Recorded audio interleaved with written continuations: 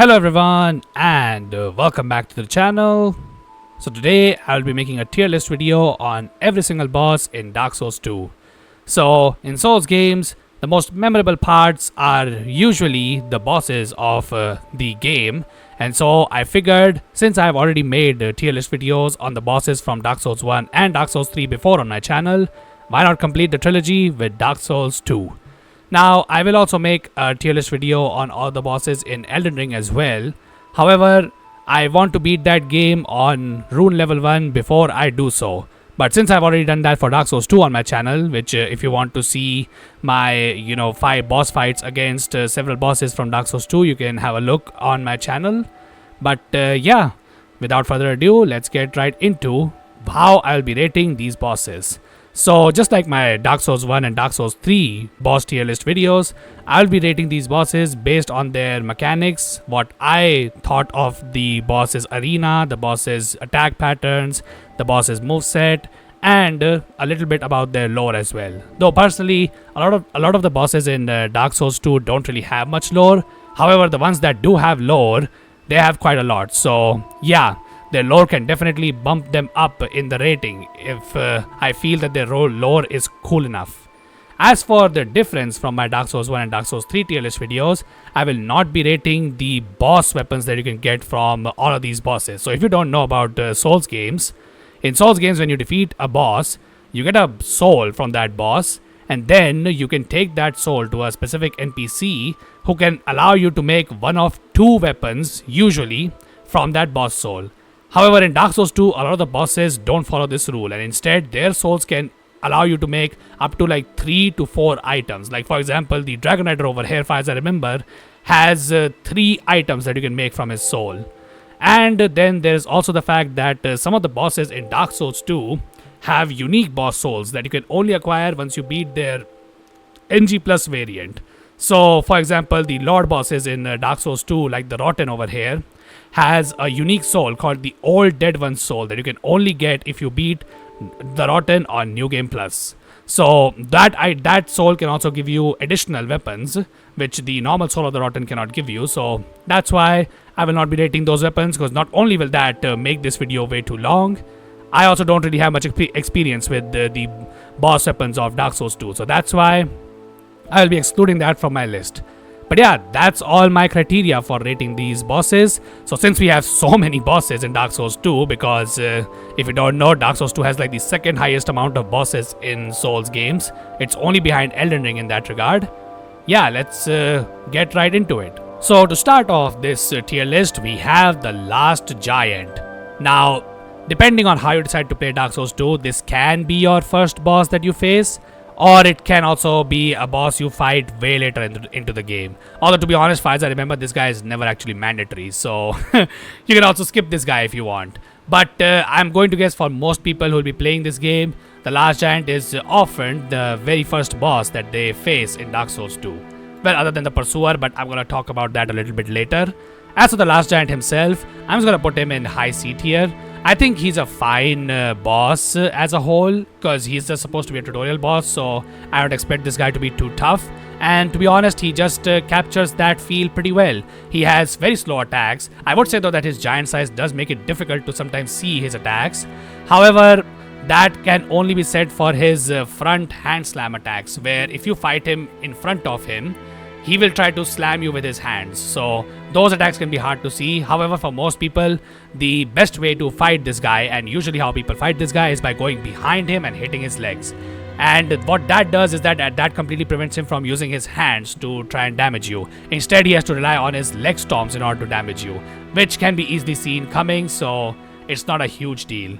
I would say the only interesting thing about this boss fight is that this guy's slams from his legs actually has a pretty, I would say, large enough AoE to where you can experience its effects. So if you don't know what the effects of the AoE of his leg slams is, although the same AoE is also present on his hand slams as well, is that your character gets slowed down for a small amount of time. So during that time you can't run, and your walk speed is significantly reduced. So if you're not relying on rolling, which a lot of people will probably be doing in this boss fight because of how slow it is, and the fact that a low level player in Dark Souls 2 probably doesn't have the ADP to just iframe their way through this guy's attacks, yeah, that can be a little bit of an issue, because if you don't position yourself properly, you can get hit by his leg slams, because he does like 3 leg slams if he tries to use that attack against you.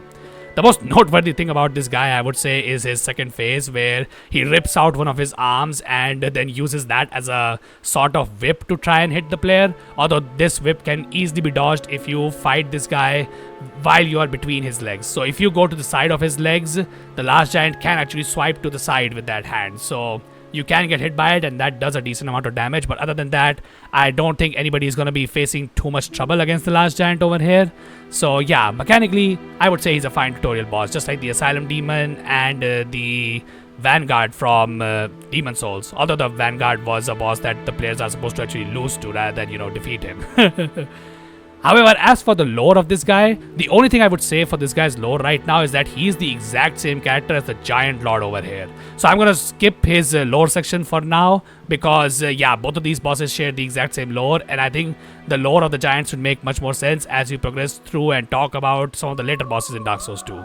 So because of that, I would say that the last giant goes solidly in high C tier. Now, one recommendation that I would like to personally give from myself for this game, at least for the last giant at least, is that I would have actually preferred this guy to not be in Forest of the Fallen Giants, and instead he should be replacing the area, like his boss arena should replace the crevice area that is between things betwixt and Majula. I think that would not only fit Dark Souls 2 in with other Souls games, where, if you don't know, in Demon Souls, Dark Souls 1, even in Dark Souls 3, and far as I remember, even in Bloodborne, although I have not played Bloodborne, so I'm not too sure if that's how it worked in that game. But in all 3 of those games, along with Elden Ring as well, you only get to the safe area of the game, which, is usually the area where you meet a Kindling Maiden. So, for example, in Demon Souls, you get to the Nexus, which is a safe area, or Dark Souls 1, you have Firelink Shrine. In order to reach those areas, you have to defeat the first boss of the game. Dark Souls 2 does not actually force the player to do that. You reach the safe area before you put yourself in any threat. Heck, it is completely possible that you can reach the first area without facing a single enemy. So, in my opinion, that is a bit of a change from Dark Souls 2, and I feel like it was a kind of an unnecessary change. I think it would have been fine if the last giant was in that crevice area, or like his boss arena was in that crevice area, and you have to fight this guy before you reach Majula. I think it would make Majula both feel a little bit better at the beginning, and also would make sense for the last giant, because I would say about this a little bit about his lore.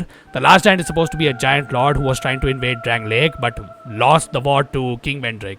So it would make sense that he is in Majula rather than in the Forest of the Fallen Giants, because the Forest of the Fallen Giants is technically the first line of defense of Drang Lake against the giants. So it, in my opinion, makes a lot more sense if the last giant has actually survived the war, that, he would run away from Drang Lake. So, in my opinion, that place just makes a little bit more sense for this guy, though it's not too big of a deal. But yeah, that's the only thing I can say about the last giant. Well, other than the fact that his name is technically a lie, because 2 other giants are also alive in Black Gulch, so he's not really the last giant alive. Moving forward from the last giant, now we can talk about another boss that can be your potentially first boss in Dark Souls 2, and that is the Dragonrider, found in Heat's Tower of Flame. Now, I know that initially the Heat's Tower of Flame looks like it's a place which, you should be coming very later into the game. However, for those of you who decide to use the Morning Star as your very first weapon, which, if you don't know, it can be found on a side ledge in Majula only, yeah, you can easily defeat the old knights even without upgrading the Morning Star. So, reaching the Dragonrider is usually not an issue for those players.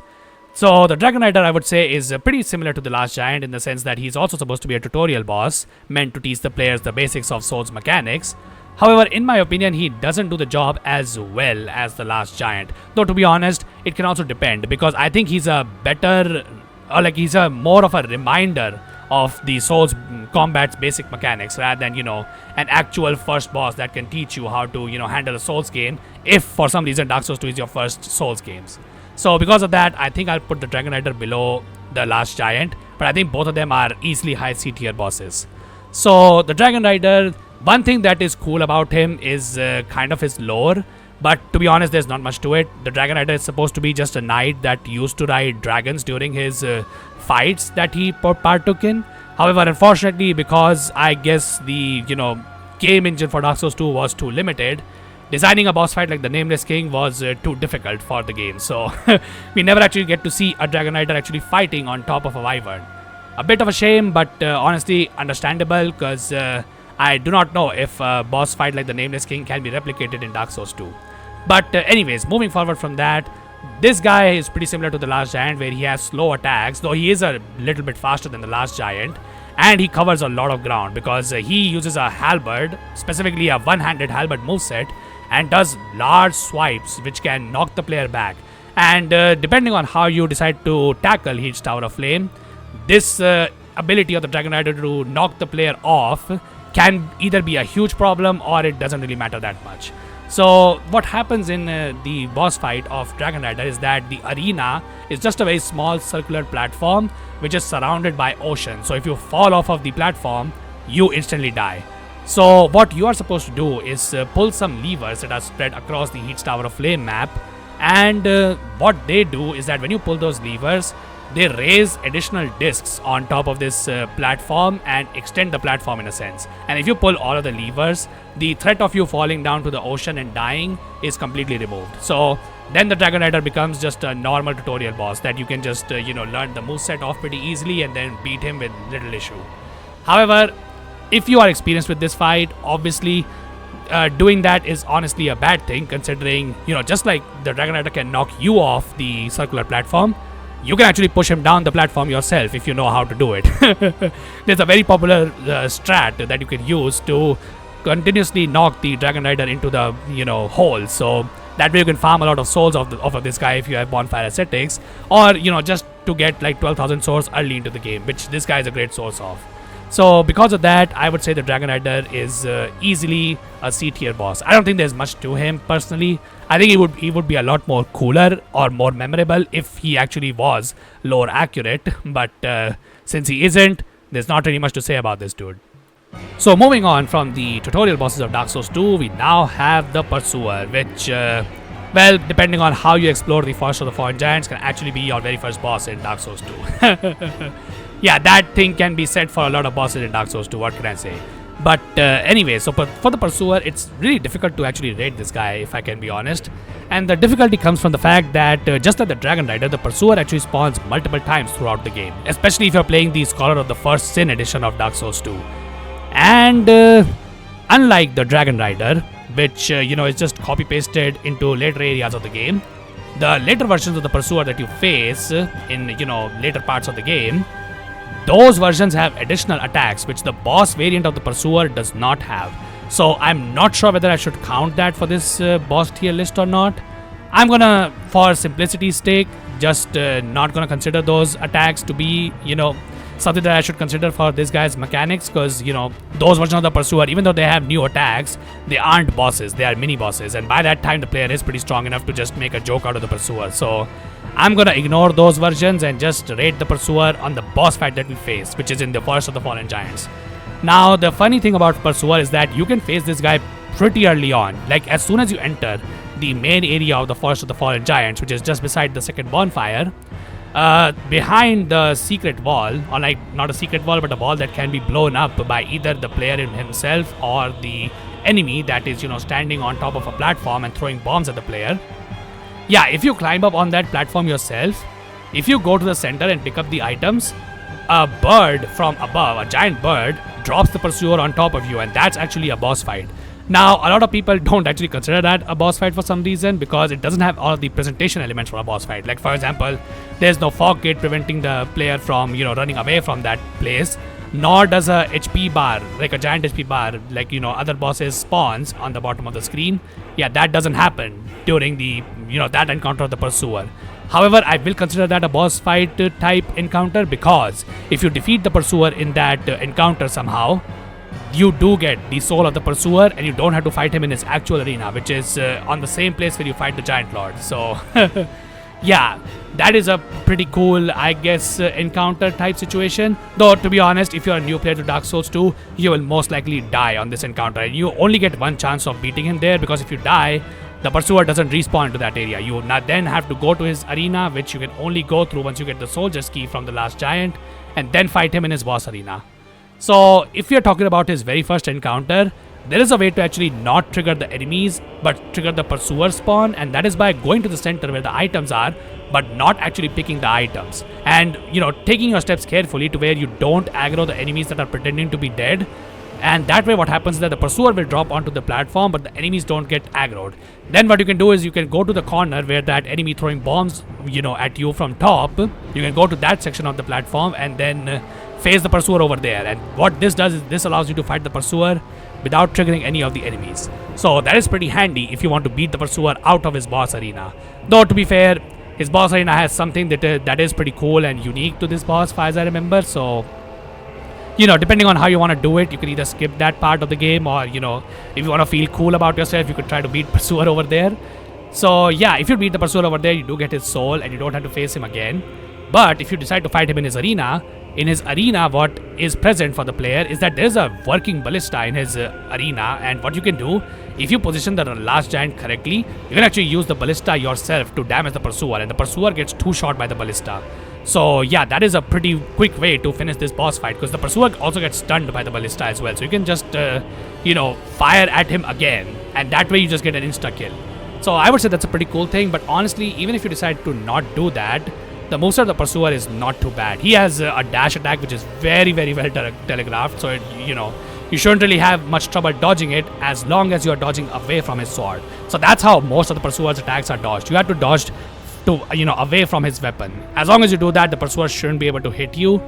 And as for his moveset, most of his attacks are just 3-hit combos, where he will slash his sword twice, or he will slash his sword, bash you with his shield, and then go up in the air to either do a slash attack or do a slam attack with his sword without going up, obviously. So yeah, that's all the Pursuer's moveset. As for the lore of this guy, there's not really much to it. The Pursuer is supposed to be just some weird dude who just wants to hunt the people who are affected by the undead curse. Yeah, not sure how that actually works, considering in Dark Souls lore, I'm pretty sure every single creature in the world is affected by the undead curse. Now, I know Dark Souls 2 implemented this stupid lore where, the ancient dragons somehow are not affected by the undead curse. Yeah, I'm just gonna ignore that one, because in Dark Souls 1, there were undead ancient dragons. So, yeah, that's just a retcon by Dark Souls 2. So, yeah, not sure where this guy's prejudice comes from, but I guess, whatever he feels good about, he can do so, I guess. Not that it actually helps him, because he most of the time will die to the player anyway. So, yeah, I would say the Pursuer is around low B tier. I don't think he's too difficult of a boss personally, but he's definitely much harder than these two, and definitely more memorable as well, because, unlike the Dragonrider, he actually is a little bit different from his actual boss fight that you face. So that is always something to keep in mind. So moving forward from the Pursuer, you can now reach the Lost Bastille, which is, for most people, it's going to be the very first map of Dark Souls 2, which holds a Lord boss, whose soul is needed to open the Shrine of Winter to reach Drangleic Castle. However, that's the most common path that most players take, but luckily there's actually another path that you can take to reach Lost Bastille, and that is behind the Dragonrider. So behind the Dragonrider, if you manage to beat him, is an area called No Man's Wharf, and in No Man's Wharf, if you reach its highest platform, there's a bell over there that you can ring. And ringing that bell summons a ghost ship into the No Man's Wharf area, and riding that ghost ship is the Flexile Sentery, and if you beat him, you can take his ship to the Lost Bastille. So yeah, there are two paths to actually going to that place, which is pretty cool in my opinion. As for the Flexile Sentery as a boss, I feel like he's a little bit worse than the Pursuer in my personal opinion, but he's not that divided from him. I feel like both Flexile Sentery and the Pursuer are just harder versions of the, Dragonrider in my opinion. So the Flexile Sentery, just like the Pursuer, this is another creature that was just meant to hit on undeads, because, that's his entire lore. Yeah, fun fact, that will be the case for, I think, at least 2 more bosses in this game. So, yeah, that is just going to be a common theme. But anyway, moving aside from his, small lore, now we can talk about the boss fight. So, the Flexile Sentery is a monster which has 2 upper bodies on the same pair of legs. So, it's kind of like Gurion from Greek mythology. Though Gurion had 3 bodies on his 2 same pair of legs rather than, only 2 bodies. So the Flexile Sentry's gimmick is that both of these upper torsos dual wield 2 different weapons, and depending on which body you decide to face, you will have to deal with a different moveset which has, different sets of strength and weaknesses. So one of the bodies holds 2 great stars if you play Elden Ring, which is a spiked club basically, and it tries to use that to beat the player. Now in this form, the Flexile Sentry has, I would say, around most of the time he would have a 3-hit combo, though he can also do a 4th thrust move with both of his hammers, which has a decently long range if you're not careful. So otherwise there's not much to the hammer moveset. All the Flexile Sentry can do in that is just 2 swipes and then a final, converging swipe and then a final thrust, but that can only happen rarely. And the other thing that he can do is jump towards the player and does a jumping slam. As for the Saber one trades the range that the club moveset has. However, the Flexile Sentry's attacks are much faster in the Saber attack set. Although the Saber doesn't do as much damage in my opinion as the hammer version does. So if you just focus on dodging, I think dodging the Flexile Sentry's attacks is much easier on the hammer moveset rather than the Saber moveset. However, if you are using shield, you may want to deal with the Saber moveset, because the Saber moveset would do, in my opinion, less stamina damage to your player. So it might be easier to deal with that. However, be careful. Even though he has less range technically in his Saber moveset, he can do a lunging attack towards the player, which completely takes away the downside of having low range with the Sabers. So that is something that you should be keeping in mind if you're deciding to fight this boss to reach the Lost Bastille. Though this guy is optional, and he also appears as a mini boss later in the game, though in my opinion the later mini boss versions of the Flexile Sentry are pretty poor compared to his boss arena. His boss arena, it scares the player a little bit, at least the ones who have played Dark Souls 1 before. And the reason why you may feel scared in this fight is because your character has to fight in an arena which is submerged in water. So your character's knees are actually below the water. So this scares you into believing that you may have reduced movement speed. Now, you do have reduced movement speed in this fight, which is what makes this fight a little bit tricky to handle. However, luckily the movement speed is not severely hampered. It's only hampered in a very small portion. So it shouldn't be that difficult for you to run away from the Flexile Sentry's attacks. If you can, that is obviously, because if you're too close to him and you're facing the club or like the spike club body, there is a chance that you will get hit regardless, because his swipes have a decent range. But other than that, I don't think there's much to say about the Flexile Sentry. If you want to beat this boss quickly, I recommend using lightning weapons, because if you don't know about Souls games, whenever a boss or the player is in contact with water, their lightning defense gets reduced by 15%. So that's actually a pretty sizable, buff to lightning users over in this game. So yeah, the Flexile Sentry can be easily defeated with, lightning resins or just lightning infused weapons in general. But yeah, other than that, I don't think there's much to say about the Flexile Sentry, other than the fact that his ghost ship is pretty cool, and also that you can get a pyromancy glove if you manage to beat him. Though personally, the dark pyromancy glove is better than that anyway, and I think you can acquire it before you can even face the Flexile Sentry. So in my opinion, he goes with the Pursuer in B tier. But anyway, moving on from the introductory part of Dark Souls 2, we can finally talk about the Lord bosses of the game. Well, we are not going to talk about the Lord boss just yet. However, we are going to be talking about the areas where you can face Lord bosses in Dark Souls 2. And, here the challenge of Dark Souls 2 picks up significantly.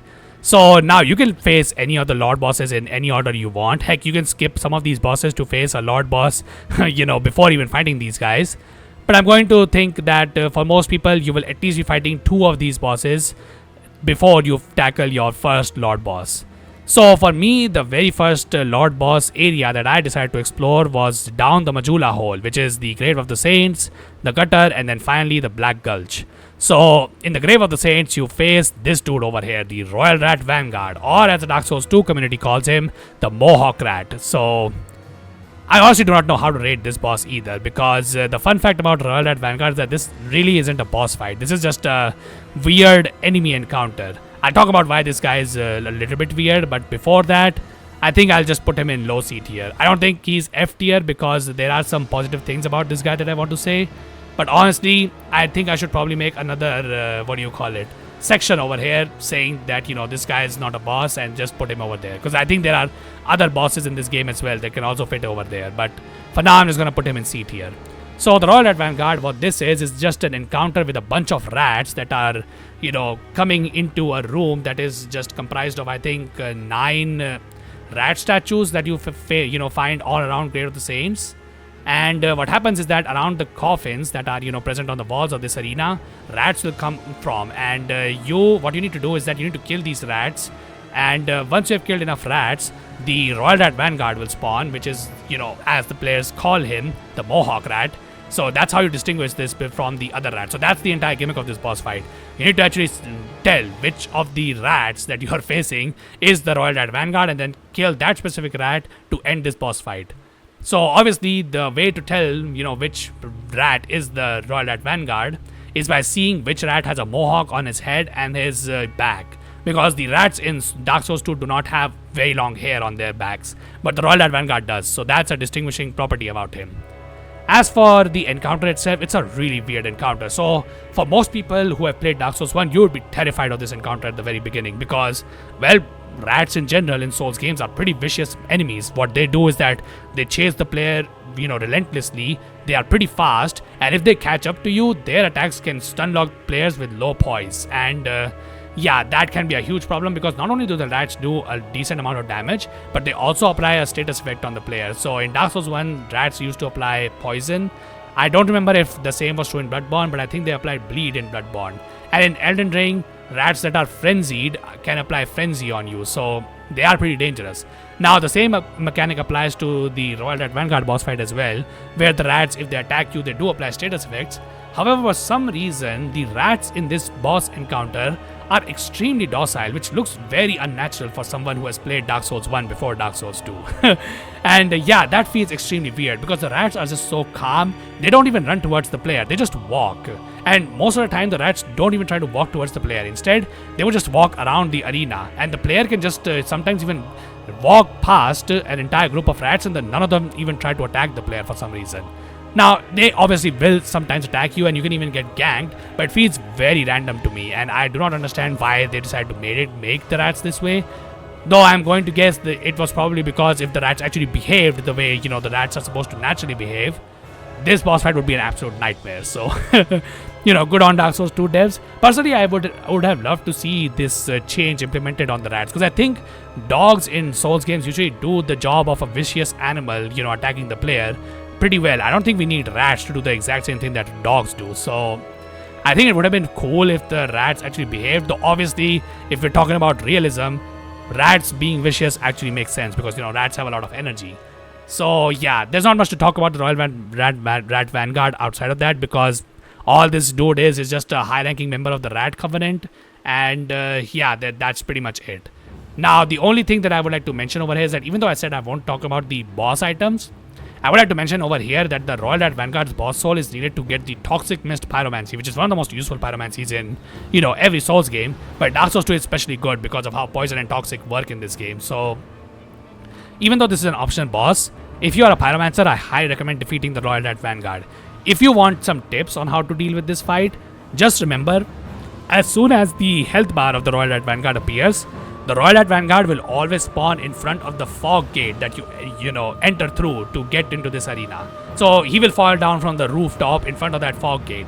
So yeah, once you see the health bar, make your way towards that place and then immediately start attacking the Royal Rat Vanguard. In fact, you can be even a little bit strategic by, kiting the rats away from the, fog gate that you enter towards the fog gate that will, disappear once you defeat this boss. And then just dealing with the Royal Rat Vanguard before, the other rats can catch up to you, because he doesn't have a lot of health.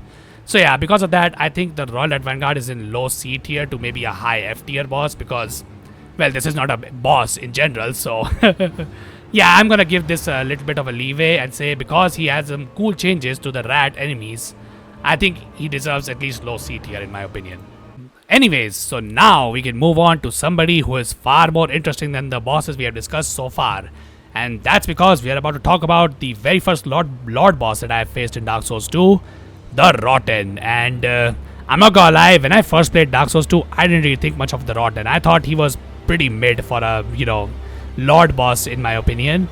However, as I played Dark Souls 2 more, especially on Soul level 1, I think the Rotten is actually a much better boss than I, gave it credit for. Because of that, I'm gonna give this guy low A tier in my opinion.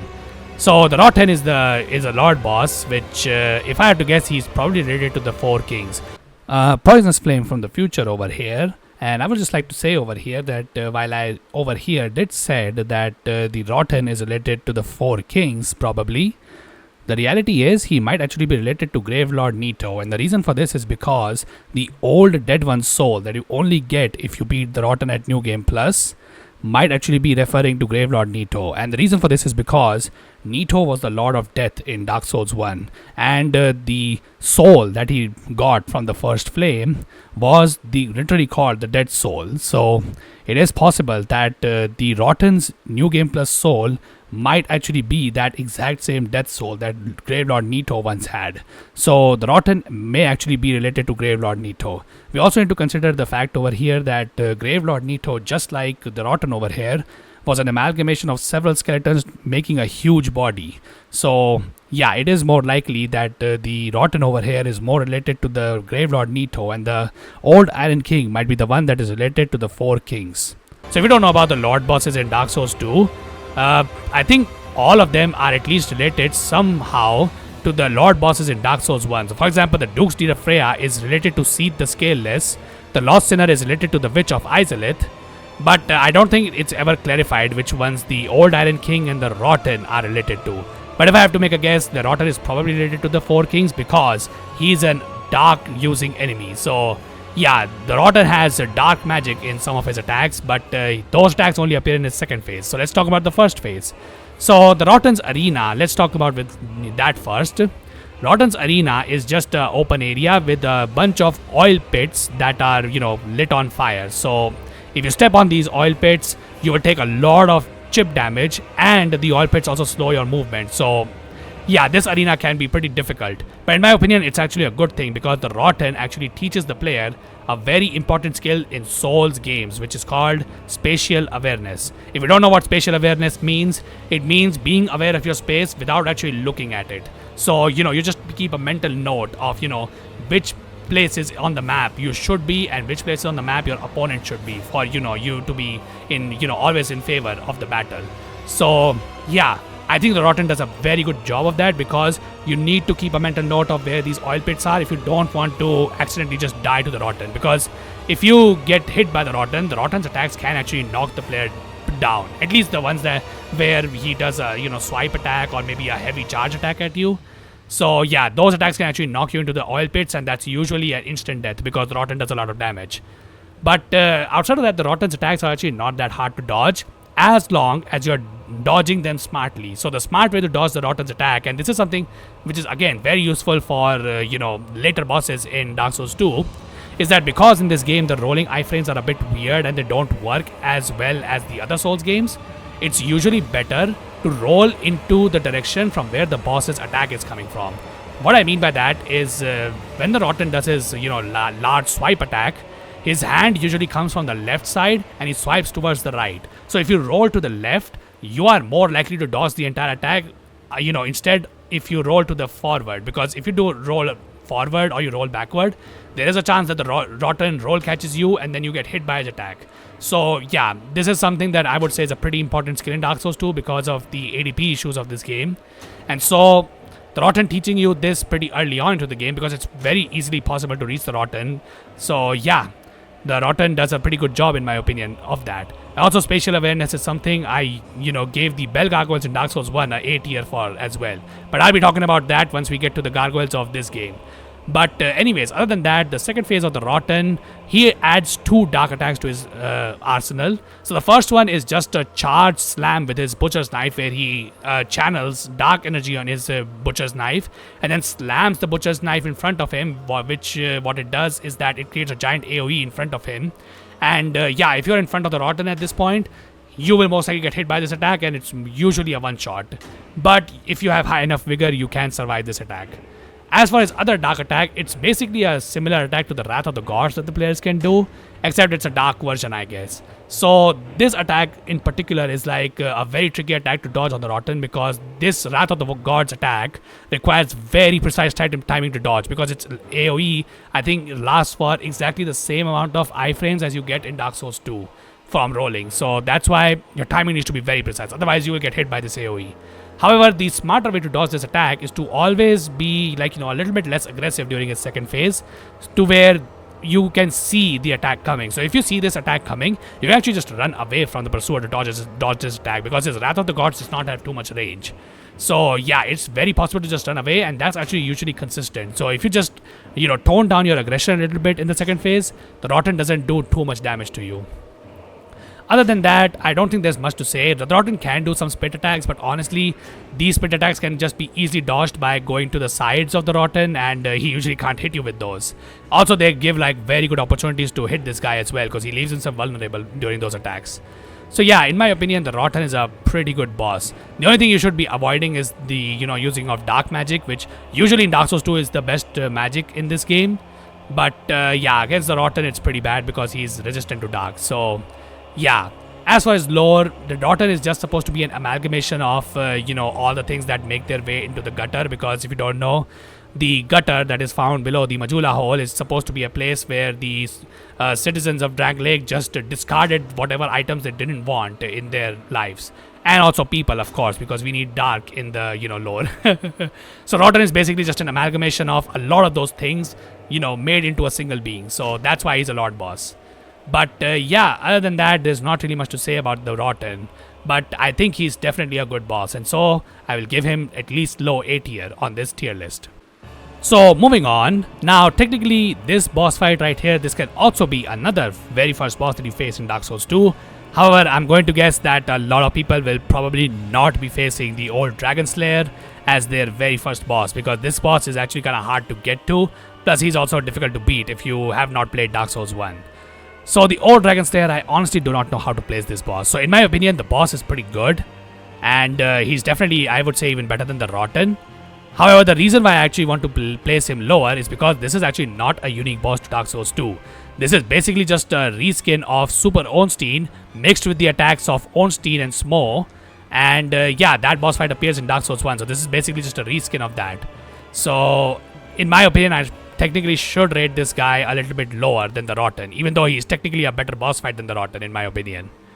But I think, Dark Souls 2 already gets a lot of hate, so let's not hate on this game too much and put the old Dragonslayer where he belongs, I guess. So yeah, as I said before, if you have played Dark Souls 1, the old Dragonslayer will not feel anything new to you, because this guy has the exact same moveset that Ornstein had, both during his, Ornstein and Smo boss fight, and during the second phase of that boss fight, where if you kill Smo first, Ornstein becomes pretty large and becomes Super Ornstein, where he will gain some new attacks. Now, he doesn't have all the new attacks that the Super Ornstein had, but he has most of them. And he also has a new attack, I guess, in the form of a, jumping slam attack. I don't think Ornstein had that attack in Dark Souls 1, but the old Dragonslayer has it. As for his other moveset, yeah, that's also pretty similar to Super Ornstein. Just like the Super Ornstein, he also has a butt slam attack, where instead of using lightning, this guy actually uses dark. So he's just like the Rotten. Both of them use dark magic, so don't use dark, sorceries or miracles or, dark infused weapons against these guys, because they won't do much damage. As for the old Dragonslayer, other than, his relation to Ornstein, his lore also is kind of weird, because the only thing his lore states is that this guy is just supposed to be a knight wearing an armor that is supposed to pay a homage to an old legend, which, obviously is Ornstein if you have played Dark Souls 1. So yeah, I don't even know how this guy exists personally, but, given that how many people believe that Analondo and Heat Tower of Flame are the exact same place, I guess it sort of makes sense, though personally, I don't really think that's actually, something that is true. Not to mention Dark Souls 3 pretty much, puts this theory of old Dragonslayer being Ornstein completely, to rest, because in Dark Souls 3, Ornstein is said to not be in Analondo. So yeah. As for the other things about the old Dragonslayer, there's not really much to him. However, there's one thing that I would like to mention about this boss fight is that there is a pretty good incentive to beat this guy early on in your playthrough.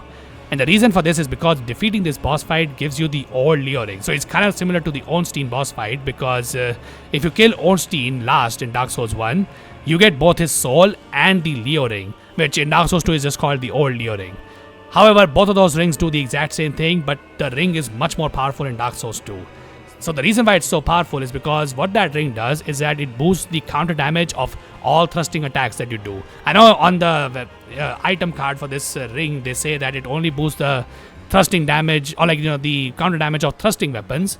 However, from what I have seen about the mechanics of Dark Souls 2 and even Souls game in general, that's actually not true. This ring boosts the counter damage of every single weapon as long as you're doing a thrusting attack. So even with the dagger's heavy attack, which is a thrust attack by the way, the old Leo ring will actually boost that thing's damage.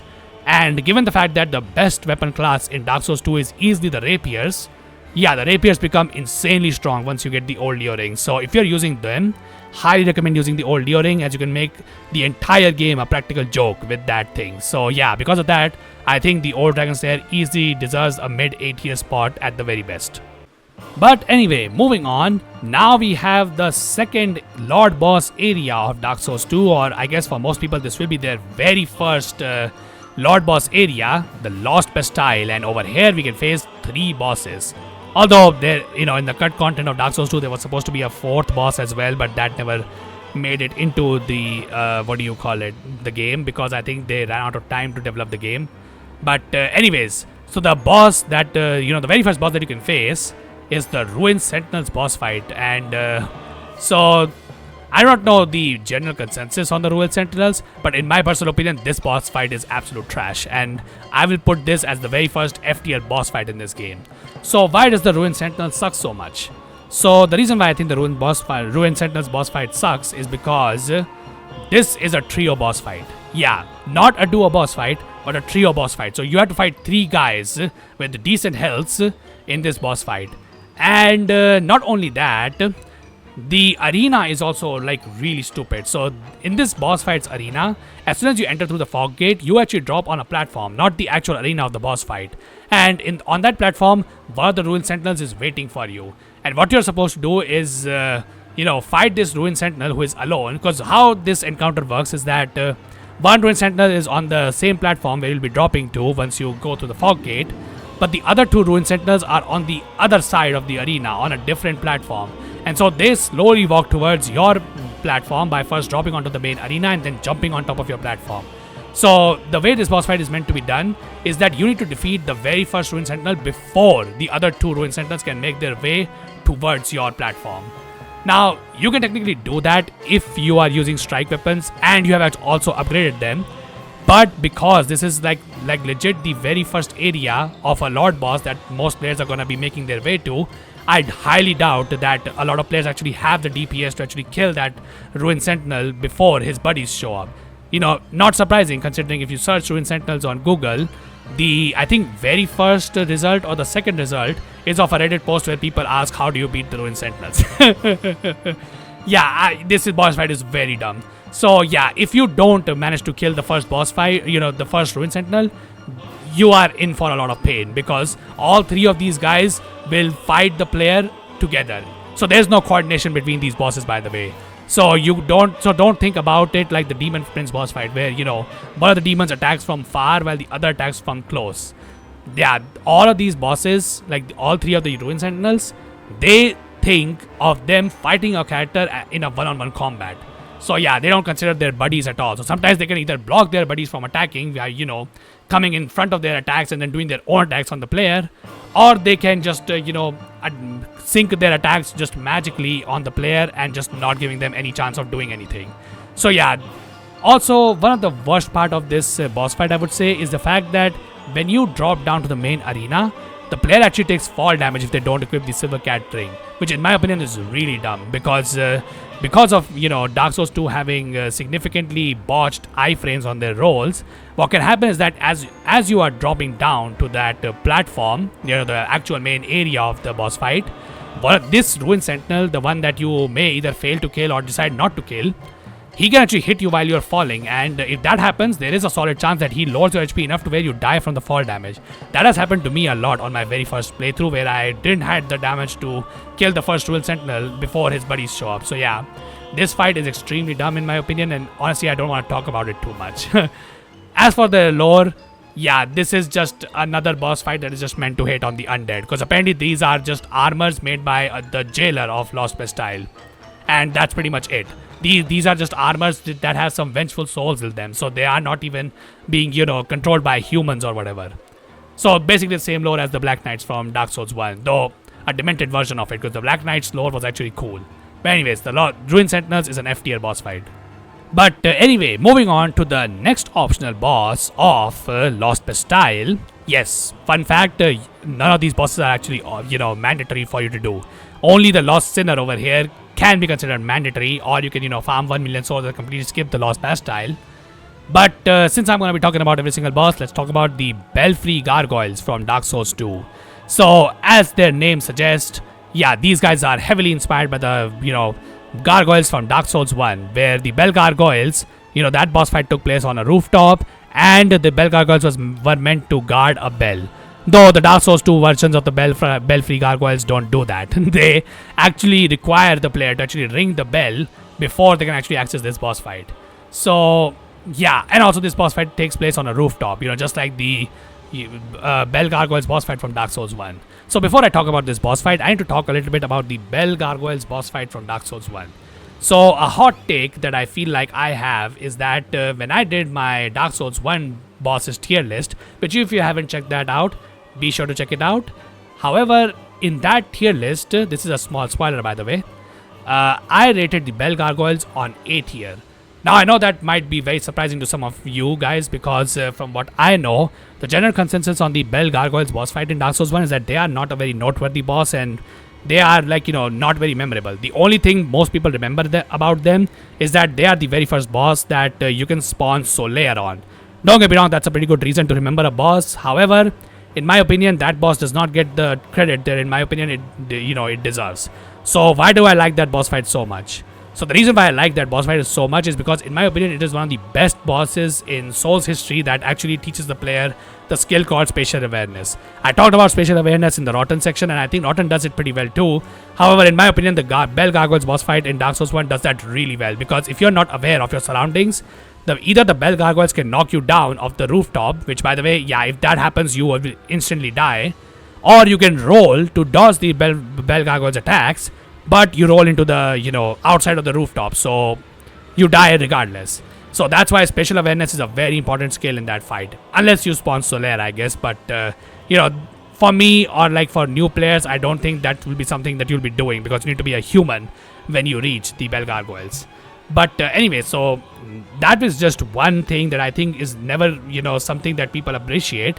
But the other thing that they also don't appreciate is that the Bell Gargoyles boss fight also teaches the player, it's actually the first boss fight in Dark Souls 1 that teaches that, hey, if you see a boss that uses their tails as a weapon, you can actually cut that tail off, which not only disables the, attacks of the boss that they can do with their tail, which by the way, I think for the Bell Gargoyles in Dark Souls 1, that's like 3 attacks that are gone, but you can also get a cool weapon. And unlike the, dragons in Dark Souls 1, the tail weapon of the Gargoyles, in my opinion, is pretty good, which is the Gargoyle's Tail Axe. So yeah, that's a pretty neat mechanic. And then obviously the fact that yes, it's a duo boss fight, which generally have a pretty terrible reputation in Souls games anyway. However, I don't think the Bell Gargoyles is too bad because the first gargoyle, like he only spawns the second gargoyle once you have pushed the first gargoyle to half HP, and the second gargoyle only has half HP, and he also is missing his tail. So it's a completely reasonable boss in my opinion in that regard. So with all those things, what does the Dark Souls 2 variant of the Bellfry Gargoyles or the Bellfry Gargoyles does?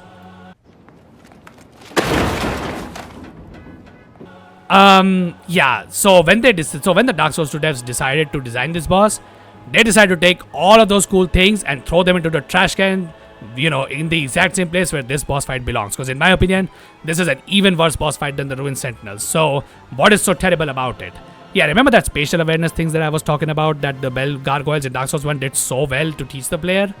The Bellfry Gargoyles in Dark Souls 2 do not do that. And the reason for this is because you cannot be thrown off of the rooftop in Dark Souls 2 from the Bellfry Gargoyles unless you get glitched through the wall or something, which can happen sometimes, but that's a glitch and not the intended game design. So in the intended game design, there's no way for the player to actually fall off of the roof. So there's no element of spatial awareness because the rooftop is completely open. So your camera can't even get stuck on anything. So yeah, no spatial awareness. And the second thing is that, remember those things I said about the gargoyles where, it's just a 2 gargoyles boss fight and the second gargoyle only has half HP? Yeah, do you know how many Bellfry Gargoyles spawn in Dark Souls 2? In classic Dark Souls 2 fashion, 6 of these stupid Bellfry Gargoyles spawn in this boss fight. And Not only that, but you know how the second gargoyle only spawns once you have, pushed the first gargoyle to half health?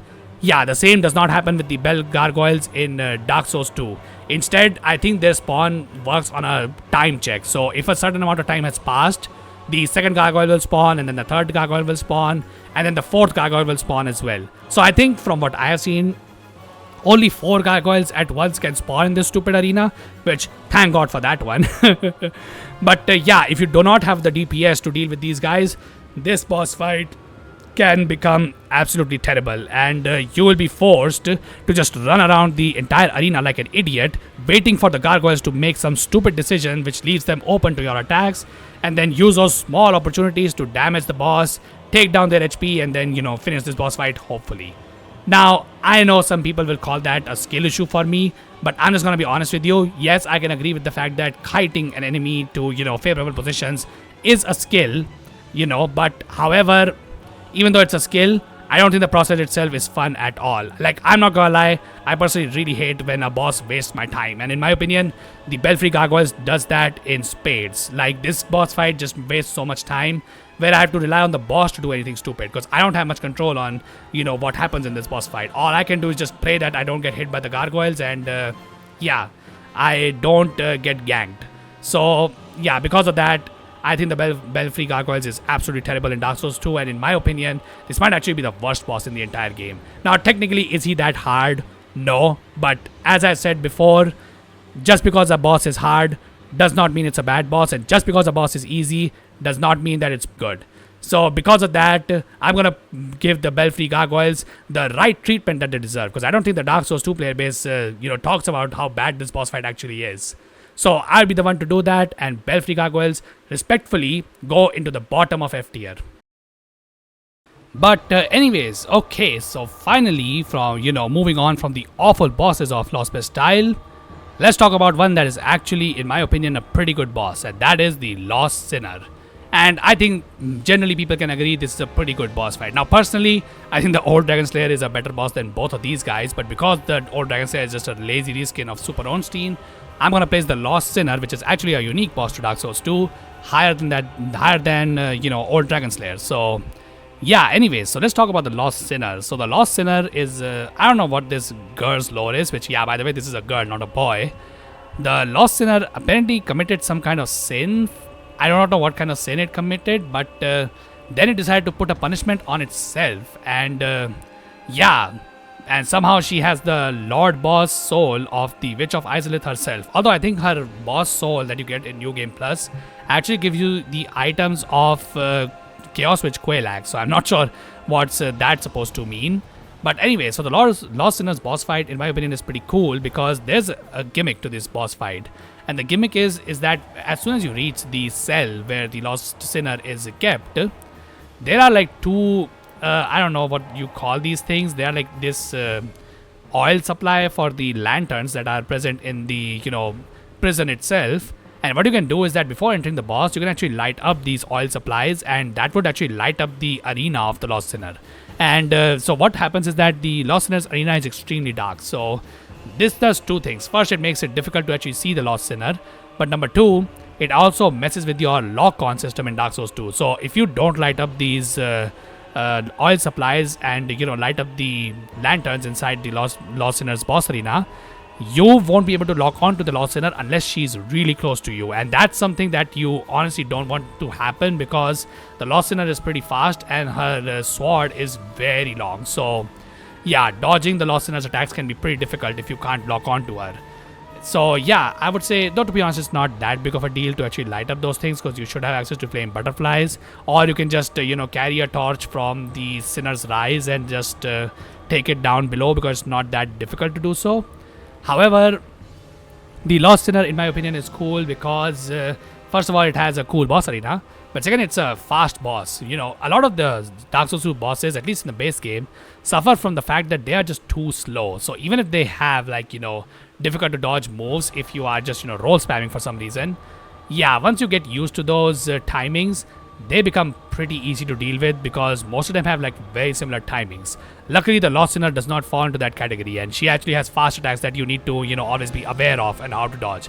Not to mention the exact same rule that I applied on the Rotten, that, you should dodge smartly, not just, roll spam to hope that your iframes will save you, should be applied on the Lost Sinner as well. If you want to do this boss hitless, which, technically I would advise everybody to do that because the Lost Sinner can do a lot of damage. She also has really fast thrust attacks, which, always punishes overly aggressive players, because if you're too aggressive, your character will most likely be in an attack animation and the Lost Sinner will do a thrust attack on you. And I don't know if this is true or not, but it feels like to me this is true, but counter damage actually applies on the player as well. So if a boss hits you while you're in an attack animation, you will actually get counter damaged by the boss, and I think the Lost Sinner definitely can abuse this mechanic with that thrust attack that she does. So yeah, be very careful, and I would say, even though it feels like a boss where you can be a lot more aggressive, try and not to be a lot aggressive in this boss fight, because otherwise the Lost Sinner will heavily punish you for that. And in my opinion, that's a pretty good thing, because aggression is something that is extremely avoided in Dark Souls 2, which I personally do not enjoy as much in boss fights. But the Lost Sinner is one of the few exceptions where that type of behavior is punished. So because of that, I think I'll put the Lost Sinner in high A tier. I think this is a pretty good boss. So at least, even though the Lost Bastille overall has, two awful bosses, and in my opinion also a awful enemy placement as well, I think at least it ends on a high note. So that's pretty cool for Lost Bastille, I guess. Also, the area looks cool as well. So so moving on to a different area of Dark Souls 2 now. Now we can talk about the place which takes you to Brightstone Cove of Seldora. So that includes the Shaded Woods, and then of course, I think the place is called the Doors of Pharaohs, as far as I remember. I don't remember the map of Dark Souls 2 too much because there are just so many locations to keep in mind. But anyway, so before we even can reach those, places, we first have to tackle the Shaded Woods. And in Shaded Woods, the very first boss, or well, the only boss that you can face, is the Scorpioness Najka, which I'm not sure how to rate this boss, but I'm going to say I guess I like her more than the Flexile Sentery, but I definitely don't like her as much as the Pursuer. So Scorpioness Najka is pretty similar to the Quelaag boss fight from Dark Souls 1, where she's half woman on the top body and an insect on the lower body. Although I guess not really, because scorpions are technically not insects, they are in a different category of bugs in general. But so outside of anatomy, the Scorpioness Najka, just like Quelaag, also uses a mix of both physical attacks and magical attacks. Although unlike Quelaag, which used pyromancy as her main source of damage, Scorpioness Najka is a sorceress, so she will use magic in order to damage you. So our attacks can include soul spears, homing soul arrows, and I think she can even use crystal hail. I do not know what the that magic is called in Dark Souls 2, but so she has those three attacks, and then she has her scorpion pincers and the scorpion stingers to attack you. So this scorpion body has two stingers. Now, the fun fact about this boss fight is that if you attack these stingers, because a lot of Najka's stinger attacks, how they work is that she will slam towards the location on the player if they are too close, but then her stingers get stuck on the ground. So it takes some time for Najka to actually remove them. So if within that time, the player can actually walk up to those stingers and attack them. And if you attack them enough, you can actually cut off, I think, either one or both of the stingers. So I've only ever seen people cutting off one of the Najka's stingers. So that's pretty cool, honestly, because that, just gives you even more chance of rolling away from her attacks. However, be careful doing this, because these stingers can guarantee apply poison on the player. And poison in Dark Souls 2 is extremely dangerous, unlike in Dark Souls 1, Dark Souls 3, and Elden Ring. So, yeah, this boss fight definitely has some, mechanics to it and some depths to it. I would say the only thing that I find annoying about Najka is her pincer attacks, because how I said that smart dodging is pretty important? Yeah, it's not really possible with Scorpioness Najka, and that's because her scorpion pincers, they can drag the player alongside them. So, if you dodge towards the, right pincer, if the right pincer is what she's, using to attack you or slash at you, the stinger can actually carry your character's body while it's in the roll animation with its attack. And because the attack's iframe is, or the attack's damaging frames last longer than your roll's iframes, you still get hit by it, and it's a true combo hit. So she does a double swipe, and so if you get hit by one, there's a good chance that you get hit by the second one as well, and that's usually enough to kill most players that face Scorpioness Najka, and that's something I really find annoying.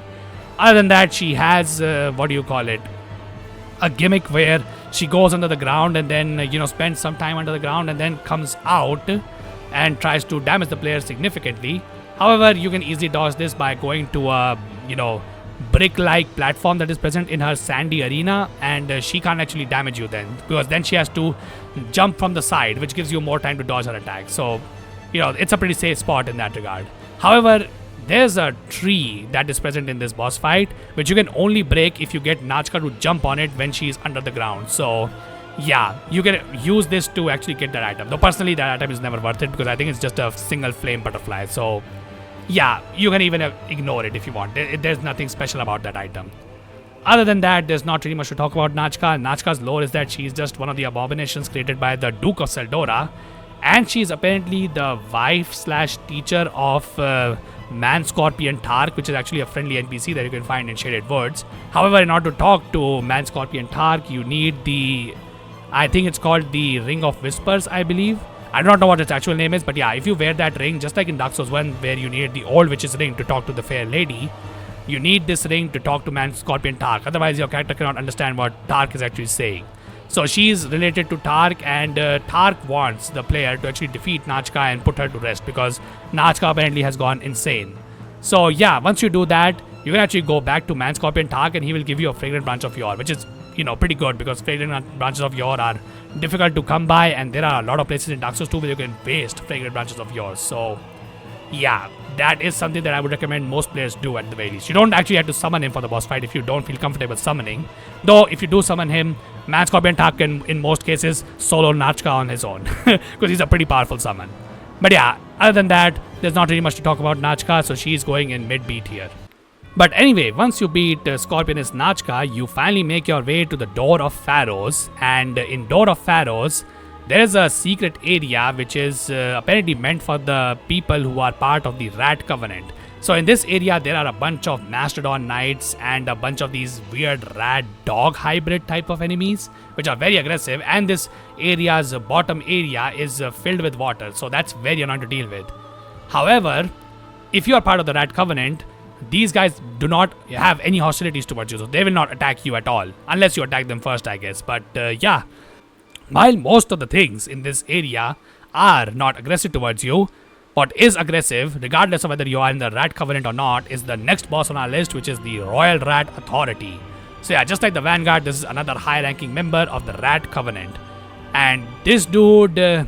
so this dude is basically supposed to be, reskin of Sif. Yeah, Souls franchise has done a lot with, the Red Wolf of Radagon. I think there was a boss like that in Bloodborne as well. And then Dark Souls 3 also had that in Champion's Grateful, I think was his name. So yeah, a lot of Sif reskins in the Souls franchise, and the Royal Authority is a Dark Souls 2 version of it. Now, personally speaking, if I had to rate the Sif clones in Souls games, I would personally say that the Red Wolf of Radagon is the worst one by far. However, the Royal Rat Authority definitely gives it a lot of competition, because I think this is also an absolutely terrible boss. So, why is this boss terrible? Because Dark Souls 2 just cannot help itself when it comes to not ganking the player. And unfortunately, the Royal Rat Authority does that as well. So what happens is that in Dark Souls 2's version of Sif over here, instead of just fighting a giant-ass dog, or a rat dog in this case, before you actually fight the boss, there are I think 5 of those, very aggressive rat dogs that you found in this area before. And those, unlike the ones that, can be turned non-hostile if you are part of the Rat Covenant, they are always aggressive towards you. And as soon as you aggro them, the Royal Rat Authority boss fight starts, and the boss will jump down and attack you alongside those rats. Now, I don't need to tell you guys, if you have played Dark Souls 2, you know how annoying these rats are to hit, because in Dark Souls 2, unless your weapon has a slam type of attack, you cannot actually hit anything that is below your player's height. And these rats are obviously very small in height, so they don't get hit a lot of the times. However, yeah, so this becomes a major issue in Royal Authority's boss fights, because not only are these rat dogs extremely vicious, and unlike the Royal Rat Vanguard boss fight, they are not docile. They will charge at you just like any other rat in a Souls game would. And they apply toxic to you, which is even more dangerous than the poison, which, already is very broken in Dark Souls 2. So yeah, you have to first deal with these stupid 5 rat dogs, which by the way also seem to have broken hitboxes. Like for those of you who have seen my playthrough of Dark Souls 2, you know how difficult it was for me to actually hit them, because even though I managed to land like 2 or 3 hits on these rats, they don't take any damage for some reason, because I think their hitbox is kind of botched in this boss fight. But one thing that you can use is that the Royal Earth Authority himself has some swipe attacks which cover a large ground. So if he hits you or the rats actually get damaged a little bit and also get knocked back. So don't rely on the Royal Earth Authority to do any damage to them, because for some reason, even though the player takes a lot of damage from the swipes of the Royal Earth Authority, those rat dogs themselves don't take any damage. So you can't actually rely on the Royal Earth Authority to help you in that regard. But he can help you to get some breathing room if you want to heal yourself or something, because yeah, he will knock down the rats and then the rats have to wake up before they can attack you. However, if you somehow magically manage to beat those rats with the without getting toxic, you can go in a one-on-one fight with the Royal Earth Authority, and the Royal Earth Authority is a pretty underwhelming boss. Like this boss has like really slow moveset where he does like double paw swipes, and then he does a very annoying charge attack which has some really strange hitboxes. I want to say that for the most case, Dark Souls 2 probably has the best hitboxes on its bosses in my opinion. However, this game still feels annoying because of the stupid rolling iframe mechanic that this game has, specifically to how your agility stat affects how many rolling iframes you have. And in my opinion, it's that specific mechanic that screws over players in Royal Earth Authority's boss fight. And so that head charge attack that he can do at you, there's like no correct way to dodge it. The only thing you can do is that if you're close to the Royal Earth Authority, you can roll behind his head, because I think his hitbox is only on the heads and his paws, so it's not on his back body. So if you are able to somehow get behind him during that attack, you actually survive, because he does do a decent telegraphy of doing it. However, sometimes he's too far away from you, because this boss can jump around the arena as well, and if he decides to do that, you don't get the opportunity to do that. So in that case, what I would suggest that you try to run away from this boss, because that head charge sometimes has a very small range. It's very difficult to actually tell when he does a charge attack that will go towards your location entirely, or when he will just stop where you were standing when he charged that attack. But other than that, there's not really much to it. In his second phase, he can do this giant vomit attack, which if you decide to stay on this vomit, your equipment's completely breaks. So, just another annoying thing about this boss. And finally, just like Sif, so he's the only boss fights I remember in Sif clones at least. Once you damage him enough, he actually starts to limp, just like Sif. However, unlike that poor dog, I have zero sympathy for this asshole. So this guy is going straight in F tier. I would say he's still a little bit better than the Ruined Sentinels, because if you have a weapon that can deal with the rats, then this boss fight is honestly just a mid-tier boss. But if you don't have those weapons, well, this boss fight is an absolute nightmare. So because of that, I will place him solidly in F tier. But anyway, once we finally clear the Door of Pharaohs and the Shaded Woods, we finally arrive in the main place of Brightstone Cove of Seldora, and guarding that place's entrance is the hardest boss in all of Dark Souls 2, the Prowling Magus or Magnus. I just call him Magnus for some reason. I think he's actually the Prowling Magus and his congregation. And just like the Royal Rat Vanguard, this dude is well, he's not really a boss, because all of the enemies that spawn here are just regular enemies. Although I guess the main guy, the Prowling Magus, is actually a mini-boss type enemy, if you want to call him, though he's probably the weakest mini-boss in the entire game. So yeah, not really much to say about it. All of these enemies you have faced before as well at this time, except for the guys that are his congregation, or like, the ones that actually throw lightning spears at you, because those enemies appear later in Dragon Eri. As for this guy, the Prowling Magus himself, I think he first appears in Undead Crypt as a mini-boss, though I'm not too sure. Maybe there are other places he spawns as well, but he's kind of rare. However, there's really nothing much to talk about it. The Prowling Magus is like one of the most underwhelming bosses. But, the joke of him being the hardest boss of the game is always going to be funny to me. So, I think I will at least let him escape F tier because of that. But honestly, if I had to rate between, which one is better, I'm going to guess that the Prowling Magus is probably better, because unlike the Royal Rat Vanguard, where, those rat statues can be really annoying to navigate through. Yeah, the Prowling Magus' boss fight, you can at least break the, freaking benches that are around in his boss fight, and that just clears a completely open ground, and heck, you even use the benches to dodge the lightning attacks of his congregation. So I guess that's useful too, I guess. But yeah, other than that, there's not really much to say about it. The Prowling Magus uses Dark Hexes to attack you, but his Dark Hexes are not very strong. And these congregations can actually heal the Prowling Magus, so definitely attack the congregation first before dealing with him. Though, to be honest, I don't think most people will need to put too much thought into this boss fight, because this is very easy to deal with. But moving forward, now we can finally arrive at the Lord boss hidden in the depths of the bright stone cove of Seldora, the finest creation of Duke Seldora, made from the soul of the great Seed the Scaleless himself, the Duke's dear Freja, the largest spider in all of Souls games. And this boss, in all of its glory, is going in the bottom of C tier, because yeah, like what is this boss? This boss is so dumb. Yeah, I'm just gonna be honest with you guys. All three of the bosses, oh well, I guess not the Prowling Magus, so the Najka and the Royal Authority are like so much more memorable than Duke's dear Freja herself. I honestly, genuinely am surprised that, you know, people actually remember this thing's name. I have to actually look up this boss's name every time I actually want to talk about it.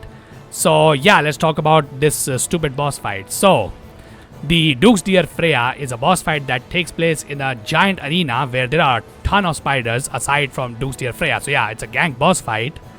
However, the Duke's dear Freja on its own has a gimmick where this spider can only take damage on hits that you do on its faces. So if you hit its legs or maybe its body from the side, those don't take any damage. Only its face can take damage. So yeah, that's the entire gimmick of Duke's dear Freja. You have to actually hit this boss's face in order to defeat it. Now, a funny thing that can happen if you have low enough damage during this boss fight is that you can actually completely cut off one of the heads of the Duke's dear Freja, and if that happens, the cut off head can no longer be damaged. So then you'll be restricted to only damaging the the leftover head of Duke's dear Freja. But to be honest, that's very rarely gonna happen, because you have to hit this thing's head a lot before it gets cut off. So yeah, for most people who will be coming to this boss fight, you probably are strong enough to just finish this boss fight before that even happens. But even if that happens, that's not a huge deal. So the entire gimmick of this boss fight is that this boss can only attack in front of its face. So it only uses its front legs on both faces to attack in front of it. And it uses magics, either in the form of a soul breath attack or in terms of a spitting attack that it can do. Sometimes the spitting attack can also be done from both faces at once, at which point the boss also starts to slam his legs pretty furiously. But you can just run away from the boss, wait for it to calm down, and then just do the damage again. So yeah, that's already that's what already is to say about Duke's dear Freja. Honestly, there's not much to say. As for the gank aspect of the spiders, you can actually completely avoid that by carrying a torch in your hand, because if you do that, the spiders actually get scared. If you do not know, in Dark Souls 2, spiders actually do not like to fight in light. That's actually true for a lot of enemies in the game. So if you have a torch in your hand, the spiders don't hit you. So you will be restricted to only a one-handed moveset of a weapon. But to be honest, given how less threatening this boss is, that really shouldn't be a problem. So because of that, I think the Duke's dear Freja just goes in bottom of C tier. I would say it's at least going above these two guys, because hey, at least it's a boss fight. But yeah, this boss fight is stupid. Okay, so before moving forward, if you guys want the Moonlight Greatsword, by the way, in Dark Souls 2, you need to defeat Duke's dear Freja on New Game Plus, because only on New Game Plus you get the soul that should be transposed in order to get the Moonlight Greatsword. A lot of people think that Bernhard the Jugo for some reason uses the Moonlight Greatsword, but his Greatsword is called the Blue Greatsword, not the Moonlight Greatsword. The actual Moonlight Greatsword is acquired from the New Game Plus soul of Duke's dear Freja. And another thing about this boss's New Game Plus variant is that you remember that one area before the Prowling Magus boss fight where some peasants throw boulders on you, which you can bait them into throwing boulders on their own friends. Yeah, fun fact, if you go to that area on New Game Plus, Duke's dear Freja is actually hanging from the pit just beside that area, and she will try to actually attack you and block your path. So you have to hit this boss a lot and then make her fall down, and then you can progress forward into the Brightstone Cove of Seldora further and reach the Prowling Magus boss fight. I'm not sure why that particular encounter of Duke's dear Freja is only exclusive to New Game Plus, but yeah, honestly, I have no idea why. I think it would have made more sense for it to be in New Game, but okay, dude. But anyways, moving on from the Duke's dear Freja boss fight, Now we can talk about the final Lord Boss area that I encountered in Dark Souls 2, and that was the area for the old Iron King. In my personal opinion, even though yes, the game asks you to go here pretty early, this is like significantly harder than I would say all the other Lord Boss areas. So if you were to ask me how you should play Dark Souls 2, I would say this should be the last area you go to. But anyway, aside from my personal opinion on that, let's talk about the bosses that we'll be facing over here. So depending on how you play here, you can either face the Skeleton Lord's boss fight here, or you can deal with the Executioner's Chariot boss fight, which is completely optional because it's located in a location called Undead Purgatory, which is a pretty big building that you can see in Huntsman's Corp just towards the left side. And it's pretty easy to get there as well. However, I for some reason was not able to see that until I beat the game. So yeah, I fought this boss pretty late in the game. But when I did my YouTube series, which by the way, yes, I have done a playthrough of Dark Souls 2 on my YouTube channel, which I highly recommend checking out. I did fight the Executioner Chariot on an appropriate level. So yeah, where would I put the Executioner's Chariot? So I think I should probably talk about him first before going to the Skeleton Lords, because technically you can access this guy a little bit earlier. As for Executioner's Chariot, I'm not sure where I would put this guy.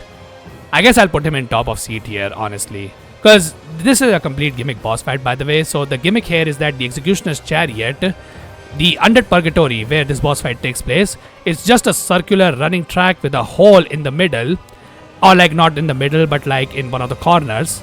And there is a lot of skeletons over here that the Executioner's Chariot will just keep running over. That's the entire lore of the Executioner's Chariot, by the way. He's supposed to be another one of these creatures that are meant to punish the undead. Wow, now we have the Pursuer, the Flexile Sentery, and now the Executioner's Chariot.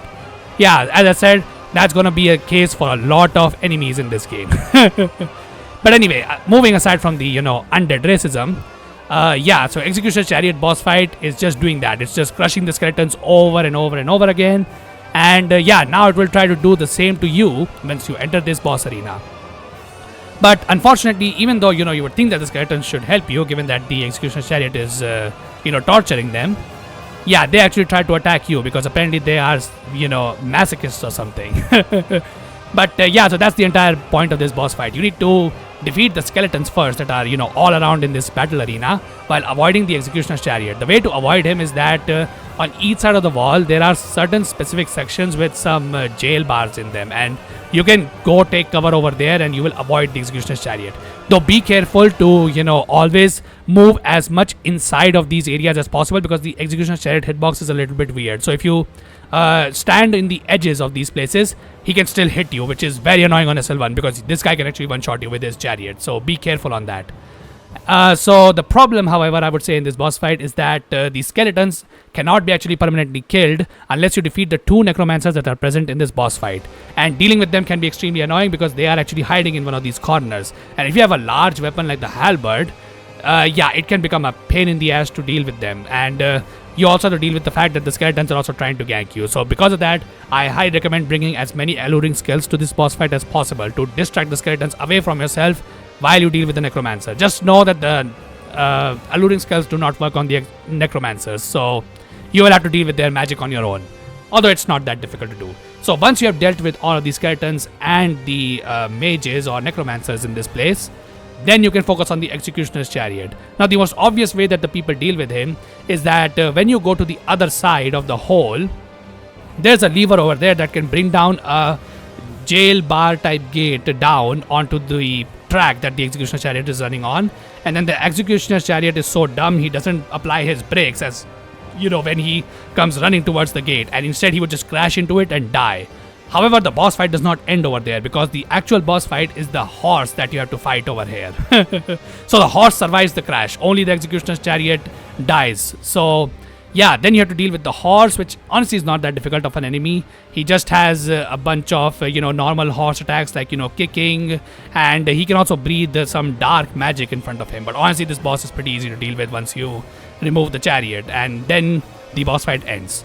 However, another way to deal with this boss fight that I'm pretty sure most people are, unaware of, is that if you have a bow or you are using sorcery, or, I guess pyromancies can work too, what you can do is that you can actually hit the Executioner's Chariot while he's running around in the tracks, because he can't really do anything to you. The only thing he has is just running into you. So if you just hide in those corners and, you know, hit him as he's coming, yeah, you can actually damage the Executioner's Chariot that way.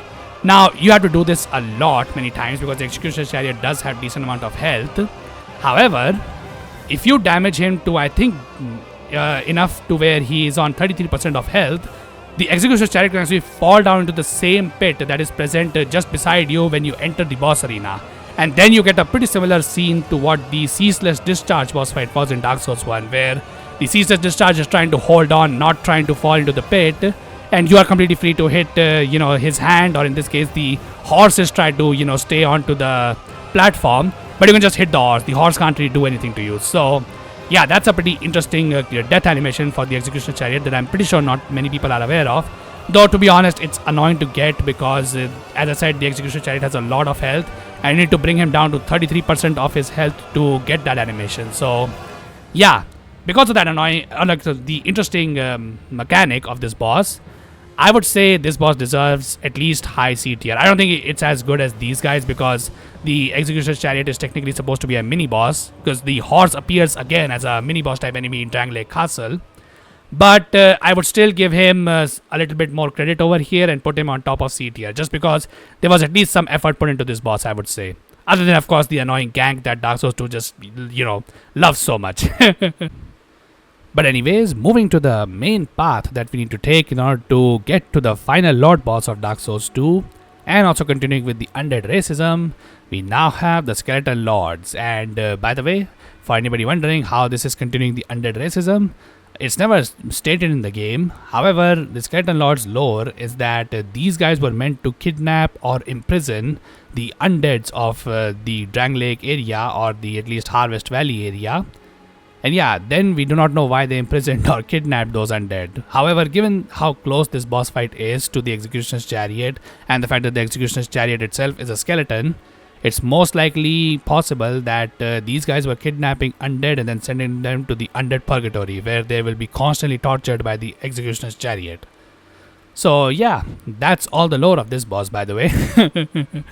As for this boss's mechanics, I would say they solidly place him over here only, because just like the Prowling Magus and the Royal Rat Vanguard, the Skeleton Lords are also meant to be an encounter type boss, not an actual boss fight. So in this boss fight, as the name suggests, you deal with a bunch of skeletons. So what happens is that when you enter this boss arena, 3 Skeleton Lords will spawn, and each of them use, far as I remember, a different weapon. Although one of them I think can even you cast pyromancies on you, which I guess makes a little bit of sense considering pyromancies do have some sort of relations with skeletons in Dark Souls 1, although not by much.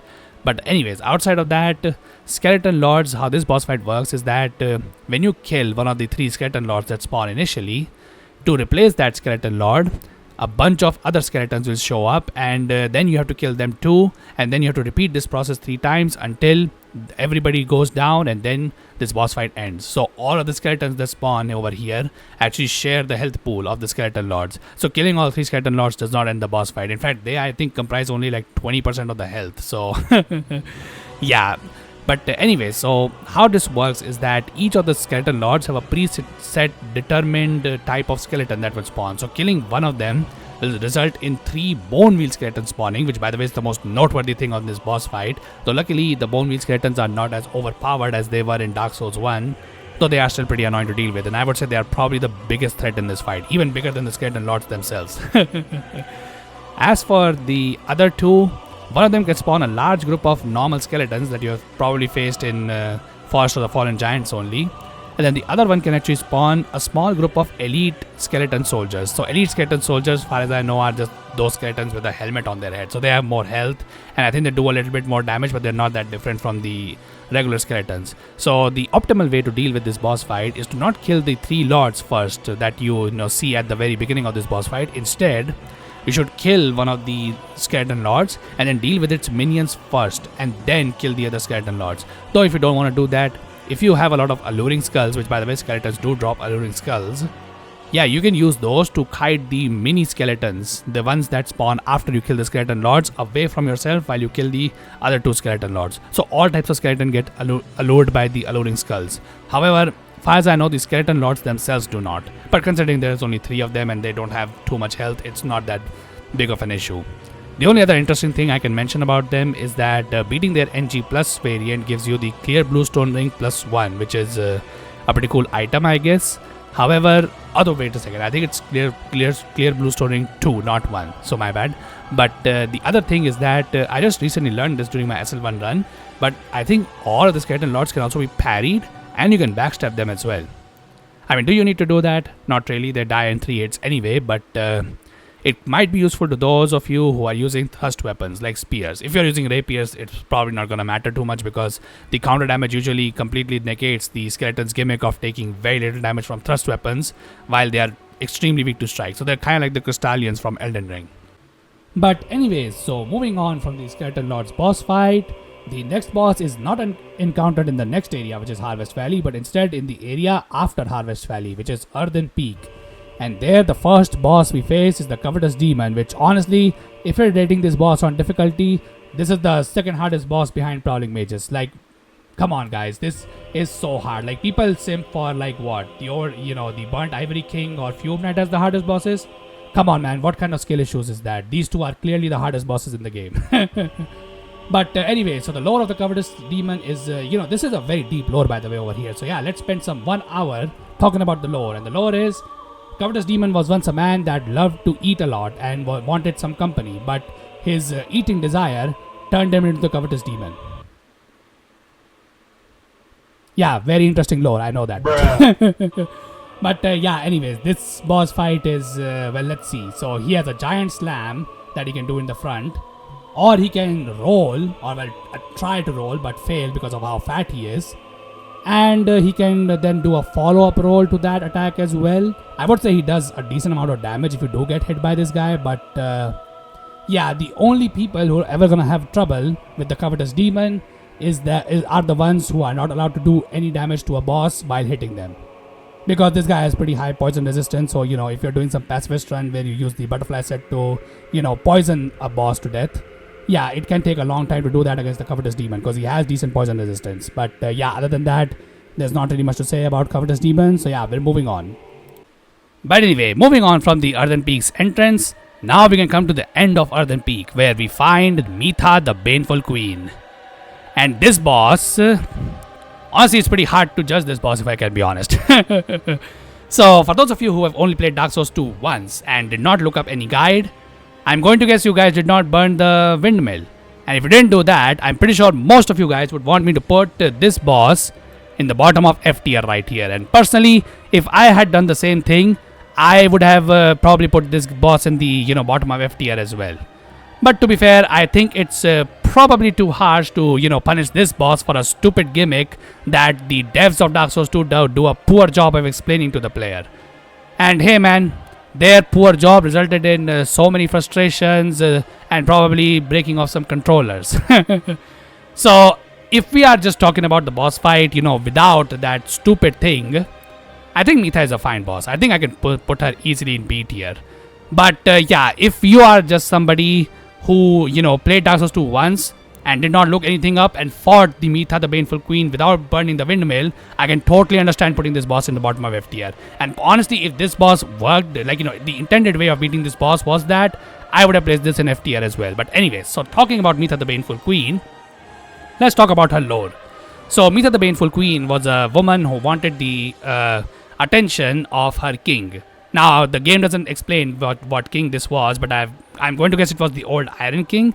Now, if you want to say it was Vendrick, then that could be possible as well. However, so what happened is that whichever king she wanted to attract the attention of didn't give her the same affection. So, what she did, she probably started reading Greek mythology and found, hey, look at that, this woman called Echidna, who is half serpent, half woman, she had a bunch of, these amazing kids called the Hydra, the Cerberus, sorry. And, I don't know what the name of the 100-headed dragon that is, guarding the Hesperides tree is. But yeah, she saw that she had so many kids, so she must be a very beautiful and popular woman among the men, right? So she decided to do exactly that, except she also beheaded herself and now carries her head on the side of her hand for some reason. I have no idea what's wrong with this girl, to be honest. But yeah, so she went to this horrific transformation. But turns out, yeah, even after that, whichever king was, she was trying to attract with this, didn't give her any attention. So Mytha, the Baneful Queen, just, remains in a resentful state, killing anybody who tries to enter her lair in Harvest Valley. So yeah, that's the lore. But outside of that, let's talk about the boss fight itself. So Mytha is a sorcerer / spear user. So what she uses is that a very long spear, which she can do like 2 thrusts and 1 slam attack, or sometimes a spinning attack where both her tail and the freaking spear can hit you. So the best course of action to dodge that one is always to roll away from this boss, because if you roll towards the spear, from where the spear is coming from, you can get hit by the tail, because the tail actually follows the spear. It doesn't go with the spear. So yeah, that can be an annoying attack to dodge. She also has pretty long lunges as well, which can be a pretty dangerous thing. However, the worst thing that can happen in this boss fight is if she decides to stick to the corners of the boss arena and stay on the poison, because if you don't know, Mytha actually heals from poison. So if she hangs around in that poison water, yeah, she's gonna get her HP back. Though the healing rate is not that fast, but it's still pretty annoying to deal with, especially if you're doing low damage. So the best way to deal with Mytha is to use fire weapons, because she's weak to pyromancy, but do not use any magic weapons, because as I said, she's a sorcerer, and with her head, she can do some, sorcery attacks. So one of the attacks is, I think, 5 soul spear attack right in front of her. She can sometimes do this attack as soon as you enter the boss arena, but she can also do it if you are very far away from her. She usually does this attack then anyway. And the other attack she can do is that she can throw her head in the arena where you are standing, and if you don't get out in time, this head will explode and will do a lot of damage. And the head has big AoE as well, so be careful. But after that, she will then try to go and pick up her head before trying to fight you, so that's a decent opportunity to get some damage into this boss fight. But yeah, so the main gimmick of this boss fight, as I alluded to before, is that before you enter this boss fight, what you're supposed to do is from the second bonfire in Harvest Valley, or sorry, in Earthen Peak, there's this windmill that you can approach just before, heading up the stairs on the left. The windmill is guarded by one of those weird knights that, wield a shield and a spear with some magical looking tip at the end. Yeah, so you remove that guy from your, path, and then you can set the windmill on fire. And for some bizarre reason, if you know why this is the case, if this is something common in windmill technology, then please let me know that down in the comment section below. But burning that windmill removes the poison from her battlefield. Well, from the center at least. The sides or the outer ring of her circular boss arena still has poison in it. So yeah, that's very annoying. And for a lot of people, you probably didn't realize that, you had to burn the windmill. I didn't. I know that much. And yeah, it was super annoying, because what happens is that the entire arena will be filled with poison. And not only that, but the poison will also slow your movement, at least if you stick around in the outer ring. If you go to the center, you won't be slowed down. But yeah, getting poisoned constantly, which, as I said, in Dark Souls 2 is extremely broken, because poison's damage rate is very high in Dark Souls 2. And of course, Mytha also heals from the poison as well during her boss fight. So yeah, it's very, very annoying.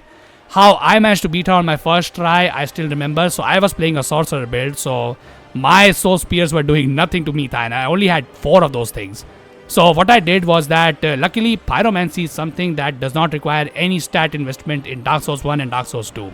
So I temporarily became a pyromancer in my original playthrough, and then used pyromancy against her, because, as I said, she's weak to pyromancy, and the great fireball pyromancy that is acquired pretty easily. I think you can just buy that from Rosabeth herself. Yeah, you can use that, and that would, like the 4 casts of great fireball are usually enough to bring her to half HP, even through the healing rate. So that is pretty useful, and you can then just use, I guess, sorcery, because I use sorcery to then finish her off. But yeah, you need to be very careful, and it's pretty dangerous to do this boss fight, if you want to fight this boss without burning the windmill. If you are planning to do that, I highly recommend farming those desert pyromancers, or I guess in Dark Souls 2 they're called desert sorceresses for some reason. Yeah, you can farm those girls, and they give you dragon charms, which not only heal you but also remove the poison from you. So yeah, I recommend farming a lot of those things to come to this boss fight if you want to subject yourself to the hell that is fighting Mytha with the poison active. Because if that's the case, if that was how this boss fight would have gone, this boss would be immediately in the bottom of FT. I don't think a single boss in this game would be as bad as this one. But since that's supposed to be a gimmick for people who, didn't understood about, the windmill technology or something, if that's not something related to windmills and only something that, the DS2 devs thought of, yeah, man, I do not know, man. I think we should probably not talk about it, because I think we'll be losing a lot of important brain cells if we try to justify why we have to actually do that against Mytha. But anyways, so now moving further away from the poison hell that is the Harvest Valley and the Earthen Peak, now we come to Iron Keep, which in my personal opinion is the worst area in Dark Souls 2's base game when it comes to ganking. I know people hate Shrine of Amana a lot, but personally, I think Shrine of Amana is big enough to where you have options to deal with that particular section. But Iron Keep is something I've hated with a fiery passion for a very long time. Though I will acknowledge that the entry bridge of Iron Keep is a very memorable area for a lot of Dark Souls 2 players, because it's supposed to be like the most popular PvP area in the game, and also a lot of community events are, the initial stages of these community events are, conducted in that particular area only, where, all the people who want to take part in such events come together, into the host's world. So I will acknowledge that much. But anyways, so entering the Iron Keep, you can actually directly go to the Iron King and skip the Smelter Demon over here. But yeah, we'll be talking about the Smelter Demon first, because I'm pretty sure a lot of people fought this guy rather than, skip him. And Smelter Demon, okay, so everybody agrees over here that the run back of Smelter Demon is absolute hell, and nobody likes this guy's, run back. Though I would say that at least his run back is not as bad as one of the DLC bosses that I'll be talking about later. But still, it's one of the worst run backs in the game. But other than that, people think that Smelter Demon is a pretty good boss for some reason. And yeah, I think if I didn't piss you off before, I'm definitely going to piss you off right now. But in my personal opinion, Smelter Demon is the most overrated boss in Dark Souls 2 that I've ever seen. Like, seriously, why do people call this guy good? What is so special about the Smelter Demon? Like, I genuinely do not understand. Because for me, this boss is... I would say he's probably going below the Dragonrider, if I can be honest. I really don't think much of the Smelter Demon, if I can be honest. If I have to guess, people like the Smelter Demon because I guess he looks cool, which, in a sense I can agree. And also I guess his lore, that the lore is that the Smelter Demon is supposed to be the ultimate creation of the old Iron King. But he was so strong, or like I guess he was so wild, that as soon as the Smelter Demon was created, the first thing that the Smelter Demon did was kill the old Iron King. Which, by the way, yeah, once we talk about the old Iron King's lore, you can understand how powerful the Smelter Demon potentially could have been. So, yeah.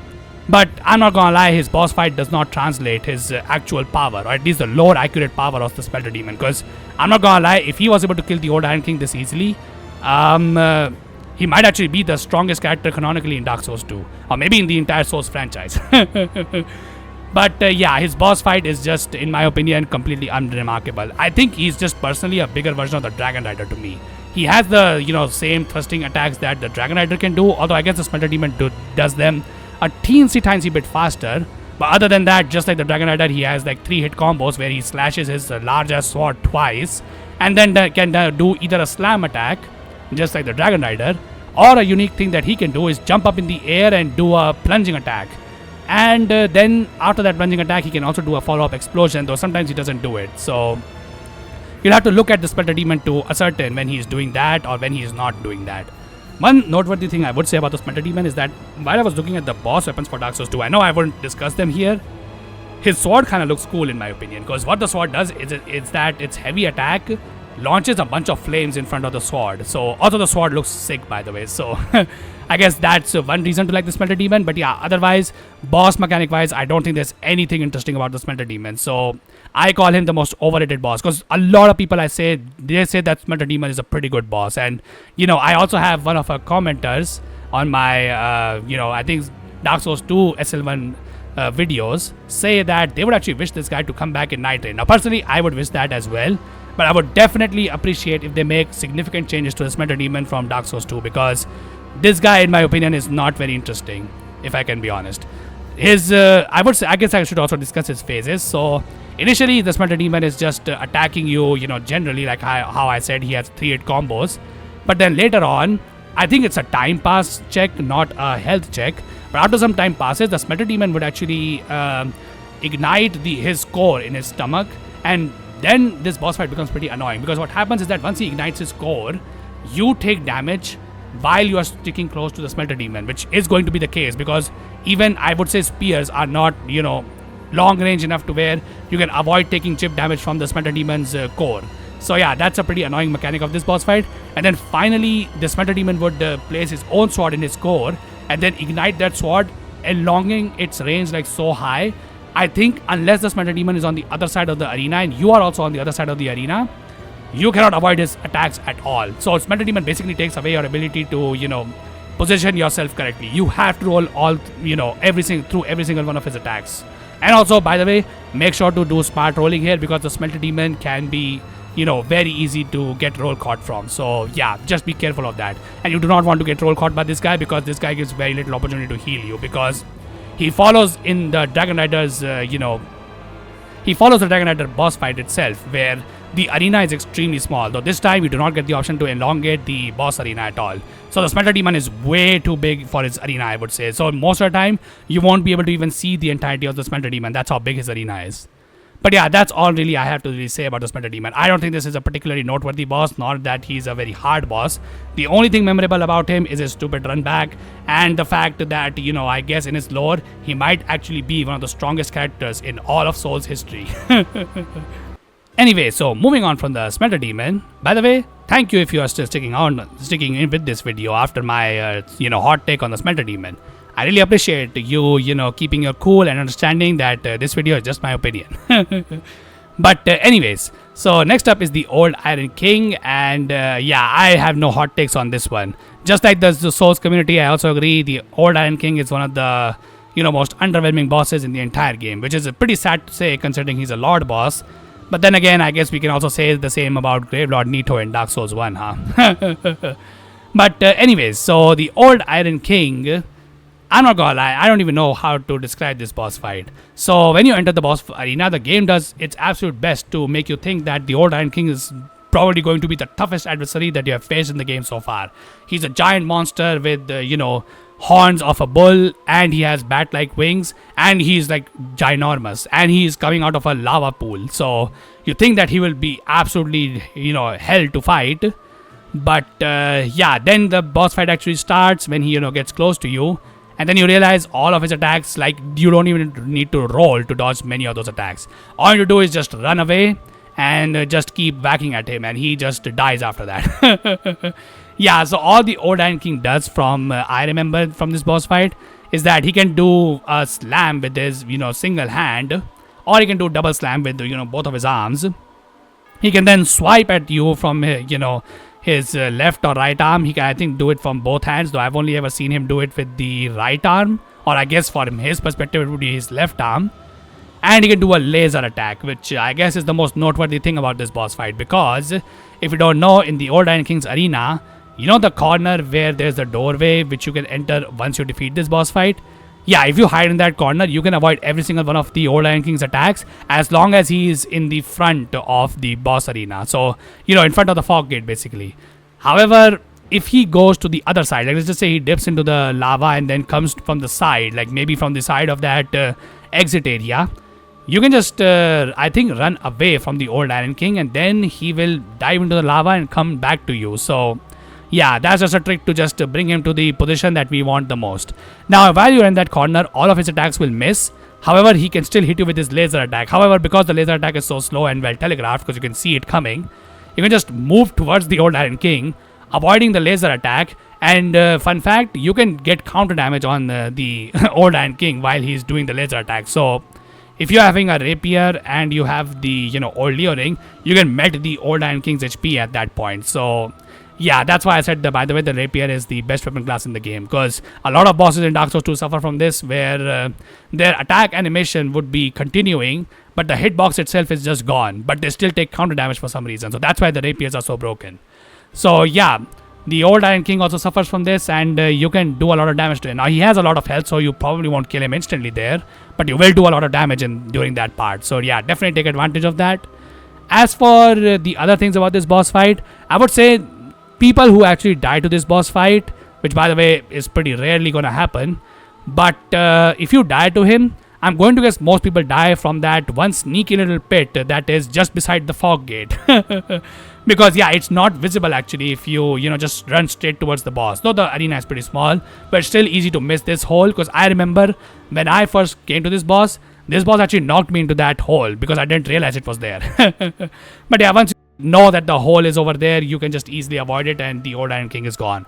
I'm going to guess the reason why they probably made this boss so easy is because of the hellish run back this boss fight has if you do not find the final bonfire in Iron Keep. So the final bonfire in the Iron Keep, I remember when I first played the Iron Keep area in Dark Souls 2, I could not find it. So I had to literally go through the bonfire that is behind the Smelter Demon to reach this boss.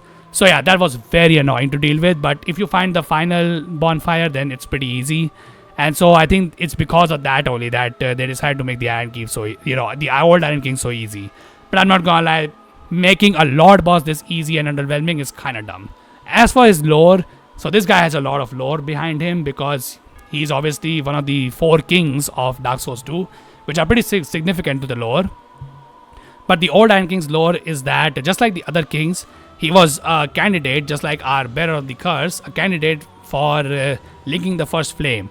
Although I don't think he ever did that. What he instead did was that he became obsessed with the power of iron and its capabilities, because he found the Iron Scepter, I think it's called. I don't know what it's called, but yeah. So he got the Iron Scepter, and then he was able to manipulate fire and conduct some pretty good technology work or something like that. I don't know what he did, but he made a lot of strides in the field of metallurgy, and so he became obsessed with iron and its capabilities. But eventually, of course, this madness and craziness related to metal led him to build the Smelter Demon, who ended up killing him.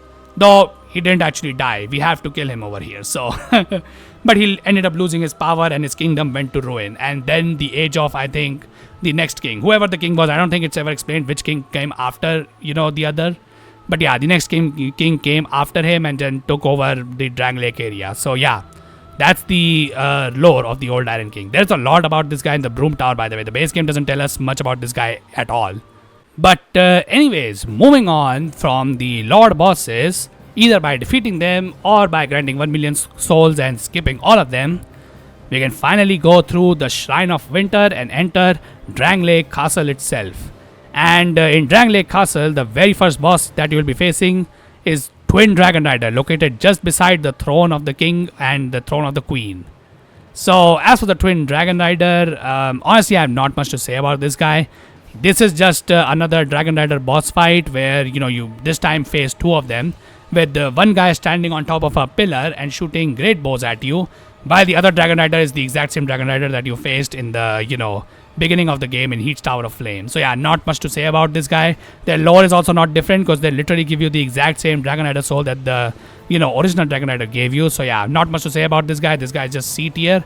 I would say that he's probably worse than the Dragonrider, though to be honest, the thing about this boss fight is that even though yes, it's a duo boss fight, so in theory it sucks, but the thing is, the arrow guy can be completely avoided if you go close to his pillar, and you have the this Dragonrider, the other one, break the pillar for you, because he can break it with his giant halberd swings. And if he breaks that, then what happens is that the arrow guy would either, if you are close enough, he will switch to his own halberds and attack you, or he will just take very long time to actually charge up his great bow to hit you.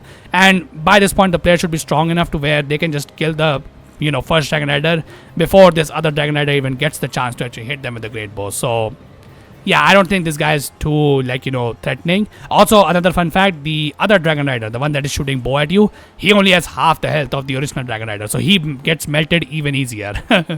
Yeah, I'm not gonna spend too much time over here. It's literally just the same boss. This time, however, you just have to face 2 of them.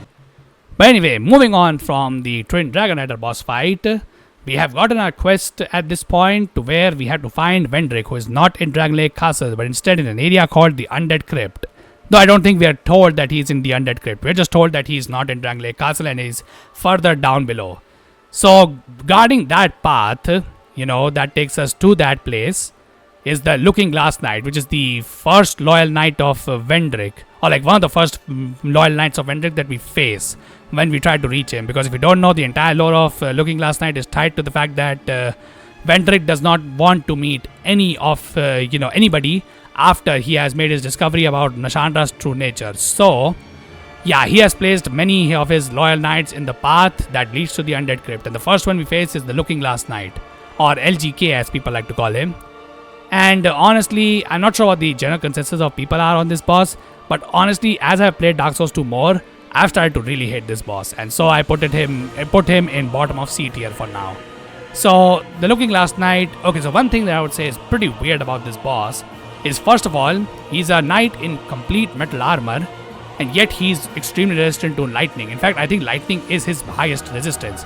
Now, I know it makes sense because Looking Glass Knight uses lightning in his own battle.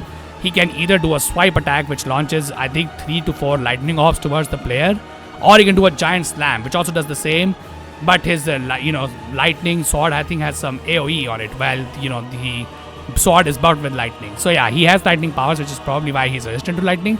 However, one weird thing that is present in this boss fight that I've noticed is that the Looking Glass Knight is weak to magic for some reason, which why exactly?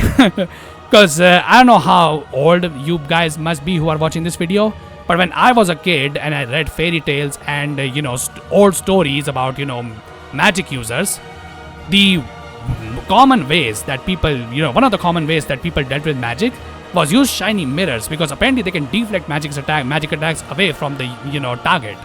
So how is it that the Looking Glass Knight is most weak to magic when he literally has a shining armor with a literal freaking mirror as his shield? Yeah, like, I'm not gonna lie, to me that has never made sense. Like, who on Dark Souls 2's development team decided, oh, you know what, this guy, yeah, let's make him weak to magic?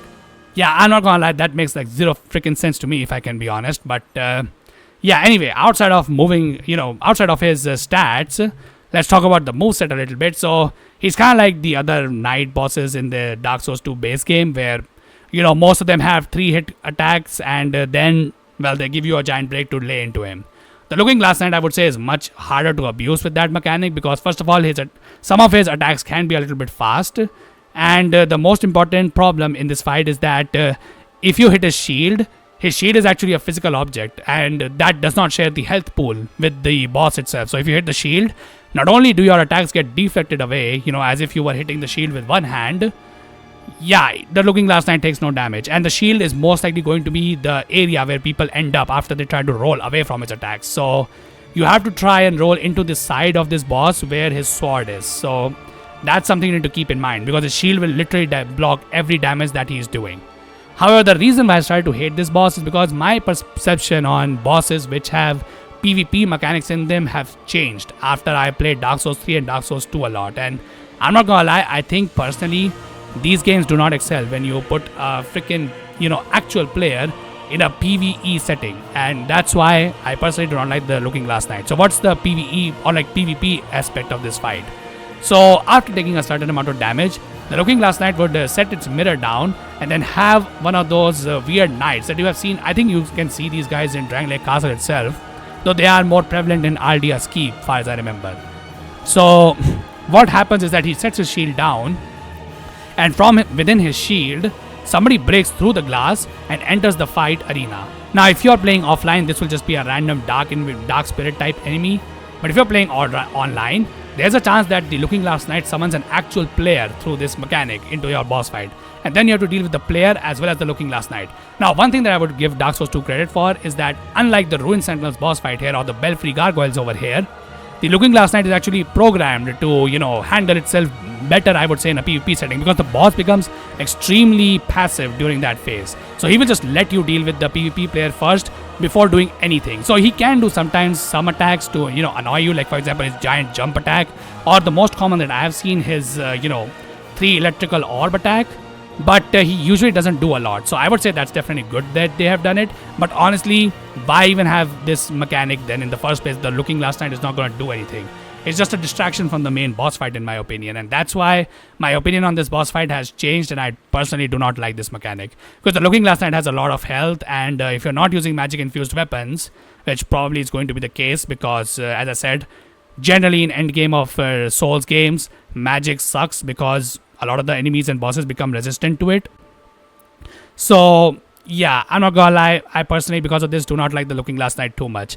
I think it just really... Also, the fact that if you want to beat somebody in a PvP setting against the Looking Glass Knight, the best element that you can use is lightning. Because if you don't know, as I explained, I think in one of the bosses, the Flexile Sentery, if there's water present in the, in an arena, and the enemies are in contact of water, which in Looking Glass Knight's case, his battlefield takes place in rainy weather. So, you're always in contact with water. The lightning defense of everybody gets reduced. But obviously, because the Looking Glass Knight has so much lightning resistance, he still is highly resistant to lightning. But his spawns that he does, they are not resistant to lightning. They will take a lot of damage from lightning. So that's the best element to use against them. But this is something that I never liked personally. So first I have to use a weapon that is weak against the boss, but is strong against these summons.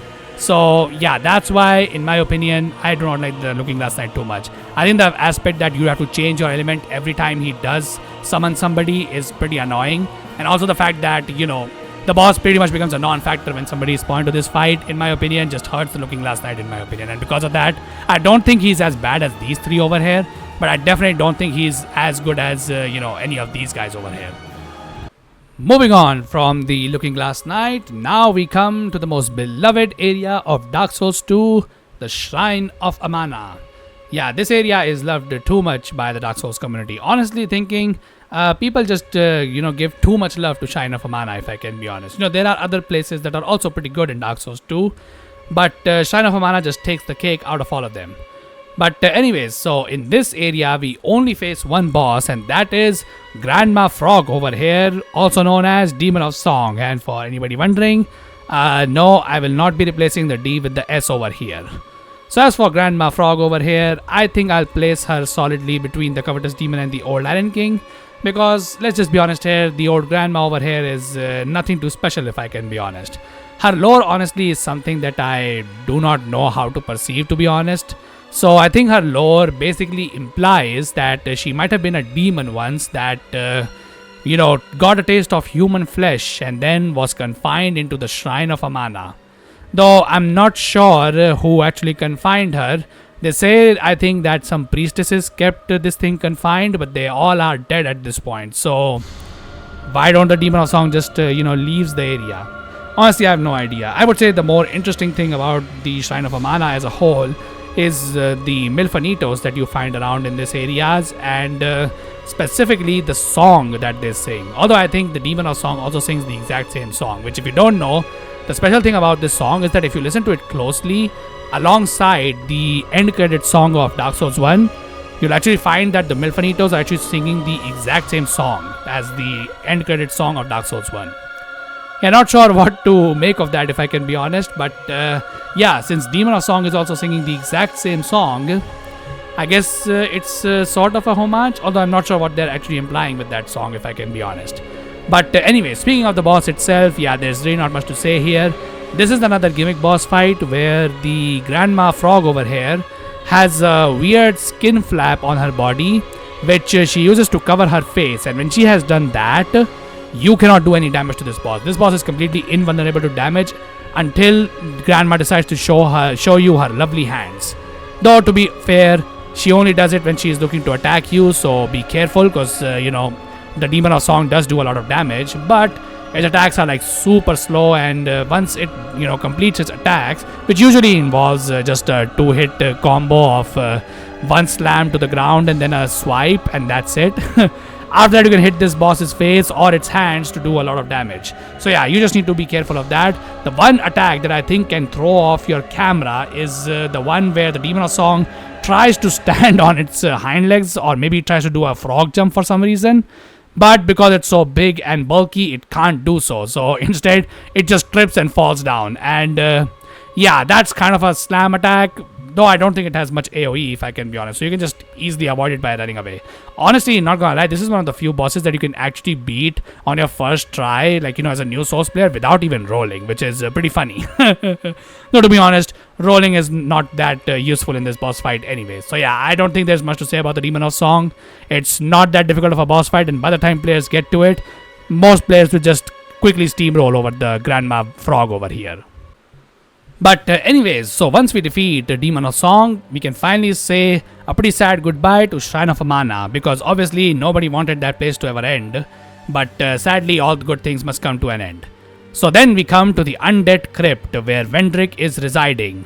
But standing between you and Vendrick, well, actually there are a lot of things that are standing between you and Vendrick, but the last thing that is standing between you and Vendrick is Velstadt, the Royal Taco Bell Aegis. And honestly, I'm not gonna lie, I really like Velstadt, if I can be honest. I'm gonna put him highest on this entire list, if I can be honest, so far. I'm not gonna lie, one thing that I've always found weird is that how many people say that Velstadt is a slow boss. I'm not gonna lie, I'm just gonna be very honest with you people. When I played Dark Souls 2, Velstadt was one of the few bosses that I would say was pretty fast. Like, the only boss that I would say is faster than Velstadt on this entire list so far is the Lost Sinner and the old Dragonslayer. I would say Velstadt is most of the time just as fast as some of Mytha's attacks and some of Rotten's attacks. But all of his attacks are just that fast. So I would say he's probably the fastest boss around in this list, except for the Lost Sinner and the old Dragonslayer, of course. So yeah, I don't agree with the fact that people say that Velstadt is a slow boss.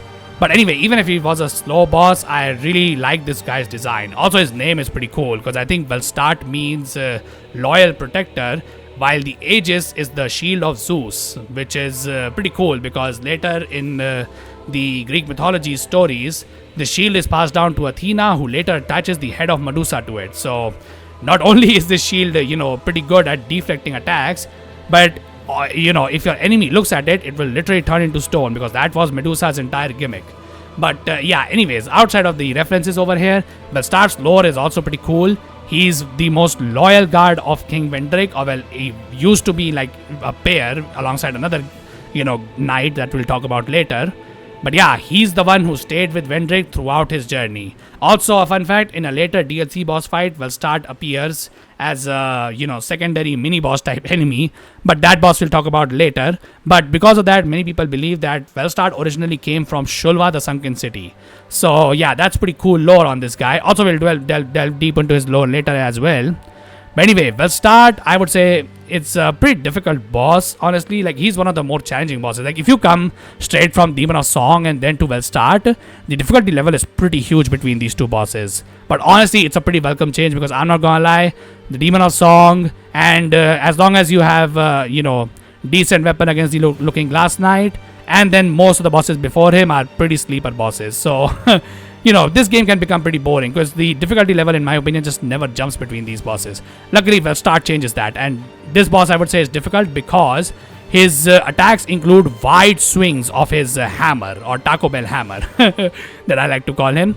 But yeah, he has very wide swings, and their hitbox lasts for pretty long. So you have to pretty much avoid this hammer like all the time. So if you are rolling with the hammer, you will always get hit by the hammer, and it does a lot of damage. So be very careful against Velstadt.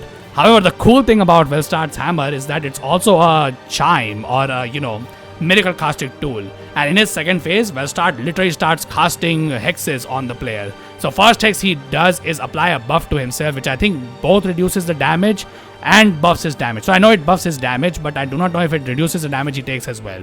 However, another pretty dangerous move that he can do is where he will stop attacking you with his hammer and instead will start ringing it, first he will ring it twice, and then he will, bend down on the ground and then launch a lot of dark orbs towards the player. To dodge this attack, the only way is to get close to Velstadt and then get behind him, because otherwise rolling through this attack is pretty difficult in my opinion, and if it hits you, it's most likely going to be a one shot, because it does a lot of damage. So yeah, Velstadt, I would say, is a pretty difficult boss. I would say another thing that makes this boss hard is that his arena, in my opinion, is too dark. So it's kind of hard to see him. Now, in his second phase, he does become a little bit shiny, so it is at least easier to see him that way. But honestly, in his first phase, I've always had trouble actually seeing Velstadt, which, is a pretty big problem because I, most of the time misjudge how much range Velstadt has on some of his attacks. So yeah, because of that, I'm gonna put Velstadt in A tier. I would say he's a pretty good boss overall, and I like this guy a lot. So yeah. But anyways, moving on now. Once we beat Velstadt, we finally get the final item that we need to beat Dark Souls 2. Okay, well, not really, but this final item allows us to explore the entirety of Dragonlake. So, yeah. After beating Velstadt, we get the King's Ring, which allows us to go to Aldia's Keep, and more importantly, the Forest of the Fallen Giants. Though, for this tier list, we'll be talking about the Aldia's Keep area first. And yeah, so the first boss we face over there is the Guardian Dragon. And far as I can look at this image, this actually is the same dragon that we face in Heat Tower of Flame rather than the Guardian Dragon boss fight. Though I'm not gonna lie, that arena's coloring I would say is pretty weird, to where like I've tried to take screenshots for some of my thumbnails for the Guardian Dragon, and I'm not gonna lie, his arena blends, like, he blends in with this arena really well, which makes it pretty hard to make a good quality thumbnail of this guy, if I can be honest. So yeah, understandable why, over here in this tier list, the Guardian Dragon has this picture from the Heat Tower of Flame. But to be honest, my opinion wouldn't really change about this guy, because this is just a normal enemy that you have already faced. He just has a little bit more health. So yeah, the Guardian Dragon is going respectfully in the bottom of C tier. I would say he's not too bad in my opinion, because a lot of people hate this guy, and the reason why they hate him is because the Guardian Dragon spends a lot of his time in the air. Now, this can be pretty annoying if you don't have any ranged attacks, like for example, you're not playing a sorcerer build or you're not using any bows or stuff. But honestly, even with that, I would say it's not really that hard to dodge his attacks. I would say one mistake that a lot of people make is that they try to roll away from his attacks, but that's usually a bad thing. What you actually need to do is run away from most of his attacks if you want to dodge them. The only attacks that you should be rolling from are his bite attacks, his tail attacks, and his leg slams that he can do if you are sticking close to his legs. But honestly, even then, the Guardian Dragon just doesn't have that much health. And as for his lore, I think the only lore this guy has is that he's blocking the path to Dragoniri. But other than that, I don't think there's much to it. I think his boss soul does foreshadow the ancient dragon that is about to come next. But other than that, there's really not much to say about the Guardian Dragon. He's just a very forgettable boss fight. But anyways, moving on from the Guardian Dragon, now we can talk about the best man-made creation, I guess, in all of Souls history, the Ancient Dragon. And yes, this is a manufactured dragon. Or I guess, man-made dragon would be a more accurate term for this guy. But anyways, yeah, I'm not gonna lie, as a boss fight, this guy absolutely sucks. So, the Ancient Dragon is I think the Ancient Dragon has the highest HP of any boss in the entire game. I think he has around 19,000 HP, sorry. And I think it's 19,800 or something. So it almost has 20,000 HP, which, by the way, if you're an Elden Ring player, in Dark Souls 2 terms, that is around like 120 to 150,000 HP. So yeah, it's absolutely ridiculous how much HP this guy has. And yeah, this guy does a lot of damage with his attacks. Like, if you don't have pretty much the, cap on your vigor, or like you haven't reached the, stat cap of your vigor, yeah, this guy can pretty much one-shot you. That's how much damage he does. Now, luckily, his attacks are pretty slow and easy to avoid. The only attack that is like pretty annoying to dodge is his, downward fire breath attack, which he does when he jumps up in the air and then breathes fire down. That is pretty annoying because that has a lot of range and that attack can hit you twice. So it's basically a death sentence if you get hit by it, because if you are not one shot by that attack, you will probably get two shot. So yeah, this boss is pretty annoying. Luckily, he's optional. You don't actually have to fight this guy because he's originally an NPC that you need to talk to get the Ashen Mist Heart. Which, by the way, even if you plan to kill this guy for Vendrick, I highly recommend at least talking to him and get the Ashen Mist Heart first, because otherwise I think you have to kill this guy in order to get that thing. So yeah, that can be an extremely painful journey, because not only is the boss capable of causing a lot of pain, he also has one of the worst runbacks in this entire game as well. And if you are struggling with that, I have made a guide on how you can deal with it. But even then, I would still call it a pretty terrible runback that you have to deal with, especially if you're in the company of champions. But yeah, the Ancient Dragon, other than that, he's not really worth it. The only thing you get out of this guy, I guess, is a giant amount of souls, 120,000 souls to be exact, which I guess is pretty cool. But other than that, you only get the petrified dragonbone and the soul of giant for Vendrick himself. So yeah, if you're looking to fight Vendrick, I guess it is worth it to fight this dude. But honestly, that depends on your build and how much you know about Dark Souls 2. As for the lore, however, I would say Ancient Dragon is kind of in a weird position in my opinion, at least for me. So the Ancient Dragon was created by Aldia after Aldia learned of the Archdrakes, which in Dark Souls 1 Gwyn defeated in order to start his Age of Fire. And for some reason in Dark Souls 2, they decided to retcon a fact from Dark Souls 1 where they say that the Ancient Dragons for some reason were immune to the Undead Curse, that they were not affected by it. Now this is a retcon in my opinion, and I'm pretty sure it's actually a retcon because in Dark Souls 1 we actually find hollowed out Ancient Dragons, which I think are specifically said to have gone hollow after they lost the war to the gods. So yeah, the Ancient Dragons were not supposed to be immune to the Undead Curse, at least in Dark Souls 1. But the thing is, Aldia created the Ancient Dragon in the hopes of finding an Undead Curse's cure, but he failed. So he then made the Emerald Herald from the essence of the Ancient Dragon himself. But Shanalot also failed, which by the way is the name of the Emerald Herald. I think she reveals her true name once you reach Dragon Eyrie itself. So yeah, so she failed, the Ancient Dragon failed. Now I know it is a retcon that the Ancient Dragons were immune to the Undead Curse, but I like to believe that maybe this is the reason why the Ancient Dragon failed to cure the Undead Curse, because the Ancient Dragons were not supposed to be immune to the Undead Curse. But in the lore, I think it said that the Aldia believed that the Ancient Dragon failed because he lacked the supreme powers of the Archdrakes for some reason.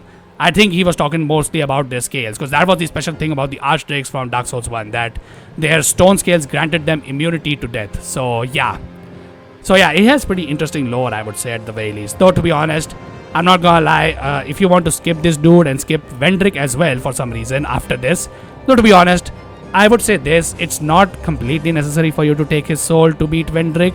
It just makes the fight go a little bit quicker. But honestly, if you just skip this boss fight and fight Vendrick, I would say that's probably easier than killing this guy and then, dealing with a weaker version of the Vendrick itself. So I would say Ancient Dragon as a boss fight as a whole is, solidly in F tier. Though I would say there's nothing really annoying about this boss fight if you know how to do it. So the way you do it is by going to his back legs and then just attacking the back legs while you are inside of the Ancient Dragon. So don't attack him from the outside.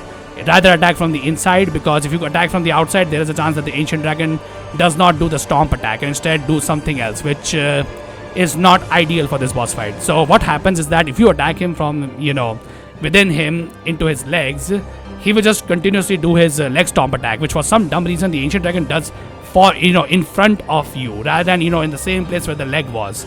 So yeah, you can easily avoid this attack by just walking away from the attack. So as soon as he does the stomp on that leg that you are attacking, just walk to the other leg and continue the process. And just keep your camera towards the Ancient Dragon's face, because sometimes he can breathe fire towards his leg. So if you see him do that, just run away and wait for his fire attack to go away and then come back and just finish him off. So yeah, if you know how to do this boss is a sleeper boss. You'll probably just fall asleep while trying to take away his massive health pool. But other than that, there's not really much to say about the Ancient Dragon. He's a pretty easy boss. But anyways, moving on from the Ancient Dragon, whether you decide to kill him or not, you can finally return to the Forest of the Fallen Giants, where there's one door that is actually blocked by the King's Ring. Well, unless you know how to do the skirtless glitch, in which case you can just directly skip to that place in the, very beginning of the game only. But since that's a glitch, I'm not going to discuss it over here. But anyways, so once you go through that door, you can access the memory of Jaig, far as I believe. And there you will find the last giant in its true glory, when he was the Giant Lord. And the Giant Lord, honestly, I am not sure where to put this guy, if I can be honest. I know the seat here looks pretty crowded, but I'm just going to be honest with you. Majority of Dark Souls 2 bosses just are not of any exceptional quality, which, makes sense given that this game had a messy development, I would say. And also the fact that there is more bosses than, most other Souls games combined sometimes. So I guess it makes sense that, when quantity is pretty high, quality takes a hit. So Giant Lord, I would say, I'll put him above the old Iron King at the very least. I think he's at least more memorable than him.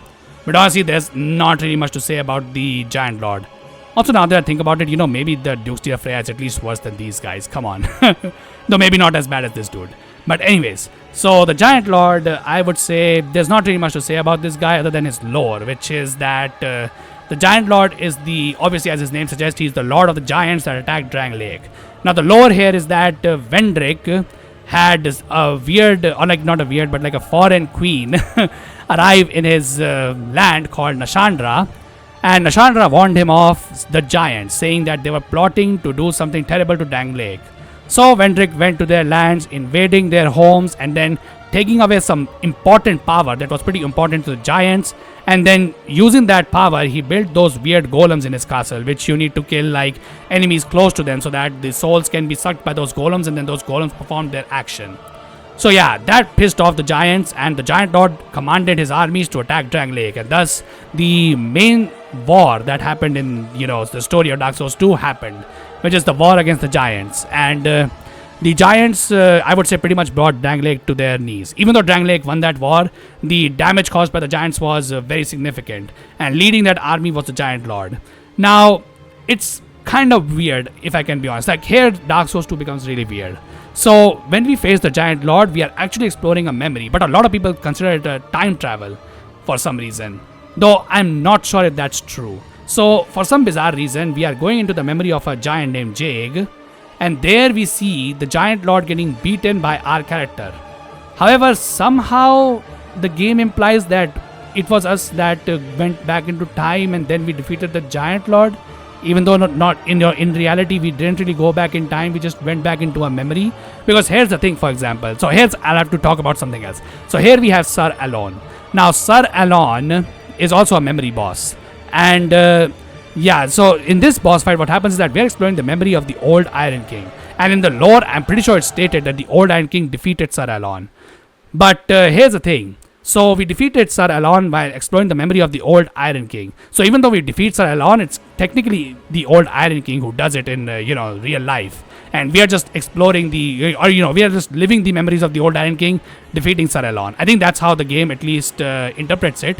So how is it that the memory of Jag somehow includes defeating the Giant Lord? Like what, did Jag decide to betray his own kind and decide to fight the Giant Lord? I'm not gonna lie, it's very weird, to be honest. Like, I don't understand the memory aspect and what kind of implication it holds on the game. Because on one side, we are exploring the, actual memory of the person that we have, entered in. But here we are exploring something else entirely. In my personal opinion, I'm not gonna lie, thinking about this stuff has hurt my brain in the past. So I'm like, you know what? It probably wasn't our character who defeated the Giant Lord, but rather it was Captain Drummond. And the reason why I say Captain Drummond probably defeated Giant Lord is because the Drangleic armor that you can find after defeating the Pursuer by jumping down from the platform, which if you aren't able to recognize, the boss fight where the boss fight of the Pursuer takes place in the exact same place where the Giant Lord boss fight takes place. It's just that you are fighting the Giant Lord in a memory. So yeah, if you go down from that place, you find Drummond's armor over there. Because yeah, the Drangleic armor and Drangleic sword belong to Captain Drummond. And Captain Drummond can actually be made into a summon for the Giant Lord boss fight if you talk to him in another giant's memory. So yeah, because of that, I believe that it was Captain Drummond who defeated Giant Lord and not our character. Because I really don't think that going into the memory of a giant actually causes us to go back in time and change the events. Unlike in Dark Souls 1, where Manus literally rips our own character from our, time and brings him into the past in Ulasil, back when Darkroot Garden was called Ulasil. So yeah, I don't think it's the same thing as, going into a dead giant's memory. Though, to be honest, this part of the game is really weird. As for the Giant Lord's moveset, it's pretty slow. Though, far as I think, at least from what I think I have seen, when the Giant Lord does his slam attack with his sword, I think it does create a shockwave type attack. Kind of like the Drake sword in Dark Souls 1, where if you slam it into the ground, it creates a shockwave forward. So I think the Giant Lord's attack can also do that. Though personally, I've never seen that actually happen. But other than that, the Giant Lord is one of the easiest bosses in the entire game. If you go too close to his legs, he can only do stomp attacks just like the last giant, or not the last giant, does in his boss fight. Or if you are sticking to the side of him rather than, inside the Giant Lord, he can actually use his sword to swat you away with his, from his legs. And that can do a lot of damage. So just be careful of that. However, as we all know, the most memorable thing about the Giant Lord is that he is one of the highest soul-giving bosses in the entire game, alongside the Rotten, of course. And a lot of people who are playing on, like, trying to go to max level in Dark Souls 2 use bonfire ascetics to farm the giant lord over and over again and, gain the souls, and also the fire seed, by the way, which you can also infinitely farm from this place, and then upgrade your pyromancy flame to the max with minimal effort. So yeah, there's not much to say about giant lord, if I can be honest. He's pretty easy to beat. So anyways, after beating 23 bosses in the game, we finally arrive at the, target of our journey. Or well, I guess the secondary target of our journey, because our main target of the journey as the bearer of curse is something else entirely. And that is King Vendrick himself. Or well, what's left of him at least. So yeah, so you encounter King Vendrick right after Velstadt the Royal Ages. However, if you decide to attack him then and there's a high chance this guy will either kill you or you have to go away from this boss fight because your weapons break and your resources are completely drained. So as for Vendrick, I'm not gonna lie, for somebody who is so important to the story of Dark Souls 2, he's a pretty crappy boss, if I can be honest. But I guess that's probably because of his weird gimmick that I still do not know how they explain in the game. But anyways, so here's the thing about Vendrick. So remember those soul of giants that you keep collecting from here and there in Dark Souls 2. Like for example, one is collected from the 2 giants in the Black Gulch if you kill them. One, or multiple are collected from the memories of the giants that you access after getting the Ashen Mist Heart. One is collected from the ancient dragon himself. And I think that's it. I think there are only 5 souls. So yeah, if you don't know what the point of those souls are, because you can't transpose them into any boss weapons, and they only give a crap amount of souls if you use them. However, I would say this, if you use these souls of giants, to get some souls for your character, you are pretty badly screwed yourself, because they do serve a purpose, and that is to weaken Vendrick over here. So Vendrick over here has a very weird gimmick that I don't think is ever explained in the game itself, but the way it works is that the Vendrick boss, in Vendrick's boss fight, Vendrick will actually divide your damage by a specific number if you have not collected the souls of giants, or enough souls of giants. So if you don't have any souls of giants, he will literally divide your damage by 32. So yeah, you are doing 32 times less damage to Vendrick. If you collect 1 soul, then that damage gets lowered to 16. If you collect 2, then it's I think 8. If you collect 3, then that's 4. If you collect 4 souls of giants, you have only, I think, 4 times damage reduction. Or 2 times damage reduction. But if you collect all 5, the damage reduction is divided by only 1. So then your damage is no longer getting lowered. So yeah, that's the entire gimmick of King Vendrick. He literally lowers your damage if you do not have the soul of giants with you. I have personally no idea why this is the case. Because, it's not like he's the giant lord. It would make more sense for the giant lord to have this, ability rather than Vendrick himself. But okay, sure. Maybe it's related to somehow the powers that King Vendrick stole from the giants, because we know that he built the golems with that power, but it could be possible that that power also included something else, which is why we need the soul of giants to, reduce King Vendrick's damage, or the damage he takes. As for Vendrick himself, he's pretty easy to beat. He's just like the Vort of the Boreal Valley from Dark Souls 3, where as long as you stick to his butt, he really can't do anything to you, because he only has a wide swing attack that is, only damaging somebody who is on the sides of Vendrick or is in front of him. I think he also has a jump attack, but I don't think I've ever seen him do it on my YouTube series. I think I've seen him do that when I was a sorcerer build. As for his other attack, he can also shoot, I think, 1 projectile at you. If you enter his boss fight, I think that's when he does it usually, if you die to him, that is. But it's a pretty rare attack, and I'm not gonna lie, I have not seen it too many times, if I can be honest.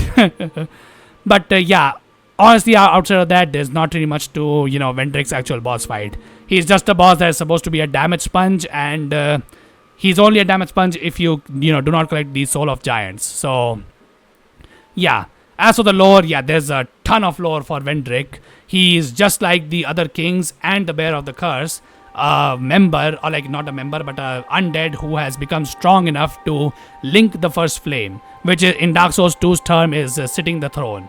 However, Vendrick did not understood the nature of the throne and what does it mean to actually become a monarch.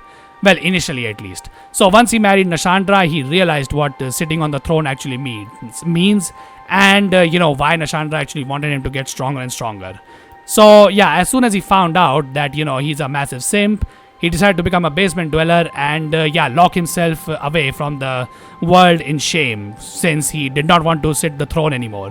Which, you know what, I don't think we can fault him for it, considering sitting the throne of monarch literally means burning yourself alive so that the rest of the world can actually die and not become some brainless zombies. So yeah, that is the lore of Vendrick. That's why he is hiding away from his subjects. One fun fact about Vendrick is that I don't think this is present in every single version of Dark Souls 2, but there are like his clothes actually in his boss fight arena. And if you have the Ashen Mist Heart, you can actually enter there and talk to Vendrick himself, where if you bring him all 3 crowns from the DLCs, he will actually empower all of those crowns to where the undead curse is no longer going to affect your character. So if you die in Dark Souls 2, you remember how your HP gets lowered. That effect no longer affects you as long as you're wearing the crown. If you wear the crown after you have become hollow or you have lost your HP, I don't think the effect will stack anymore. So if you die again, your HP doesn't get lowered any further.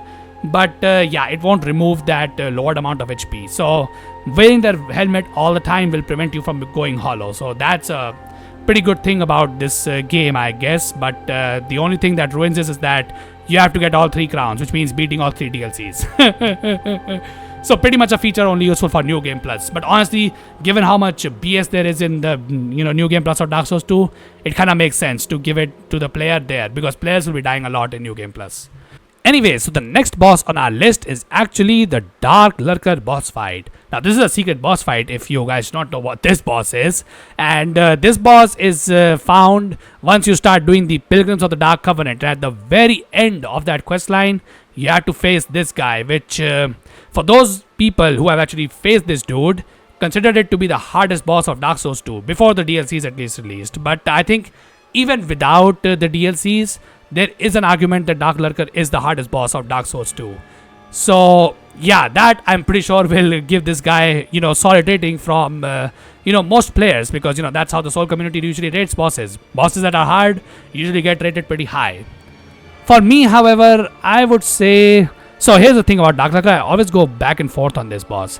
When I first fought him, I didn't really think much of him because unlike most people, I came to this boss when I was level 240 or something, when I had beaten literally every single thing in Dark Souls 2. So yeah, when I found this boss got literally within seconds. So yeah, couldn't really have much opinion on this boss. But then I did a YouTube series on this boss, and I'm not gonna lie, I kinda enjoyed this boss fight, if I can be honest. And I was planning to originally put him in S tier, if I can be honest. However, then I did my SL1 run of Dark Souls 2, and I started to see the problems in Darklurker. Now, personally speaking, I think he's still one of the better bosses in the game, but I'm gonna put him in low A tier because of the problems that he has. So, yeah, let's talk about it. So, Darklurker is one of the most punishing bosses in the game as well, because in order to face this guy, you have to spend 1 humanity at the very minimum if you want to try him. And the reason for this is because the Pilgrims of the Dark Covenant, its questline includes you going to the Chasm of the Old, and when you go over there, in order to go to that place, you have to open up a portal, and this portal is only opened once you offer a humanity up to it. So yeah, if you die to Darklurker, you have to open that portal over and over again, and in order to do that, obviously, it will take you to spend 1 human effigy every time you attempt Darklurker. And when you combine that with the fact that you probably are using human effigies on yourself to, not be on, low HP, yeah, the Darklurker boss fight can quickly get out of hand for many people. And that's why I don't think, even among the people who have actually faced Darklurker, they have actually beaten it because of, how ridiculous trying to even beat this guy is if you don't manage to beat him.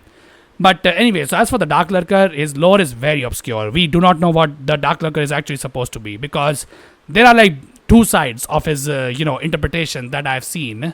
And that is that some people believe that he's actually supposed to be a manifestation of the Dark itself that tests the, Pilgrims of the Dark Covenant members to see if they can truly, realize the Dark within them. Not sure how beating a Death Angel looking enemy that is only casting... How many dark attacks does Darklurker do? I think he only does 1 dark attack, right? So, yeah, that only does 1 dark attack is testing how, a person realizes the dark within them works.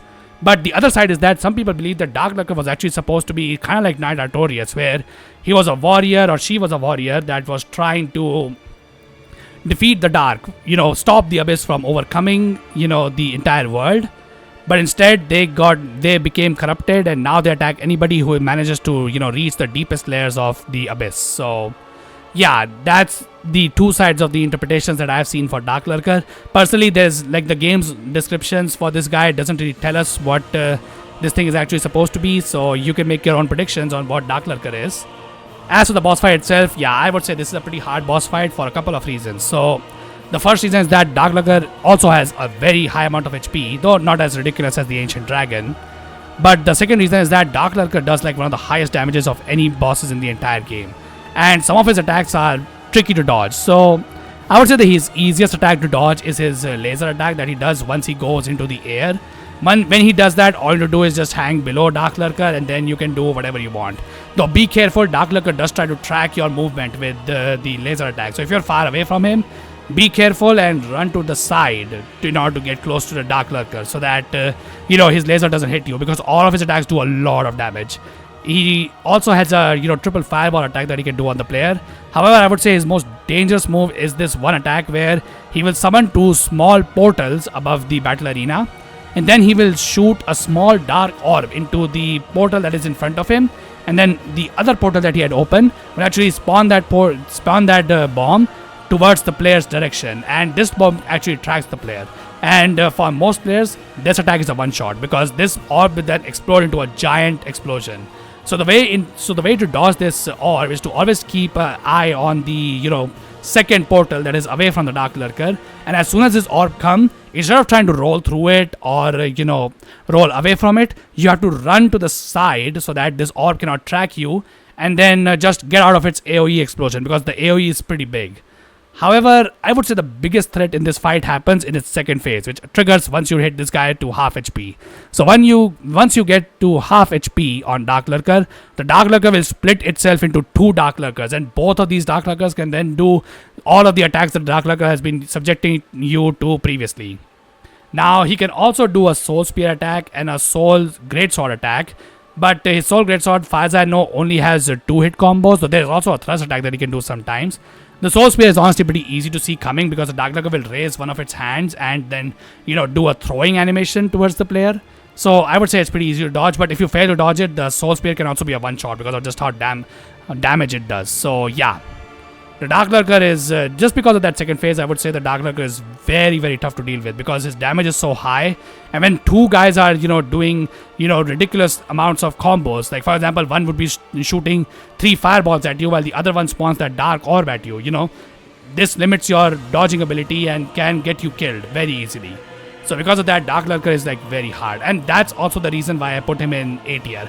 Personally, I do not like the second phase too much. I think it's super RNG heavy because sometimes the Darklurker can give you good RNG where both of the ghosts will actually do the laser attack, which allow you to easily apply your buffs again and just get a chill time to heal or something. And I would say the best thing that can happen is that one of the Darklurkers will do the laser attack while the other does the Soul Greatsword attack on you. What this allows you to do is bait the other Darklurker that is doing the Soul Greatsword attack close to the one that is doing the laser attack. That way the laser attack dude cannot do anything to help his friend while you keep damaging the Darklurker. Now the good thing here is that both the Darklurkers still share the same health pool. So damaging either of them will, do the damage to the main health bar of the boss. So that's definitely useful. So, but because of that RNG aspect, I'm going to knock Darklurker down to the bottom of A tier. I don't think I would have rated him this low if this RNG was not present, because I think Darklurker only needs a few tweaks, if I can be honest, even if they want to make the duo boss fight, aspect work. Because I think it can be made to, made work. However, I'm not gonna lie, I would personally prefer Darklurker just expanding its move pool and staying as a single being trying to attack the player rather than do whatever he does in the base game. And that's why I would put Darklurker in low A tier. I think he's one of the better bosses in the game, but that's because Dark Souls 2's boss quality, as you can clearly see, at least in the base game, is not that good. If the Dark Souls 2's bosses were good quality, Darklurker would be much lower on this list. But anyways, moving on from the base game of Dark Souls 2 for a while, now we're going to be talking about the DLCs. I know there are still 3 bosses left in the base game, but they are literally the end game bosses, so let's leave them for the last of this video. So yeah, let's first talk about the Sunken City DLC, my personal favorite DLC of Dark Souls 2. So yeah, let's start with that DLC by talking about what is absolute garbage in it, and that is this boss fight right here. Though to be honest, this is not even a boss fight. This is more like 3 idiots trying to fight you. Though to be honest, I'm not gonna call them 3 idiots because 3 idiots is an amazing movie.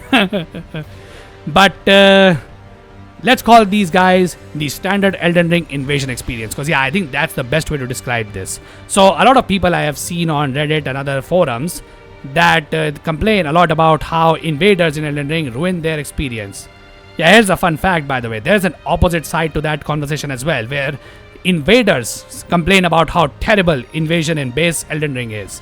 And do you know why? Because in Elden Ring only, whenever you get invaded, or like you invade someone, you can only invade hosts that have at least 1 or 2 phantoms with them. And for most people, this is the experience you get. You always have one phantom, or like one host that has 2 over-level phantoms that are using some endgame gear to try and kill an invader that is not as high a level as these phantoms. And this makes the Elden Ring invasion experience pretty bad in most people's opinion. And yeah, this boss fight is pretty much I would say pretty accurate representation of what that experience is. So yeah, if you hate invaders in Elden Ring, just know many of them also hate invading other people's. So yeah, if you want to know how that can be possible, play this boss fight right here. You will learn that very easily. And I would say this though, that unlike the Elden Ring invasion experience, the arena for this boss fight I would say is pretty good. Like once I played this fight in SL1, I realized that there is enough space, and the map at least is designed well enough to where you always have some safe spots where you can heal, apply buffs, or do whatever you want and have some time away from these 3 guys. But even then, the experience is pretty miserable in my opinion, and it's not gonna be fun, especially if you're playing a weapon class that is not good for PvP. So because of that, these guys just absolutely suck. As for their lore, I don't think there's much to it. Personally, I don't think any of the optional bosses in DLC, Dark Souls 2's DLCs have a lot of lore behind them. So yeah, this guy just goes in the bottom of F tier. I'm honestly not sure whether I hate the Bellfry Gargoyles more or this guy more. I would say at least the Bellfry Gargoyles do have some things that can make, trivialize their boss fight and not make me spend like a freaking eternity finishing this fight. This, on the other hand, I don't think there's much you can do to finish this boss fight quickly. So yeah, this guy's going in the bottom of F tier. But anyways, so next up we have one of the daughters of Manus herself, Elana, the Squalid Queen. Now, if you don't know about Dark Souls 2's lore, according to Dark Souls 2, once Manus died in Dark Souls 1's DLC's end, Manus's, his personality aspects divided themselves into those small humanity fragments that you see all over in the Chasm of the Abyss. The same humanity that you pop in Dark Souls 1 to give yourself, liquid humanity. So yeah, Elana is supposed to be one of those things, and she, I think, represents the vengeful nature of Manus. Not sure how though, but I might be wrong on this one too. So correct me if I'm wrong on that one. But anyway, Elana, the Squalid Queen, in my personal opinion, is in the bottom of, or top of F tier. I think she's better than the Ancient Dragon because at least this is a challenging boss fight, but this is a terrible boss fight in my opinion as well. So the reason why I think Elana is a terrible boss fight is because Elana relies on hexes in order to damage the player, which some of these hexes can come pretty fast towards the player. And many of them are true combos. So if you get hit by one orb, you get hit by the subsequent orbs as well, and they do a lot of damage. Elana also loves to constantly teleport around the field, making it pretty annoying to follow her. However, the worst part about this boss fight is that Elana has the ability to summon in her fight. So she can spawn 2 enemies, or like 1 of 2 enemies. So one is a trio of just 3 random skeletons, which by the way I recommend just you using your alluring skulls in order to keep them away from the fight when you damage Elana, because Elana does leave herself, I would say, open enough to where you can do a lot of damage to her. Though she has a lot of AoE explosion attacks, either from her own body or she spawns some orbs on your location where if they explode they can do some decent damage. So that makes her pretty annoying to deal with sometimes. Her melee attacks are also easy to see, but sometimes they come out pretty fast. So just be careful of that. As for the other enemy, however, that makes me rate her F tier, she can literally spawn Velstadt in her boss fight. Yeah. So remember when I said that many people speculate that Velstadt is from the Sunken City? Yeah, this is the boss fight, by the way, why people speculate that. because she literally spawns Velstadt in her fight. Now, some people think that Elana does this because, fun fact, Nashandra is actually her sister. So, it's speculated that Elana knew about Velstadt from her sister and was jealous that, Nashandra had a protector like Velstadt. So, that's why she, created a squalid version of Velstadt herself. Though, personally, I'm subscribed more towards the theory that Velstadt might actually be from the Sunken City, and that's because the Archdrake enemies in Shrine of Amana, they are speculated to be from the Sunken City as well, and Velstadt's helmet kind of looks very similar to the Archdrake. So, yeah, I would say that Velstadt being from the Sunken City makes a lot more sense to me. But anyway, outside of the lore, the Elana is also, speculated to have poisoned the main boss of Dark Souls 2's Sunken City DLC with her song. And yeah, that's pretty much it. It's a speculation. I don't think it's ever confirmed whether Elana was the one who poisoned him. However, it's heavily implied because each of these enemies that she can spawn in her boss fight, they apply poison to the player. So, although I would say this, the poison rate is not that high. At least if Velstadt is hitting you. In fact, I've never even noticed, Velstadt actually applying poison on me. Maybe he doesn't do it. Or if he does it, the poison buildup is pretty slow. So it's never an actual problem. Like, before they can apply poison to you, you'll most likely just die in this boss fight. So yeah, that's why. Elana, also her, getting to her arena is also pretty annoying. Even if you manage to find the secret bonfire, is because you take fall damage every time. And it's serious fall damage as well. So you have to always waste healing waves, in my opinion, if you, do not jump carefully down. Which will become difficult if you die a lot in this boss fight, which can happen. So, because of that, I personally am not a huge fan of Elana, and so I would say this is an F tier boss. Though she's miles better than any of these bosses over here, mind you. But anyway, moving on from those two terrible bosses in Dark Souls 2's Sunken City DLC, now we have the main boss of Dark Souls 2's Sunken City DLC, Sinh the Slumbering Dragon, or as I like to call him, Sinh the Poisonous Flame Dragon, which if you don't know, Poisonous Flame is the name of this channel that you're watching. And if you're liking this content, you should subscribe to it. But enough shilling. As for Sinh, yeah, this is the first S tier boss of Dark Souls 2 in my opinion. So why do I like Sinh so much? Well, for anybody wondering, no, it's not just because he has traits that share the name of my channel, but it's also because I think he's, a boss in Dark Souls 2 that is challenging, but not in an annoying way. He's actually a skill check for the player, and he feels good to fight because this is not a boss where you will be falling asleep on, unlike the Ancient Dragon, for example. So yeah, let's talk about Sinh. So Sinh's lore is actually tied to the entire Sunken City because the entire Sunken City is in the state that we find it in Dark Souls 2 because of this dragon. So the lore is that there was this one king called the Sunken King, and yeah, he found out Sinh, that Sinh's lair, that is basically Shulva itself, and he thought Sinh was pretty cool. So he decided to erect an entire city around a sleeping dragon. Yeah, very smart dude, by the way. And yeah, he named it Shulva and created the Dragon Sanctum, which comprised of priestesses that only, worshipped Sinh as a god. I don't know why Sunken King, found Sinh to be so cool, but yeah, that's why he did it. Then later down the line, Elana, the squalid queen, comes around and tells the king that her song will actually help keep the dragon asleep because Sinh was sleeping throughout this entire time.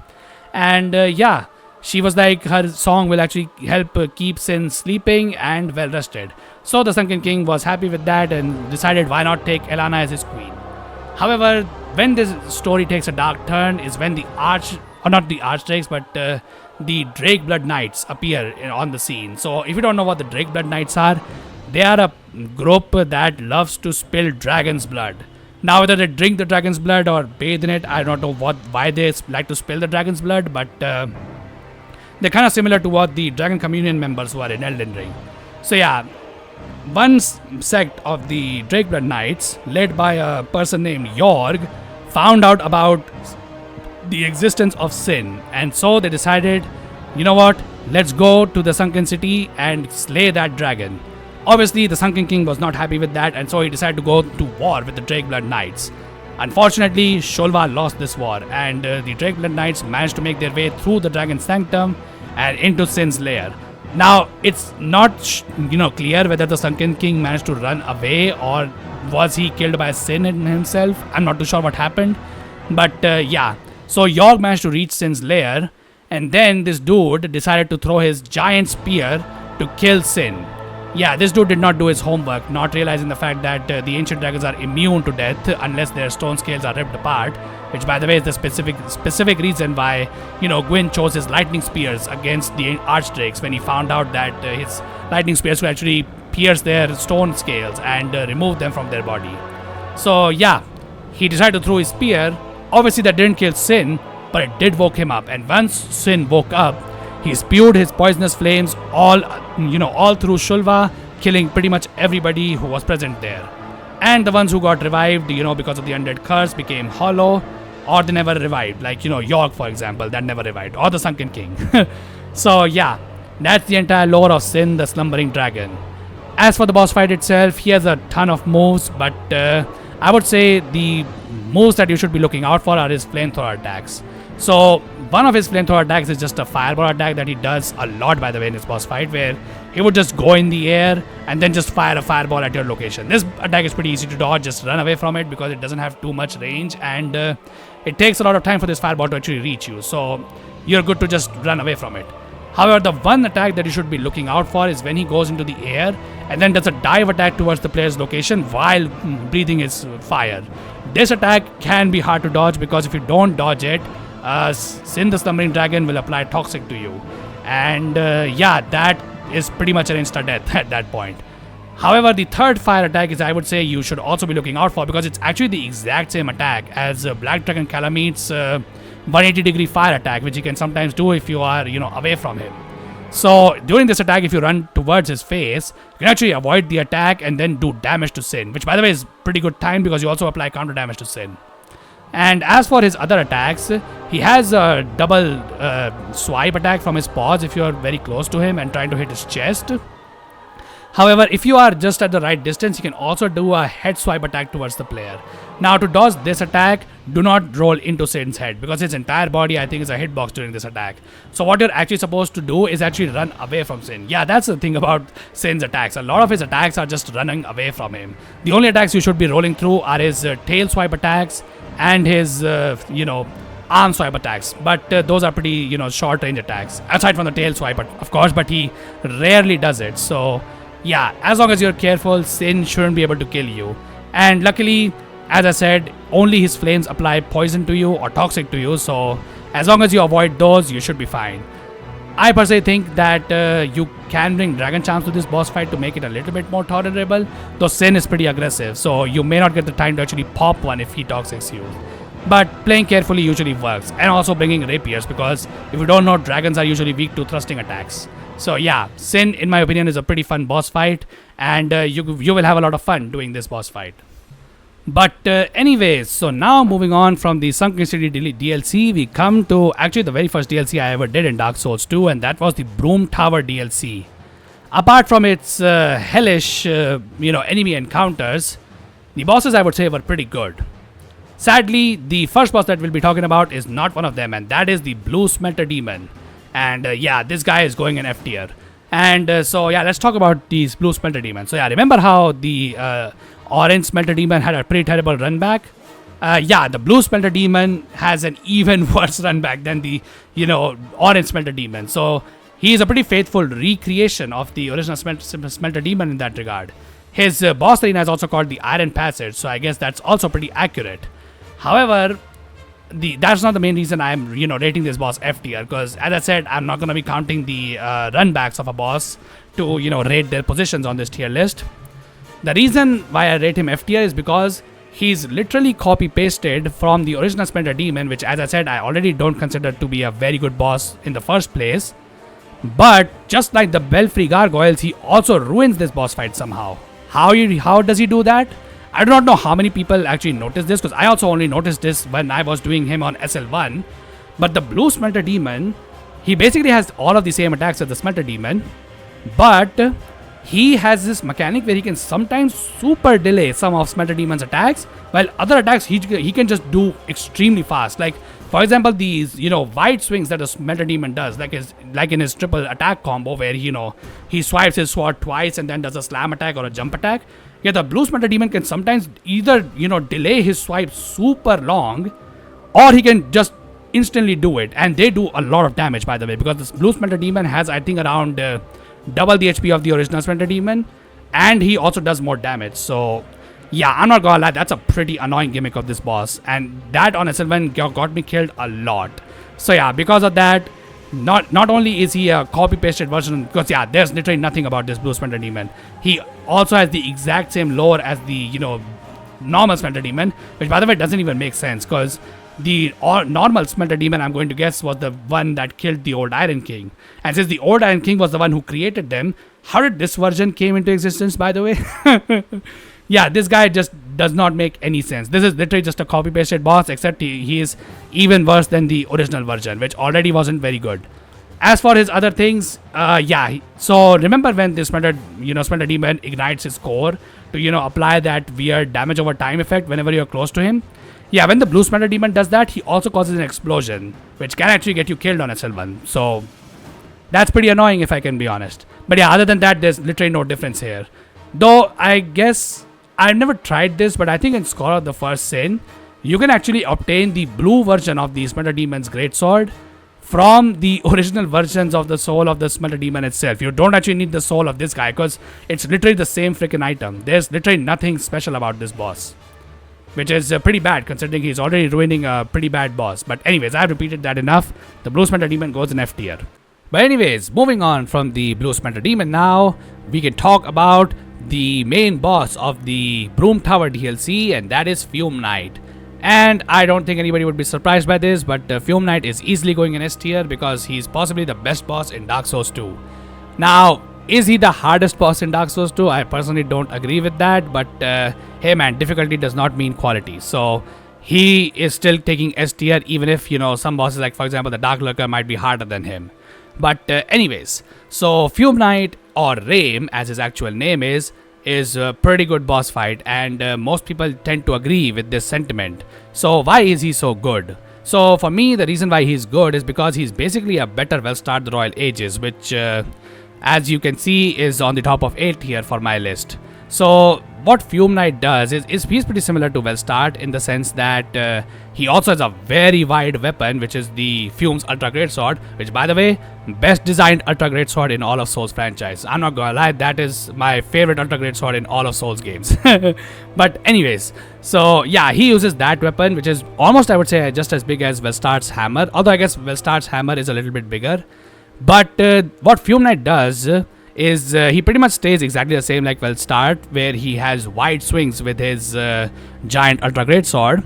However, he also wields a straight sword in his other hand, and he can do fast attacks as well. So he always has a mix of slow attacks and small attacks. And the reason why they feel good to fight against is because against his straight sword attacks, you can use positioning to dodge it. So for example, he has an attack where he can do like 4 attacks basically, where he slashes his straight sword twice, then does a thrusting attack, and then to end the combo, he does a swipe with his Fume's Ultra Great Sword. What you can do is you can just roll through the first 2 slashes of his straight sword, and then if you roll towards the hand where he's holding his Ultra Great Sword, you don't need to roll at all. He will just miss his thrust regardless, allowing you to get either a free hit, or you can take that opportunity to maybe run up behind him and then can heal yourself, or you can do extra damage if you're already healed up. Just don't apply any buff like a Raisin or something, because the Fume Knight is kind of like the Sir Alonne and Burnt Ivory King boss fights, which I'll talk about later. Which basically, these bosses are just hyper aggressive, and they never allow you to actually do any long animation stuff like the buffing your weapons, for example. So yeah, so this is a boss fight that requires a lot of precision, but honestly I think the precision aspect is pretty fun because his attacks are pretty readable and I would say pretty reasonable to dodge. Heck, if you are in the center of the arena in Fume's Knight boss fight, the 4th swipe that he does with his Fume's Ultra Great Sword in his 4-hit combo, you don't even need to roll through that attack. You can just stay close to him, and as long as you're underneath his arm when he's swinging his Fume's Ultra Great Sword, you don't even take damage. You just keep attacking over there, and the Fume Knight will just miss his attack. So I would say that's a pretty cool and neat mechanic about this boss fight, and that attack is spammed a lot, which is why I'm discussing it here a lot. However, that's only for the first phase. In the second phase, Fume Knight will actually ditch his straight sword and instead his sword gets buffed, which by the way, it's a pretty damn shame that the players themselves cannot apply that buff to the Fume's Ultra Great Sword. Though I guess the trade-off is that Fume's Ultra Great Sword can be buffed with raisins, so at least there's that, I guess. But yeah, so Fume Knight will then buff his, Great Sword with, I think that's dark magic, although I'm not sure, it could be fire as well. Though it looks a lot more, like a dark magic to me. But anyway, so then he will just dual hand his Ultra Great Sword, and those are the only attacks you need to dodge. And here he also gets some projectile attacks. So for example, one of his attacks include him thrusting his sword down to the ground, and that spawns a lot of rotating energy balls around him, and they expand outwards. So you need to roll into this attack, or if you observe this attack carefully, you will realize that as the orbs start to go outwards, they actually have gaps between them that you can just straight up run through, which is actually more stamina efficient. Because yeah, I'm not gonna lie, stamina can be an issue in this fight, because you will be rolling a lot in order to dodge Fume Knight's attacks, and you need to dodge those attacks because Fume Knight does a lot of damage. So yeah, I would say that's definitely something to watch out for. However, I would say one thing that may hurt his second phase a little bit is that he gets the exact same annoying mechanic of Velstadt, where once he, like for example, one of his attacks in his second phase is a 3-hit combo where he slashes his Fumes Ultra Great Sword twice, and then either can do a final slam or a wide slash. Now the third attack is not a huge problem, but the first two attacks where he slashes his sword towards you, what can happen is that because his dark energy buff actually I think extends the hitbox of his sword, if you smart roll towards this attack and avoid the sword, if you are in a position where the sword is still in contact with you, or at least the fires are in contact with you, even when he has completely stopped doing any slashes, you still take damage. So that can be a little bit annoying thing about this boss. But to be honest, that's not a particular problem with this boss. That's a problem with a lot of bosses in Dark Souls 2. So yeah, I can't really hurt this guy's rating because of that.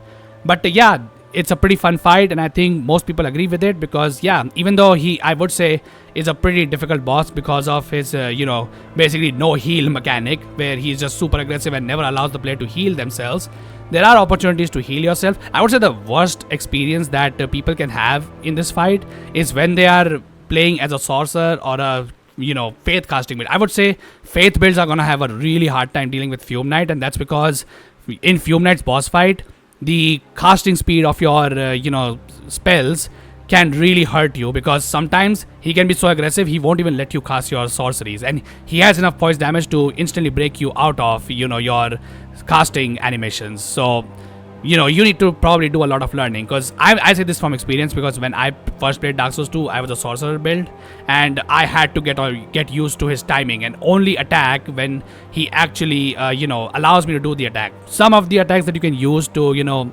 charge up maybe a lightning spear or a great heavy soul arrow is in his first phase during the 4-hit combo that I explained earlier, where the final slash. After that, Fume Knight gives you a little bit of time, so you have enough time to actually cast something to him. The most useful attack for spell casting builds would be when Fume Knight does his jumping attack, because that gives you a lot of time to actually cast your spells. And yeah, the Fume Knight doesn't really do much after his jump attack. Those jump attacks are hard to bait. I would say another thing about this boss mechanic, that I do not know how many people would experience this, but if you somehow manage to fail getting the smelter wedges, or like 4 smelter wedges to this part of the boss fight, the idols of Nadalia that are around in this arena can actually heal Fume Knight. Although the healing rate is pretty slow and the range of their healing is pretty small. So if you keep Fume Knight in the center of the arena, even if you somehow didn't manage to have any smelter wedges during this boss fight, and you fail to destroy the idols, you still should be fine, as long as you're keeping it in the center, which I, by the way, recommend highly, especially if you are a caster build, because you need as much distance from Fume Knight as possible. So if he corners you, there's a high chance that you either die while trying to dodge his attacks, or he just never lets you cast a spell at all. So yeah, in this boss fight, try to always keep the Fume Knight in the center of the arena anyway, so that you always see what attack is coming, and you always have space to dodge around his attacks, because you need to do a lot of smart dodging in this boss fight. But anyway, that's the mechanics of Fume Knight. Though I would say if you explore the Broom Tower enough, you can always have at the very minimum 3 Smelter Wedges, because one of the Smelter Wedges is blocked behind a memory that is only accessed after defeating Fume Knight. So there is a possibility that you may not be able to destroy one of the idols, but you can destroy 3 of them. So that makes the boss fight pretty easy.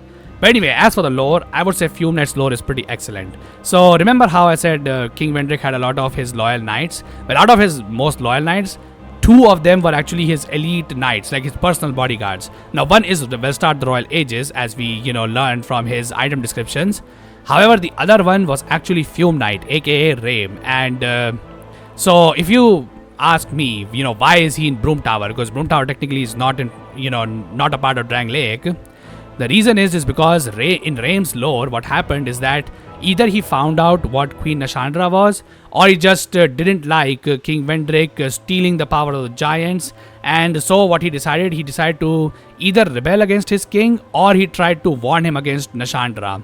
I do not know the actual reason, because I don't think it's ever mentioned in his item descriptions. But Vendrick did not take that lightly. And so what he had him do is fight Velstadt in order to, prove that what he's saying is true. Now, I do not know how, beating Velstadt actually accomplishes, truth dare game. But yeah, sadly, Velstadt wins this fight between, him and Fume Knight. But instead of killing Fume Knight, Vendrick instead exiles him from Drang Lake. And so Fume Knight manages to make his way to Forest of the Fallen Giants, which, as I said, is the outer wall of Drang Lake. So he manages to go over there. But once he reaches there, he ditches his great shield. So if you don't know, originally Fume Knight was a straight sword and a great shield wielding warrior. He didn't actually had that Fume's Ultra Great Sword. This was one thing I made a mistake on during my fun fact video on Fume Knight, so sorry for that. But yeah, so he was a straight sword and a great shield wielding guy, but he ditched his great shield because I think in the story it's highly speculated that Fume Knight just basically didn't want to guard anything anymore, because, well, he didn't have any purpose after all. He was kicked from his job. So he ditched his great shield and made his way to Broom Tower, where he found Nadalia and decided that he would protect her. And by, protecting Nadalia actually gave him some dark power, which is why Fume Knight is able to buff his Fume Ultra Greatsword over there. As for the Fume Ultra Greatsword itself, I don't think its origins are ever explained, but it might have been one of the weapons that the Old Iron King forged for himself. But I do not know about this, because if you transpose the kiln of the old, or transpose the soul of the Old Iron King, you get his hammer that he used in most of his combats, I think. So I'm not sure what the origins of the Fume Ultra Greatsword is, but yeah, Fume Knight decided to pick that up instead of his great shield, and that's why we find him as a as the warrior that we see him in the DLC. So yeah, awesome lore, awesome boss fight. I don't think anybody would be mad at me if I say Fume Knight is S tier. But anyways, so moving on from Fume Knight, once you defeat him, you may have noticed, if you explored Broom Tower enough, that there was a weird samurai armor that is present in one of the rooms of the Broom Tower. By the way, this samurai armor room can be seen from the very beginning of Broom Tower as well. So yeah, it's pretty hard to miss this thing. You may have noticed that previously that samurai armor didn't really had anything special on it, but there was a prompt to interact with it. However, if you decide to return to that samurai armor after defeating Fume Knight, you will find that the samurai armor is actually glowing now, and if you have the Ashen Mist heart, you can actually enter that armor and explore the memories of the Old Iron King himself. And what do these memories include? These memories include our next boss, which is Sir Alonne. And yeah, I don't think anybody is surprised over here, but Sir Alonne is again an S tier boss. Now, I do not know whether I like Sir Alonne as much as Sinh, but I guess I would say, sure, I would say Sinh is probably better. No bias, by the way, but anyways. So Sir Alonne is an excellent boss fight in my opinion as well, and that's because he's just like the Fume Knight. He's super aggressive, so you always have to stay on your toes. However, the reason I would say he's behind for me from Fume Knight is because Sir Alonne has his this one grab attack, which is pretty infamous, by the way, in the Souls community, where if he grabs you, which by the way will happen a lot because Sir Alonne has some insane tracking on this grab attack, and if he does it, his bewitching katana, I don't know what the actual name of his katana is. I know it starts with bewitching or something, but yeah, whatever that katana's name is, that katana gets buffed, and once it gets buffed, Sir Alonne's damage and hitbox of that katana increases significantly. So yeah, definitely try to avoid this grab if you can. However, as I said, it's pretty hard to do because it has the exact same problems as the Pursuer, where the actual hitbox of the grab actually lasts pretty long compared to the roll iframes that you get in Dark Souls 2. However, the major issue that happens is because of course, the Cylon's insane tracking on this. So the way to dodge this is by rolling to the side, but on a specific time. Because if you roll early, Cylon will probably grab you with his grab anyway. However, I would say the most infamous attack that Cylon has is his very weird-looking upward slash attack. That where Cylon just I don't even know what happens to it. He just gets some kind of moonwalk style movement, and yeah, he slashes towards the player. Now, one thing to know about this attack is this attack is actually completely left-handed, or I guess from Cylon's perspective, it's right-handed. So if you roll towards the right, you can most of the time just dodge this attack. But you need to obviously see this coming, because if you roll early, Cylon can still hit you. Though this attack, far as I know, is programmed to always come at least towards the position where the player was last standing. So side rolling usually just saves you from this attack anyway. But that can be difficult depending on what position the Cylon has, forced you into. Because this boss is pretty difficult to, position correctly because of how aggressive he is. But yeah, other than that, I would say his triple slashes are fine. He does like 2 slashes and then a final thrust. Thrust is pretty easy to dodge in my opinion if you manage to dodge these slashes. Though, unfortunately, the slashes also have the same problem as, the Fume Knight second phase, where the sword's hitbox actually lasts longer than the attack animation. So you can still get hit if you roll with the sword. But other than that, there's not really much to say about Cylon that is, not already mentioned with the Fume Knight and the Velstadt, the Royal Aegis boss fight. He's just pretty fun to fight, and yeah, while he is, among the Souls bosses which rarely give the player any time to do any healing or buffing, I would say you don't really have that much time considering you're in a memory, so you need to kill this guy fast, otherwise you will be kicked out. Although the time limit in the Cylon's memory, or the memory of the old Iron King, is pretty long. Like, I managed to, at one point during my SL1 run, kill every single enemy, because I at that point just got frustrated with the awful run back that this boss has. But I'm not going to talk about the run backs here too much. So I was killing every single enemy on SL1, and on SL1 of course it takes a lot of time because I have to actually use my bow to attract enemies one by one. But even when I did that, I still had enough time to finish Cylon's fight. So I would say, yeah, the timing is pretty generous, and most people just give it hate for no reason. I guess the psychological aspect definitely kicks in, where you are in a memory, so you only have a limited amount of time. And of course, the base game memories don't give you this much time, so you can actually get kicked out. But luckily, in this memory, I would say you have plenty of time to kill every single enemy, between Cylon and yourself, while also doing the Cylon's boss fight in a completely reasonable and safe way. So don't worry about it too much.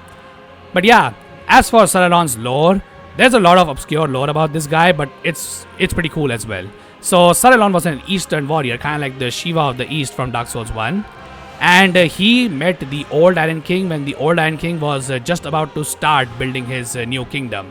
And Cylon, I think item descriptions do mention that Cylon was pretty pivotal in helping the Iron King establish his old kingdom.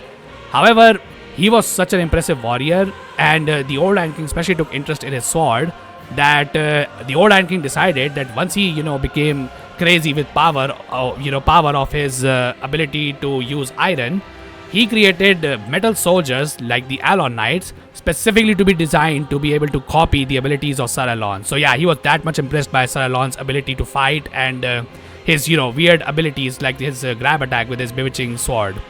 However, obviously he couldn't replicate the bewitching abilities of the Cylon's katana itself, so that's something, thank God, the Alonne Knights don't have, because if they had that, I think Smelter Demon would literally be skipped by majority of the players.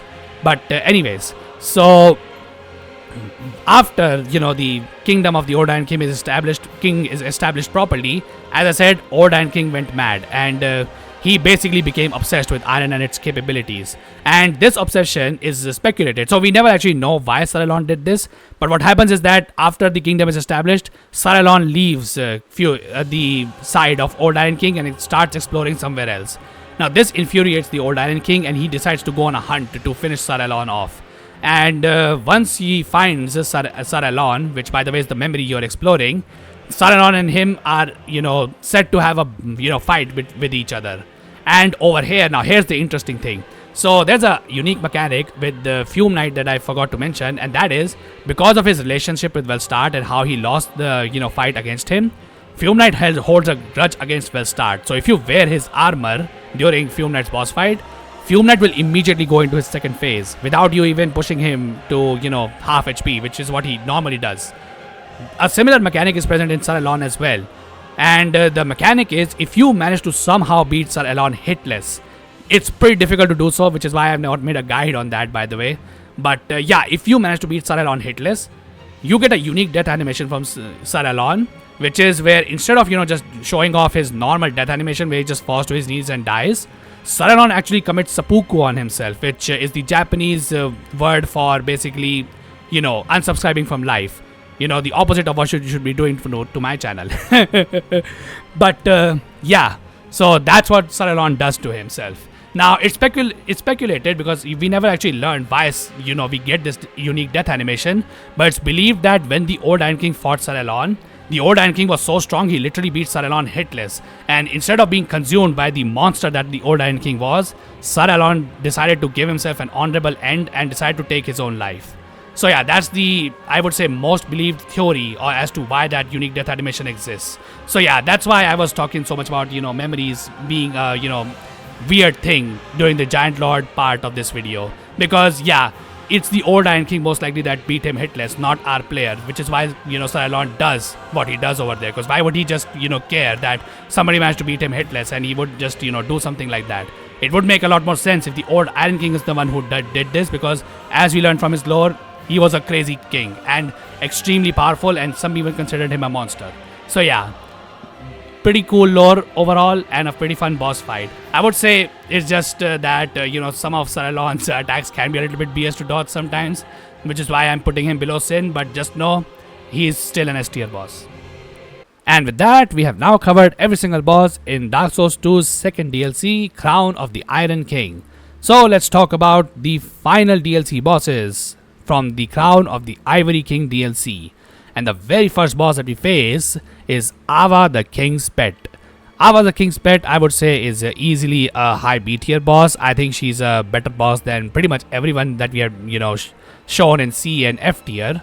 So yeah, so a fun fact about Aava is that you can actually face this as your very first boss in Dark Souls 2, for which what you need to do is collect 1 million souls, open the door to Shrine of Winter, go and collect the frozen flower from the second bonfire of Dragonslayer Castle, and then return to Shrine of Winter, and yeah, you can immediately face this boss.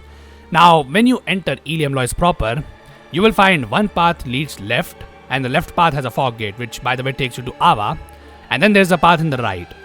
I don't know how many of you guys took the right path, but I was not one of them. I took the left path, and well, as anybody who also took the left path as their very first thing in Ilium Lois, they found out that Aava is completely invisible and you can't actually see this boss. This boss also has some projectile attacks, and guess what?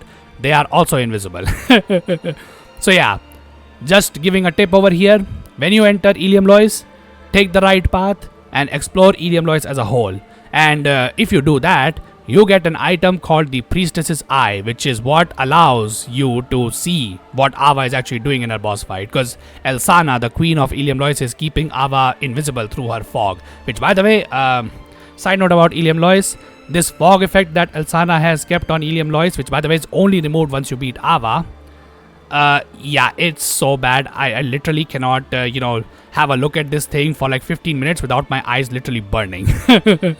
I literally feel the flame of frenzy coming in my eyes when I look at this awful effect. But anyways, outside of Ilium Lois, Aava, I would say, is a pretty fair boss. I don't think there's anything wrong with the boss. The one thing that I would like to mention is that her lunge attack, specifically the lunge slam attack, where she uses her paw to slam at the player after she makes a giant lunge, is a little bit annoying to deal with. And the reason, I do not know if this is true or not, but when I was doing this boss on SL1, I experienced that whenever I tried to roll into this boss's attack, I always got hit before the boss even slammed the ground, and that was pretty annoying. So I'm going to guess what happens is that instead of the hitbox starting when the slam actually happens, the hitbox actually starts when Aava is in the air only. So yeah, that can be a little bit annoying, though unfortunately rolling backwards from this slam attack does not help. In fact, for most of Aava's attacks, you should not be rolling behind, because Aava's attacks are designed to roll catch you, because whenever she tries to do a paw swipe at you, she also lunges towards you. So she will always cover more distance than what your back roll can do. So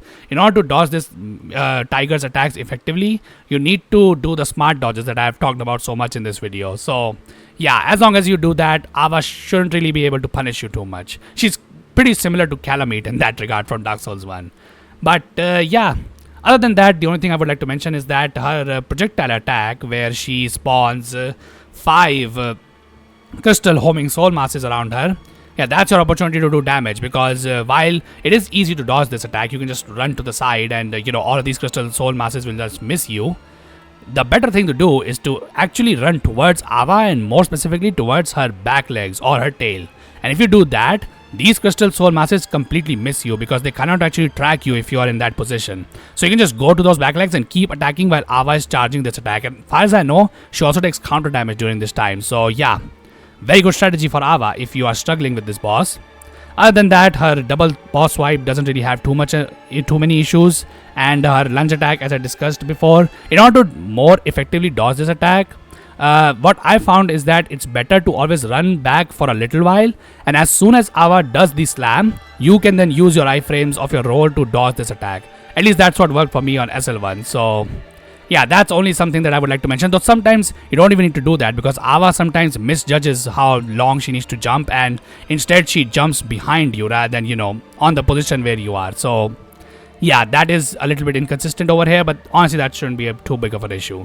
Her grab attack is something that I would say you should watch out for, though to be honest, unlike her lunge attack, the grab attack's hitboxes are not bad at all, and honestly they are pretty generous. So yeah, other than that, most of our other attacks are telegraphed, and there really isn't much to it to this boss. The only thing I would like to say is that this boss is a pretty awful boss for, introducing to the player what they can expect from the later bosses of the DLC, because yeah, Aava is pretty tame compared to what is about to come. But as a whole, Aava isn't really that bad. Though to end this section, before I talk about the lore, I would like to mention here is that Aava, Sinh, and Lud and Zallen, another boss that I will be talking about later, all three share a gimmick where they have the ability to double the durability damage your physical weapons take when you do damage to these bosses. So my recommendation is to always bring 2 weapons to this boss fight. Either equip it or just, manage your inventory in a manner where you can quickly swap to those weapons in case your current weapon breaks. And the reason for this is because Aava is actually aggressive, so you will have to use your rolls to actually dodge most of Aava's attacks. So she won't really give you the time to actually use repair powders in her fight. Because of this, I always recommend bringing 2 weapons to this fight. Though if you're doing SL1 like me, that might be a little bit hard for you given the weight limit, because you will need light rolls for this boss, I would say. Because her attacks, at least from what I was able to experience, her attacks, his hitbox last way longer than your actual rolls, at least if you're mid-rolling or heavy rolling. So yeah, light rolls are definitely recommended over here. As for her lore, as I alluded to before, Aava is one of the 7 pets that the Burnt Ivory King used to own during his time. And all 7 of these pets used to have a duty at one point, though we never actually learned what these duties are. But for Aava, we know her duty, and her duty was to protect his queen. So yeah, that's why Elana keeps this thing hidden when you first enter this boss arena. And now we can move on to the main star of the 3rd DLC of Dark Souls 2, the Burnt Ivory King himself. Well, wow, would you look at that? We actually face one of these kings in the DLC, unlike the previous 2 DLCs. Though to be fair, we do face the old Iron King in the base game, though he is nowhere near as, OP as he used to be. At least from what his lore suggests. But anyways, so the Burnt Ivory King. Okay, I'm not gonna lie, this is gonna be a little bit difficult for me. So the only thing I would like to ask you guys who have decided to graciously give me this amount of time in this video, which by the way, thank you so much for watching this far.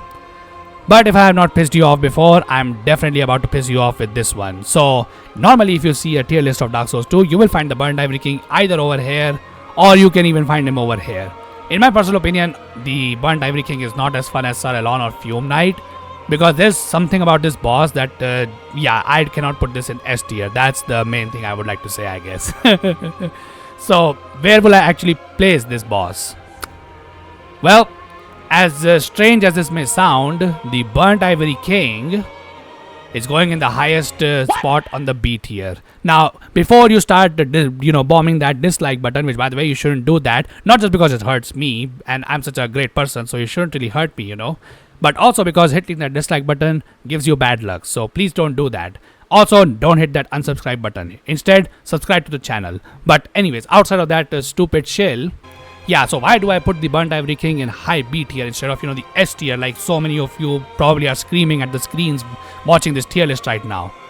The reason is because the Burnt Ivory King himself is actually not that bad of a boss. Honestly, if I was just rating the Burnt Ivory King, I would have placed him easily at least over here. And the reason for this is because he's a good boss. I personally think that the Burnt Ivory King is super fun.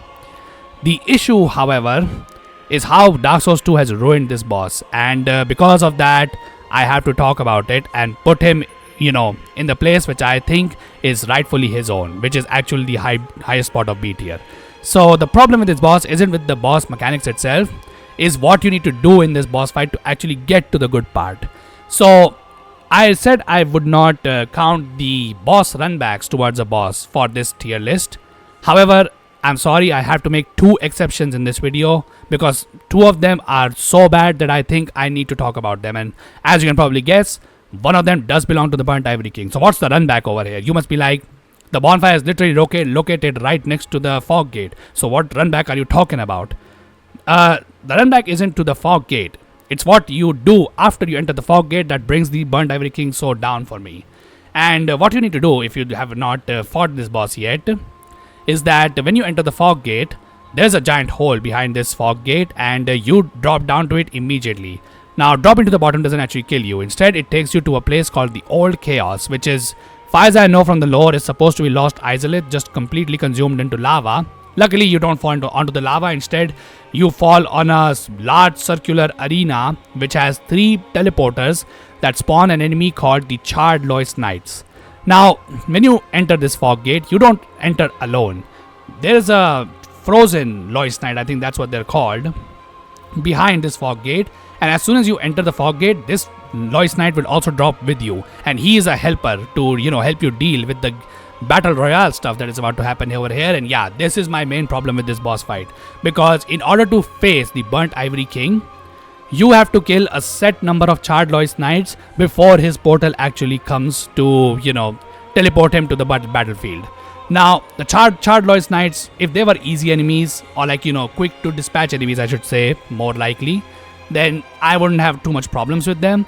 However, that is not the case. The Charred Lois Knights have a lot of health, and in order to poise break them so that, you can actually spam them with your attacks, you need to equip the Stone Ring, and you need to equip a decent weapon that has like a decent poise damage. So on SL1, I had to use the Winged Spear with Stone Ring in order to, stun lock the Lois Knights. And even then, it's usually not an easy task. And like, I'm explaining it over here. And the reason for this is because the Charred Lois Knights AI is really bad. So the way their AI works is that even if your friendly Lois Knight is trying to attack the Charred Lois Knights, yeah, they will just completely ignore these knights and instead make a straight line towards you to attack you. And they have running dash attacks as well. So unless you're running away, you will always get hit by their attacks. And their attacks do a decent amount of damage.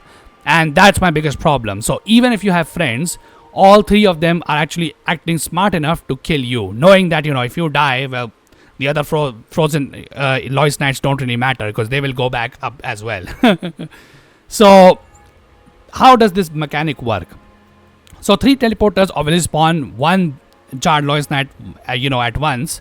However, as soon as you kill 1, or I think it's actually a set time, if passes, these teleporters will spawn more Charred Lois into the battlefield. Now, from what I have seen, whenever you kill 1 Charred Lois Knight, these teleporters will spawn at least 2 to replace that one. And because of that, it turns into a complete gank where you have like 6 Charred Lois Knights in one arena and you have to just deal with all of them, like continuously kiting them around until you can finally kill enough to where the Burnt Ivory King spawns. Now, if you, just like Aava, this boss also punishes the player if you decide to take him on as soon as you unfreeze Ilium Lois, which by the way, this is also a mechanic which really makes me hate Ilium Lois as a DLC. But what the issue happens here is that you only get 1 frozen Lois Knight as soon as you enter this arena. But there are 3 portals. Now what the Lois Knights are supposed to do is that as soon as they hit a certain specific HP limit, they will sacrifice themselves to freeze these portals so that, you know, more Charred Lois Knights cannot spawn. So that's how this boss fight is actually supposed to work. However, at the beginning you only have one, and if you somehow manage to beat all of the Charred Lois Knights, you know, at least the recommended number, then the Burnt Ivory King will spawn, and yeah, these guys will also keep spawning. So it turns into a complete gang where people will most likely die unless you're using one of those weird one-shot stats. Though, as far as I know, there is no way to actually one-shot the Burnt Ivory King without using some serious glitches. So, yeah. So, how is this boss fight actually supposed to work then? What you're actually supposed to do is, as soon as Alsana unfreezes Ilium Lois, you may have noticed that during your exploration before you defeated Aava, that there are certain parts of Ilium Lois that are blocked by ice. Yeah, fun fact, these areas that are blocked by ice, they have more of these frozen Lois Knights trapped within them. So, you need to explore those areas and then free these Lois Knights and then bring them to help you. So there are in total 3 that you can, rescue. So meaning you had 3 for the portal and then 1 can actually help you. Though most people only rescue 2 and then just, fight the Burnt Ivory King as a one-on-one boss fight. But anyways, so yeah, you need to do that so that, there are 3 Lois Knights, and then you freeze the portals so that, no more Charred Lois Knights can ruin your fun with the Burnt Ivory King, and then you can face him one-on-one. And if you think that's where, the bad stuff ends, yeah, there are some quirks with this, entire Battle Royale stuff happening as well. And the quirk is that if you kill the Charred Lois Knights too quickly, because that can happen if you especially free all 4 of the frozen Lois Knights, what can happen is that the third guy will not actually hit the HP range that he needs to hit in order to freeze the final portal. And then what happens is that the Burnt Ivory King will spawn before the third knight has actually, frozen the final portal. And then that turns into a massive problem where you have to deal with the Charred Lois Knight. And the worst part is that if it's a Pyromancer Charred Lois Knight, yeah, you are in big trouble at that point. So, in order to avoid this, stupidity, you need to actually delay the killing all the Charred Lois Knights so that, all 3 of the Lois Knights have actually frozen the 3 portals. And my opinion is because of these quirks that I put the Burnt Ivory King in highest spot of B tier. If we were just rating the boss, he would go in S tier, just know. But sadly, because this is something that happens after the fog gate, and you have to do this every single time. It's not like just one time that, you spawn all 3 of the frozen Lois Knights into this old chaos, and then you freeze the portals, and then you can, go back immediately to the Burnt Ivory King if you die to him. No, you have to do this Battle Royale every single time. And I'm not gonna lie, it's so annoying that I've actually seen some people get a full set of Charred Lois armor before they even get to face the Burnt Ivory King. So yeah, in my opinion, it's this stupid mechanic of this battle arena that ruins the Burnt Ivory King in my opinion. But anyway, that's why the boss fight is, so low compared to the other boss fights in this tier list.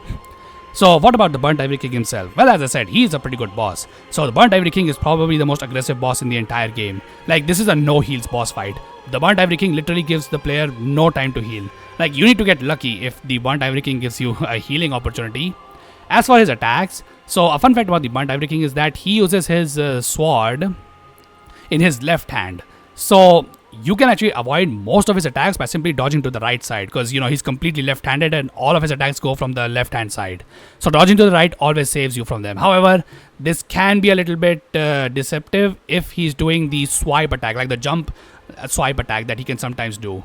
Now, the worst thing about the Burnt Ivory King is that even though this boss usually only has 3 hit combos, usually, if you are in the right spot or you decide to actually, heal yourself, he can actually turn those 3 hit combos into 5 hit combos. And the Burnt Ivory King is not joking around. This guy does a lot of damage, which is why I said that this boss fight gets ruined if you are unable to freeze all of the portals. Because yeah, this boss fight is already hard enough, and then you bring out that gang stupidity.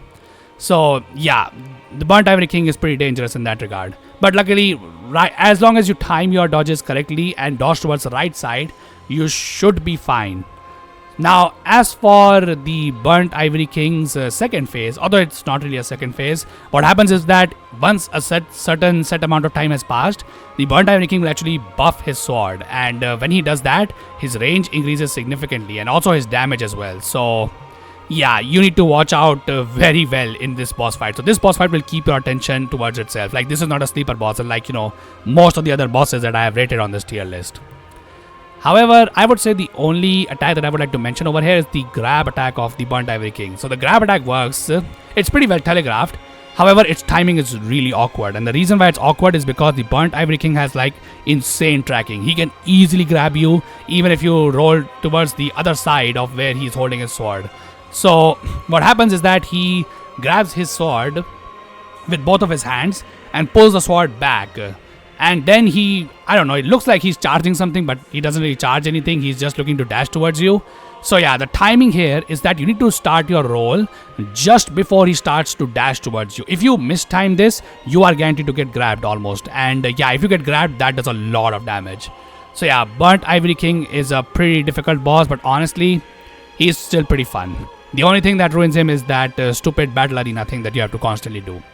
As for the lore of the Burnt Ivory King, this guy's lore is not that much, but I would say it's still pretty interesting. So the Burnt Ivory King is actually the king of, I think, a land called Ferosa, which is known for their worship of wars. And they specifically worshipped a god of war named Farum. I think that's what the name is.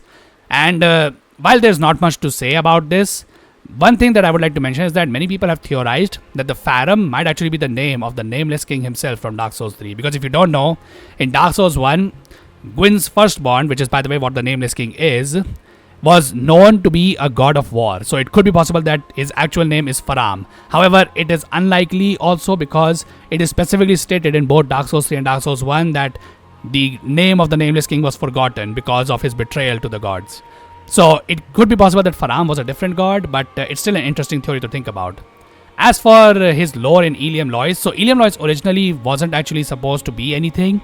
Instead, it was just an area where the Chaos Flame started to erupt from. If you don't know what the Chaos Flame is, in Dark Souls 1, the Witch of Izalith tried to create create a copy of the first flame that, gave her the life soul.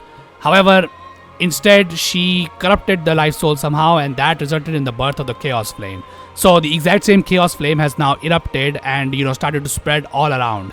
And so Ilium Lois, or at least the place where Ilium Lois is currently, had the Chaos Flame just go completely amok, and I think there were also some demons that were involved in it. Because if you don't know, all demons in Souls games are born from the Chaos Flame. So the Burnt Ivory King decided to control the Chaos Flame and took his armies to war against the demons that were being spawned by the Chaos Flame, as well as the Chaos Flame itself. However, just like the Witch of Izalith, yeah, this was a futile attempt, because just like the Witch of Izalith, who got consumed by the Chaos Flame and turned into the bed of chaos, the Burnt Ivory King also got consumed and then was turned against his own army. And that's what the Charred Lois Knights and the Burnt Ivory King are basically. They are now puppets of the Chaos Flame to basically do whatever they want. So what was happening here is that the Burnt Ivory King, when he realized that his armies could not win the war, he had to go and fight the Chaos Flame himself. But in his place, he asked Elana, his queen, to freeze Ilium Lois so that the Chaos Flame could not spread anymore. Obviously, that didn't go as planned, because while Elana has kept Ilium Lois frozen and, sort of keep the Chaos Flame controlled, it's not really under control anymore, and the Burnt Ivory King has been defeated as well. So yeah, that's the entire story of the Burnt Ivory King. He was just someone who tried to fight the Chaos Flame, just like another lord, before his time, and failed to contain it. So yeah, that's the cool lore of Burnt Ivory King, I would say. So yeah, in my opinion, if we were not talking about the Battle Royale, I think the Burnt Ivory King deserves S tier. If you want to rate him S tier and you somehow can ignore the Battle Royale BS that you have to do for this boss fight, then completely fair. This boss can be put in S tier. However, I personally cannot ignore that, and so I have to place him in high B tier. But anyways, now we can finally move on from the Burnt Ivory King and talk about the final boss of the Dark Souls 2's third DLC, Lud and Zallen. Now, I know that you can actually fight this boss as soon as you beat Aava and talk to Elana, because that allows you to get the gas and ward key, and then you can access the area where this boss is located before you even beat the Burnt Ivory King. However, I personally like to do this boss last, and I may have pissed you guys off a lot with my Burnt Ivory King placement, but trust me, I'm redeeming myself with this one, because yeah, this boss is F tier, and I don't think I need to explain too much why this boss sucks. So remember when I said that I'll be making 2 exceptions on boss runbacks in this tier list? Yeah, here's the second boss that I'll be making that exception, because yeah, it just has to be said, dude. You can ignore the awful runbacks in Dark Souls 1 for the most part, because once you get used to it, you can reliably just run away from most things. Yeah, not possible with this boss, unfortunately. So, what is the Lud and Zallen boss fight? So, Lud and Zallen are located in an area called the Frigid Outskirts, which, as I said, you can only access once you acquire the Garrison Ward key. Now, the Frigid Outskirts.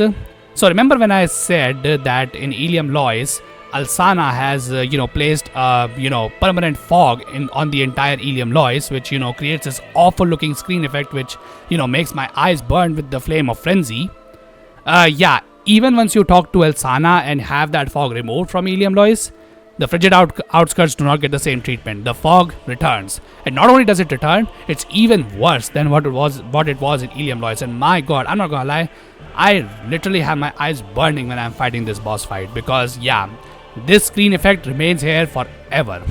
So, not only is the screen effect remaining over here, but just to sprinkle in as much, FU to the player, Dark Souls 2's devs have also placed possibly one of the worst enemies in all of Souls franchise. Maybe not as bad as the Bone Wheel Skeletons from Dark Souls 1, but honestly that's also debatable. So yeah, they have placed an enemy like that in this area that you have to fight constantly in order to cross and reach Lud and Zallen, because Lud and Zallen are actually located on the other side of the Frigid Outskirts. And this is a very large area, so you have to run quite a lot to actually reach this boss. So what are these enemies? Well, if you are somehow, lucky enough to not encounter this awful boss fight, in the Frigid Outskirts, there is this one enemy which I don't even know what it is supposed to be. Some people have said it's a deer, but honestly it looks a lot like a horse with the, deer-like antlers on its head.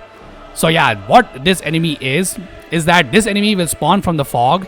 It has a dash attack which is very similar to the dash attack of Commander Gaius from Elden Ring Shadow of the Erdtree DLC. And before any of you ask, I'm talking about the pre-nerf version, not the nerfed version. So yeah, it has a dash attack very similar to that one, which it likes to spam constantly, by the way. It also has ranged attacks in lightning damage, which, by the way, not only do these projectiles do a lot of damage, but they also create an AoE effect wherever they land. So even if you roll, you still get caught by these attacks and take a lot of damage. And then, of course, this boss can, or like not the boss, but the enemy can also get hyper armor during some of its attacks. And yeah, if it does the double swipe towards you, even with a lot of HP, you literally die in 2 hits. So yeah, this enemy is super annoying. Everybody hates it. And yeah, if you are trying to do this boss on SL1 like I did, yeah, I give you the best of luck. So, other than the best of luck, I can also tell you one strat to deal with this horse. So apparently this horse, just like normal humanoid enemies, can actually be pasted to the ground if you have the right weapon. So what you can do is that you can use the Great Club on SL1. You can also use it on other, if you are just leveling up as well, you can use it then as well. So what you can do is that you can equip the Vessel Shield, which you acquire once you talk to Alsana and then open the chest behind her. Or not behind her, but the chest behind the statue where the bonfire for Alsana is. So yeah, you can open that and get the Vessel Shield, which basically just gives you 5 extra levels. So that allows you to use the Great Club on SL1. And what you can do, you can equip the Stone Ring. And if you do the heavy charge attack on this horse, the horse gets pasted to the ground. And you can just constantly spam it over and over again, not allowing this stupid horse to do anything, and just kill it. It would usually take on SL1 3 to 4 hits to kill it. Depends on how much damage you're doing, because if you don't know, in Dark Souls 2, this is something I learned recently, by the way, and the thing is, depending on how much stamina you have, your damage actually gets reduced in Dark Souls 2. So if you attack with like only 1 stamina, that hit will actually do significantly less damage than what your hit would actually do if you had enough stamina to fully consume the stamina amount that the hit will normally take. So yeah, depending on how much stamina conservation you are able to do, you can kill this enemy in 3 to 4 hits.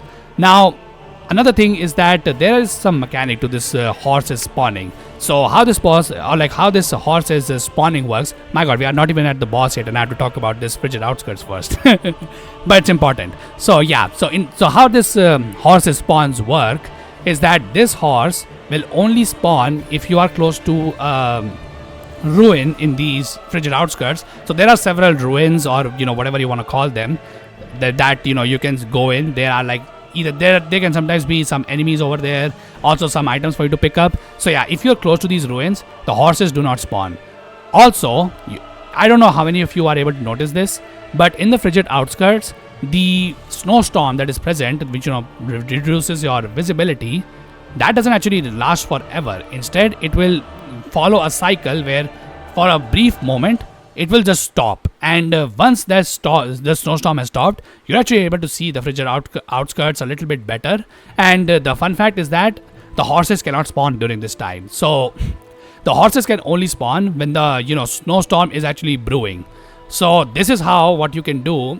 You can actually eliminate, or at least in theory, you can eliminate these horses from spawning at all if you can go from one ruin to another ruin while the fog is not over you.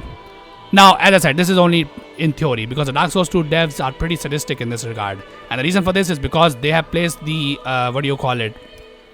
these ruins far enough from each other to where even if you are completely naked and you are at maximum run speed, yeah, you will still not be able to reach the freaking other ruin before this storm starts brewing again. And yeah, if that happens, you are screwed because the horse will spawn and then you have to deal with it.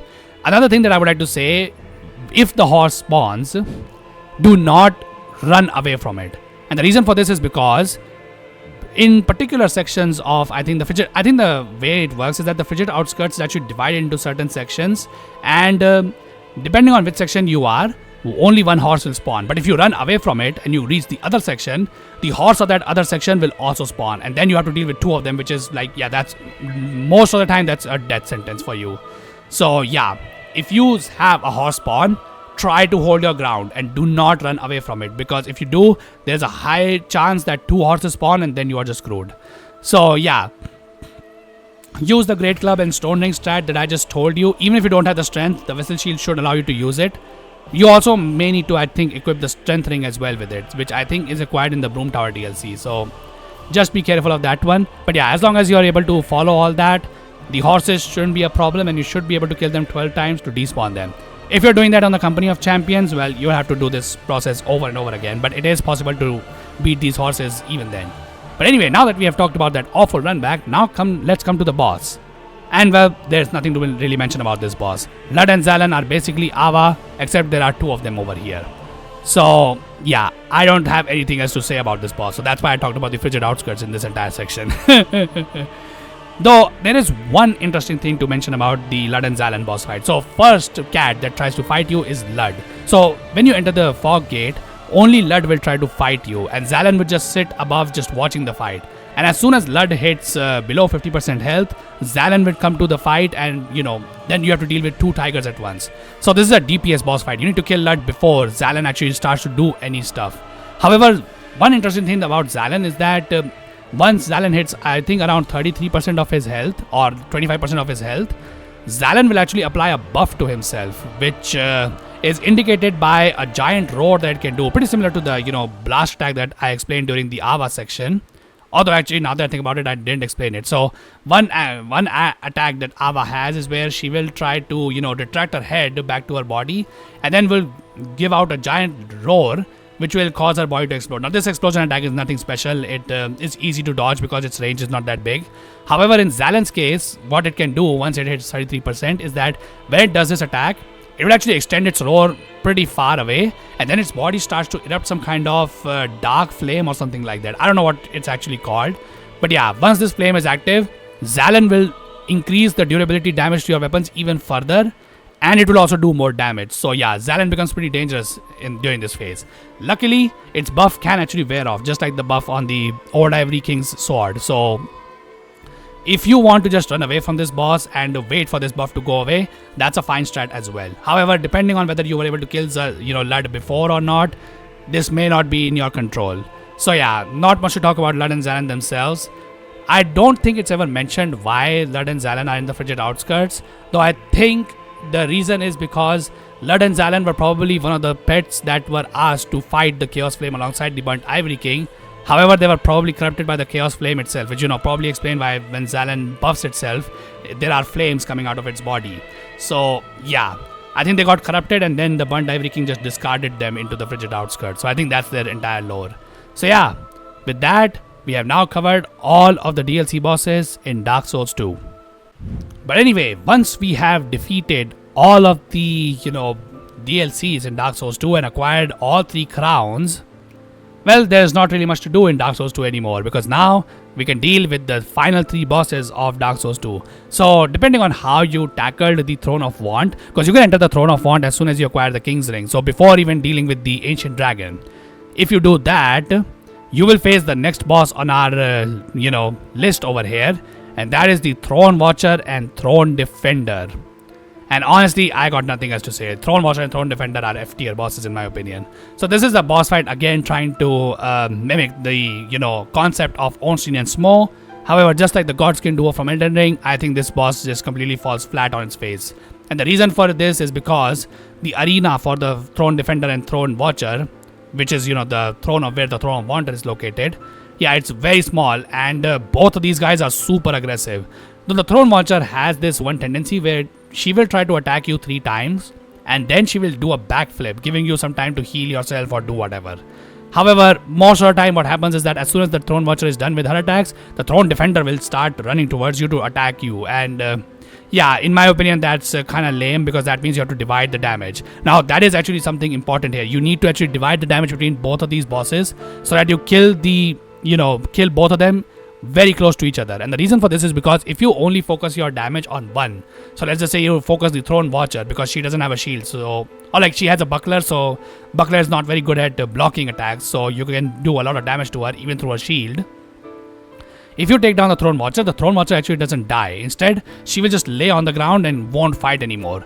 However, then what can happen is that after some time will pass, if you don't kill the Throne Defender in time, the Throne Defender will revive the Throne Watcher, and I think half of her HP is restored upon this happening. So yeah, then you have to repeat this boss fight again. So because of this, you need to actually divide the damage. So I guess in that sense, they do a fine job. However, these guys give you very little time to attack them, and even then it's kind of luck based, which is why there are so many strats to actually cheese this boss. So you know what, instead of talking about this awful boss, although one thing that I would like to mention, during my SL1 run, I actually tried to do this, and apparently it is possible. What is possible? You can actually parry the Throne Watcher. I literally tried to bring a dagger and a buckler with me during this boss fight, and I was able to parry the Throne Watcher, so that's definitely something. However, yeah, as I said, both of them are super aggressive, so even though you can parry the Throne Watcher, or at least I was able to parry her multiple times during her boss fight, I could never get a single repost because the Throne Defender would be attacking me as soon as she gets parried, and yeah, I would get hit and won't be able to repost her, so parrying is pretty much pointless here. So let's talk about some cheese strats that you can use over here. So there's this very popular glitch in Dark Souls 2 called Skirtless. So what Skirtless is that, if you don't know, if you level up, Moglin in Majula enough, he can sell you something called the Butterfly set.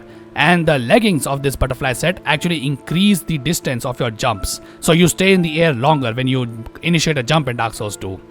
What you can do with this is that with this skirt, you can actually jump straight to the Throne of Want, because the Throne of Want is actually divided from the actual arena where the Throne Watcher and Throne Defender boss fight take. And once you do this jump, you can actually reach the Throne of Want and then use bows and arrows to finish both of them together. It's a pretty funny strat, but yeah, it definitely works. So why is it called Skirtless? Well, it's called Skirtless because for speedruns, people try to use a lot of, because there's a lot of glitches that can happen because of this skirt that you can wear of the butterfly set.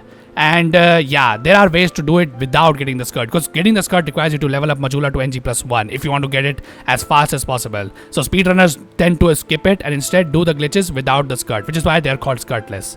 So it's a pretty similar type of glitch on here, except you need the, I think, skirt to actually make this glitch work. The other glitch is that when you enter the boss arena, you can go towards the left corner of this arena, and if you have a decent enough shield with enough guard boost, you can just go into that corner and turtle yourself with the shield being dual-handed. What this does is that, so the arena where this boss fight takes, Dark Souls 2's dev have actually put invisible walls to prevent the player from falling down into the abyss that is below. However, in that left corner, yeah, the invisible wall is not present. So what can happen is that if you go over there and turtle yourself with a, dual-handed shield, the Throne Watcher will come to you and attack you. And if that happens, the Throne Watcher, during her third attack, can fall down from that ledge, and then you only have to deal with the Throne Defender, because Throne Defender can't go down to revive her now. So yeah, that's a pretty funny glitch that you can do with the Throne Watcher and Throne Defender. But yeah, other than that, there's really not much to mention about Throne Watcher and Throne Defender. If you just fight them normally, they are not really that fun in my opinion, and so they go in F tier. But anyways, after you have beaten Throne Watcher and Throne Defender, either after you got the Giant Kingship or before then, once you do that, you can fight the final boss of Dark Souls 2, Queen Nashandra herself. Because yeah, as you probably learned from Elana, Nashandra is a traitor, and she, well, I guess we should rate her first before talking about her lore. So Nashandra, I would say, is probably somewhere around here. Nashandra has to be one of the most underwhelming last bosses in all of Souls games. Though to be fair, I hold this opinion for, the real King Alonne in Demon Souls. Even in Dark Souls 1's Gwyn, I find is a pretty terrible boss. Nashandra is probably better than both of them, but honestly not by much. So yeah, I would say the final bosses of Souls games didn't really start to shine until Bloodborne. So yeah, there's that, I guess. But anyway, Nashandra herself, yeah, there's not really much to mention about Nashandra. She's like pretty underwhelming. Which, by the way, how sad that she's such an underwhelming boss, considering she's the daughter of Manus, the father of Abyss. And Manus was an excellent boss fight in Dark Souls 1. But anyway, so what Nashandra does is that Nashandra is a hex user, and she has a giant scythe in her hand, which is, I think, called the Scythe of Want. So what Nashandra does is that during her boss fight, Nashandra, as soon as this boss fight starts, Nashandra will spawn 3 orbs around her. And what these orbs do is that if you're close to them, not only do they do a pretty fast damage over time effect on you, but they also apply curse, which if you don't know what curse does in Dark Souls 2, it basically implements the, lowering your HP mechanic every time you die on you. Except you don't really die with the curse in this game. It just lowers your maximum HP. So yeah, both of these can quickly add up and you take a lot of damage from this boss. So yeah, be careful when fighting Nashandra. Although one thing that you can do is that you can either roll into these orbs or just attack them with anything. Even if you hit the orbs below them, your attacks usually land. And if that happens, the orbs get destroyed and then you have a lot of free time. Though the most common strat for Nashandra is to lure her into one corner of the, area where you fought the Throne Watcher and Throne Defender. Have her spawn those 3 orbs and then run to the other side and then bait Nashandra over there and then stay close to her so that she uses her scythe attacks. Which, yeah, her attacks are really not that threatening. Now, to be honest, if you do get hit by them, she does a lot of damage. However, they are so slow and well telegraphed that it's honestly pretty hard for anybody to actually die to Nashandra, if I can be honest. I personally never died to Nashandra, even on SL1. So, yeah, Nashandra is a pretty underwhelming boss. The most easiest way to beat her, outside of that one baiting area, is to just stand a little bit away from her. What this does is that Nashandra has a laser attack that she can do towards the player. So if you stay far away from her, she will do this laser attack and then you can quickly run towards her and just keep attacking her because she can't hit anybody that is close to her when she's doing the laser attack. So yeah, you can just continuously bait her into doing the laser attack over and over again, and yeah, you just beat this boss. As for the lore, so Nashandra is a child of Manus, the father of Abyss. So how did she came to life? Because, we didn't really know of Manus that much. And, we know that he didn't really marry anybody. Nashandra, how she came to being is that after Manus died, his personality traits divided themselves into those small humanities that we face, that we find in Dark Souls 1, especially in the Chasm of the Abyss area where, those humanities are in larger forms. So Nashandra was once that very small humanity that the player pops to get, liquid humanity in Dark Souls 1. However, over time, over the course of like many centuries, I would say, Nashandra gained power to where she got the form that we see her in today. And yeah, then she wanted more power. And in order to get this power, she wanted somebody as strong as the Chosen Undead in Dark Souls 1. The person who actually defeated Manus. And yeah, as I said before, Vendrick was one of those people. He was a candidate who could link the first flame, just like the Chosen Undead could have done in Dark Souls 1. So yeah, Nashandra found him and then, made him acquire even more strength by, going to war with the giants. And then she wanted him to go to the Throne of Want, but instead of linking the fire, she would use his power to bring the Age of Dark. So yeah, that was the entire plot of Nashandra over here. Now, obviously, Vendrick found out the true nature of Nashandra, and most likely even the Fume Knight knew what Nashandra was after some time. So yeah, Vendrick locked himself away into the Undead Crypt so that Nashandra couldn't access him, which is a bit weird because Undead Crypt is like so similar to the Dark, and Nashandra is literally a child of Dark, so how can she not find Vendrick? It doesn't really make sense, but whatever, I guess. But yeah, so that's the lore of Nashandra, and once you arrive at the Throne of Want, you pretty much are just like Vendrick. You are a, capable candidate who could link the first flame. So she tries to defeat you so that she can take your power and then bring about the Age of Dark. However, obviously Nashandra gets beaten. So yeah, I guess her plan failed in the end at the end of the day. But yeah, there's really not much to discuss about Nashandra outside of that. Nashandra is just a pretty underwhelming boss in my opinion. But anyway, those are all the bosses in Dark Souls 2 or before patch 1.10. Because if you don't know, after patch 1.10 or if you play Scholar of the First Sin edition, there is one more boss that you can actually face in the Throne of Want if you complete this NPC's quest line. That NPC is Aldia, Scholar of the First Sin. Probably the single most important character in Dark Souls 2. And I'm not gonna lie to you guys, it pains me to say this, but Aldia is an F tier boss fight, and I don't think anybody would disagree with it. Though I will say this, if this was a lower tier list where I was only considering the lore of all these bosses, Aldia would be an S tier boss. Because if you don't know, Aldia is basically the Darkstalker Kath of Dark Souls 2, and if you don't know Darkstalker Kath, the conversation that the Chosen Undead has with that dude in Dark Souls 1 is possibly the single most important conversation in the entirety of Souls franchise. Like literally these games, Dark Souls 2 and Dark Souls 3, exist because of that dialogue with Darkstalker Kath. And since Aldia is basically him in Dark Souls 2, I think he's a pretty significant character. So yeah, in order to face Aldia, you need to do his quest. So if you play the oldest versions of Dark Souls 2, like before I think patch 1.10, Aldia is actually not present for you to fight in those in those versions, because Aldia is not an NPC in them. Aldia was added as an NPC in patch 1.10, and then he was also added as a secret boss. So in order to face Aldia after beating Nashandra, you need to do his quest line. So his quest line involves defeating all 4 of the Lord bosses. So if you do you collect 1 million souls to skip all of them, you miss the quest line for Aldia. So if you want to face him, you need to beat all 4 Lord bosses.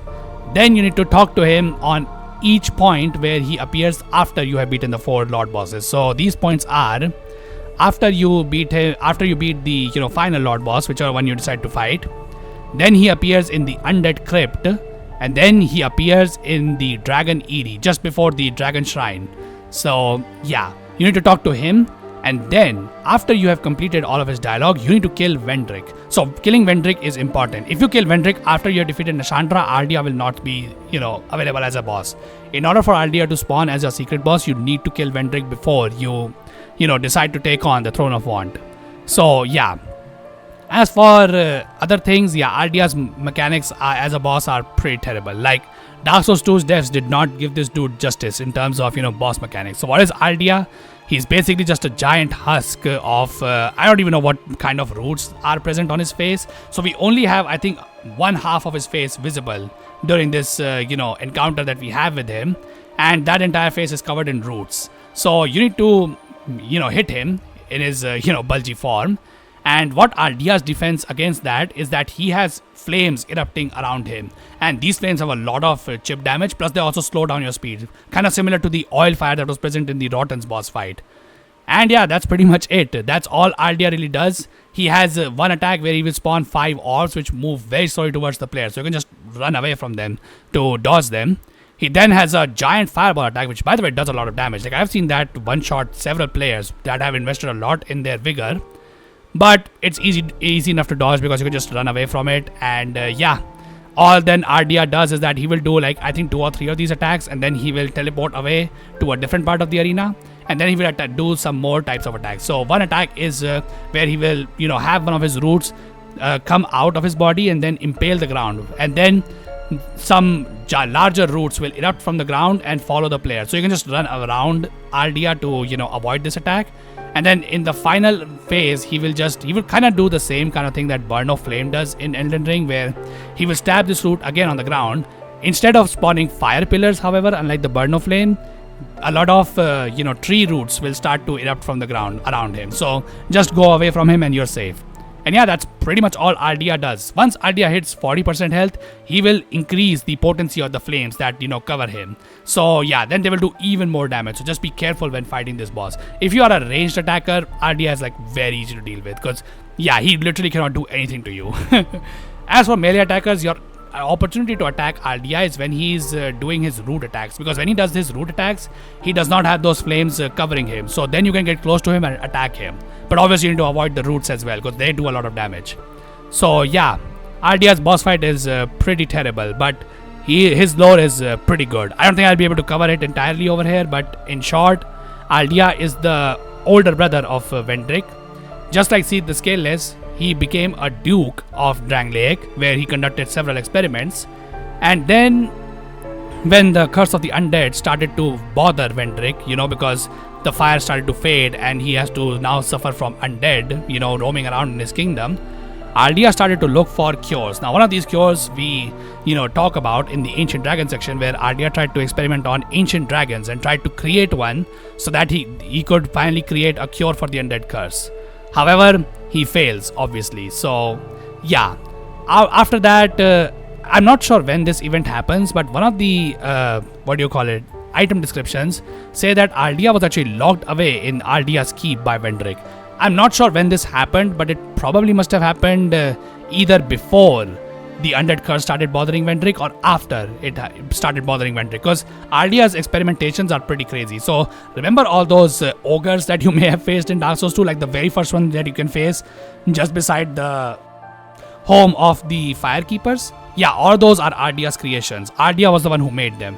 In fact, it's also, I think, present in Dark Souls 2 that the basilisks are also a creation of Aldia, although we know that that's probably not true, because basilisks were present in Dark Souls 1 when Aldia wasn't even born. So yeah, but I think even the gargoyles that you face in the Belfry Luna are also created by Aldia. So yeah, a lot of enemies that you have faced in Dark Souls 2, there's a high chance that Aldia is their creator. So yeah, he was doing all these experiments, which is why Vendrick locked him away. But it could be possible that after that, Vendrick unlocked Aldia's keep, visited him, and consulted him on a potential cure. Well, they couldn't find the cure. However, after Vendrick died, or after he retired to the Undead Crypt, Aldia learned the true nature of what the ages of light and dark are. And yeah, because of this, Aldia is just like Darkstalker Kath. He doesn't want the perpetual state of, these age of fire and age of dark constantly repeating themselves happen again. And what he tries to encourage the player to do, in an indirect way at least, is to try to find a path that breaks the humanity free from these ages. Because if you don't know, originally in Dark Souls 1, the age of fire and age of dark were not supposed to continue. So in Dark Souls 2 and Dark Souls 3, as you probably may have noticed, several centuries have passed since Dark Souls 1, and in both of these games, the ages of fire and age of dark have constantly repeated. So in one time you will have age of fire, but then when the fire fades, another lord will arise, and then this lord will either link the first flame, or he will let the flame subside and bring about the age of dark. Now in Dark Souls 1, the original idea of the age of dark was that light could not come again in the world anymore, and the age of dark will just continue. After that, what happens is something that Dark Souls 1 at least left to personal interpretation. However, Dark Souls 2 and Dark Souls 3 kinda ruined this by making it so that what they basically said is that just like how shadows will always exist no matter how much life there is in the world, or how much light there is in the world, so will these cinders be present in the age of dark, waiting for a lot of cinder to link them. And because this is the case, the age of fire and age of dark just constantly repeat themselves. This was not an idea in Dark Souls 1, by the way. This they had to implement because, well, they wanted to make Dark Souls 2 so that they could profit a lot. So yeah, it was pretty unfortunate that that's how this happened, because I think personally Dark Souls 1 had a perfect conclusion to the series. But even then, that's what Aldia's idea was. He wanted to break free of this cycle of age of fire and age of dark repeating itself. The only sad thing is that given that Dark Souls 3, exists, he probably failed in doing this. Because, if you take the, move away from the first flame, or move away from the Throne of Want ending of Dark Souls 2, that's what the ending, I think, hints towards, where the bearer of the curse instead tries to look for the cure of undead curse elsewhere, where they don't have to link the fire and, bring about an age that will one day just fade, and this problem will just start happening again. And Aldia apparently accompanies them. I'm not sure how, but I think he somehow does.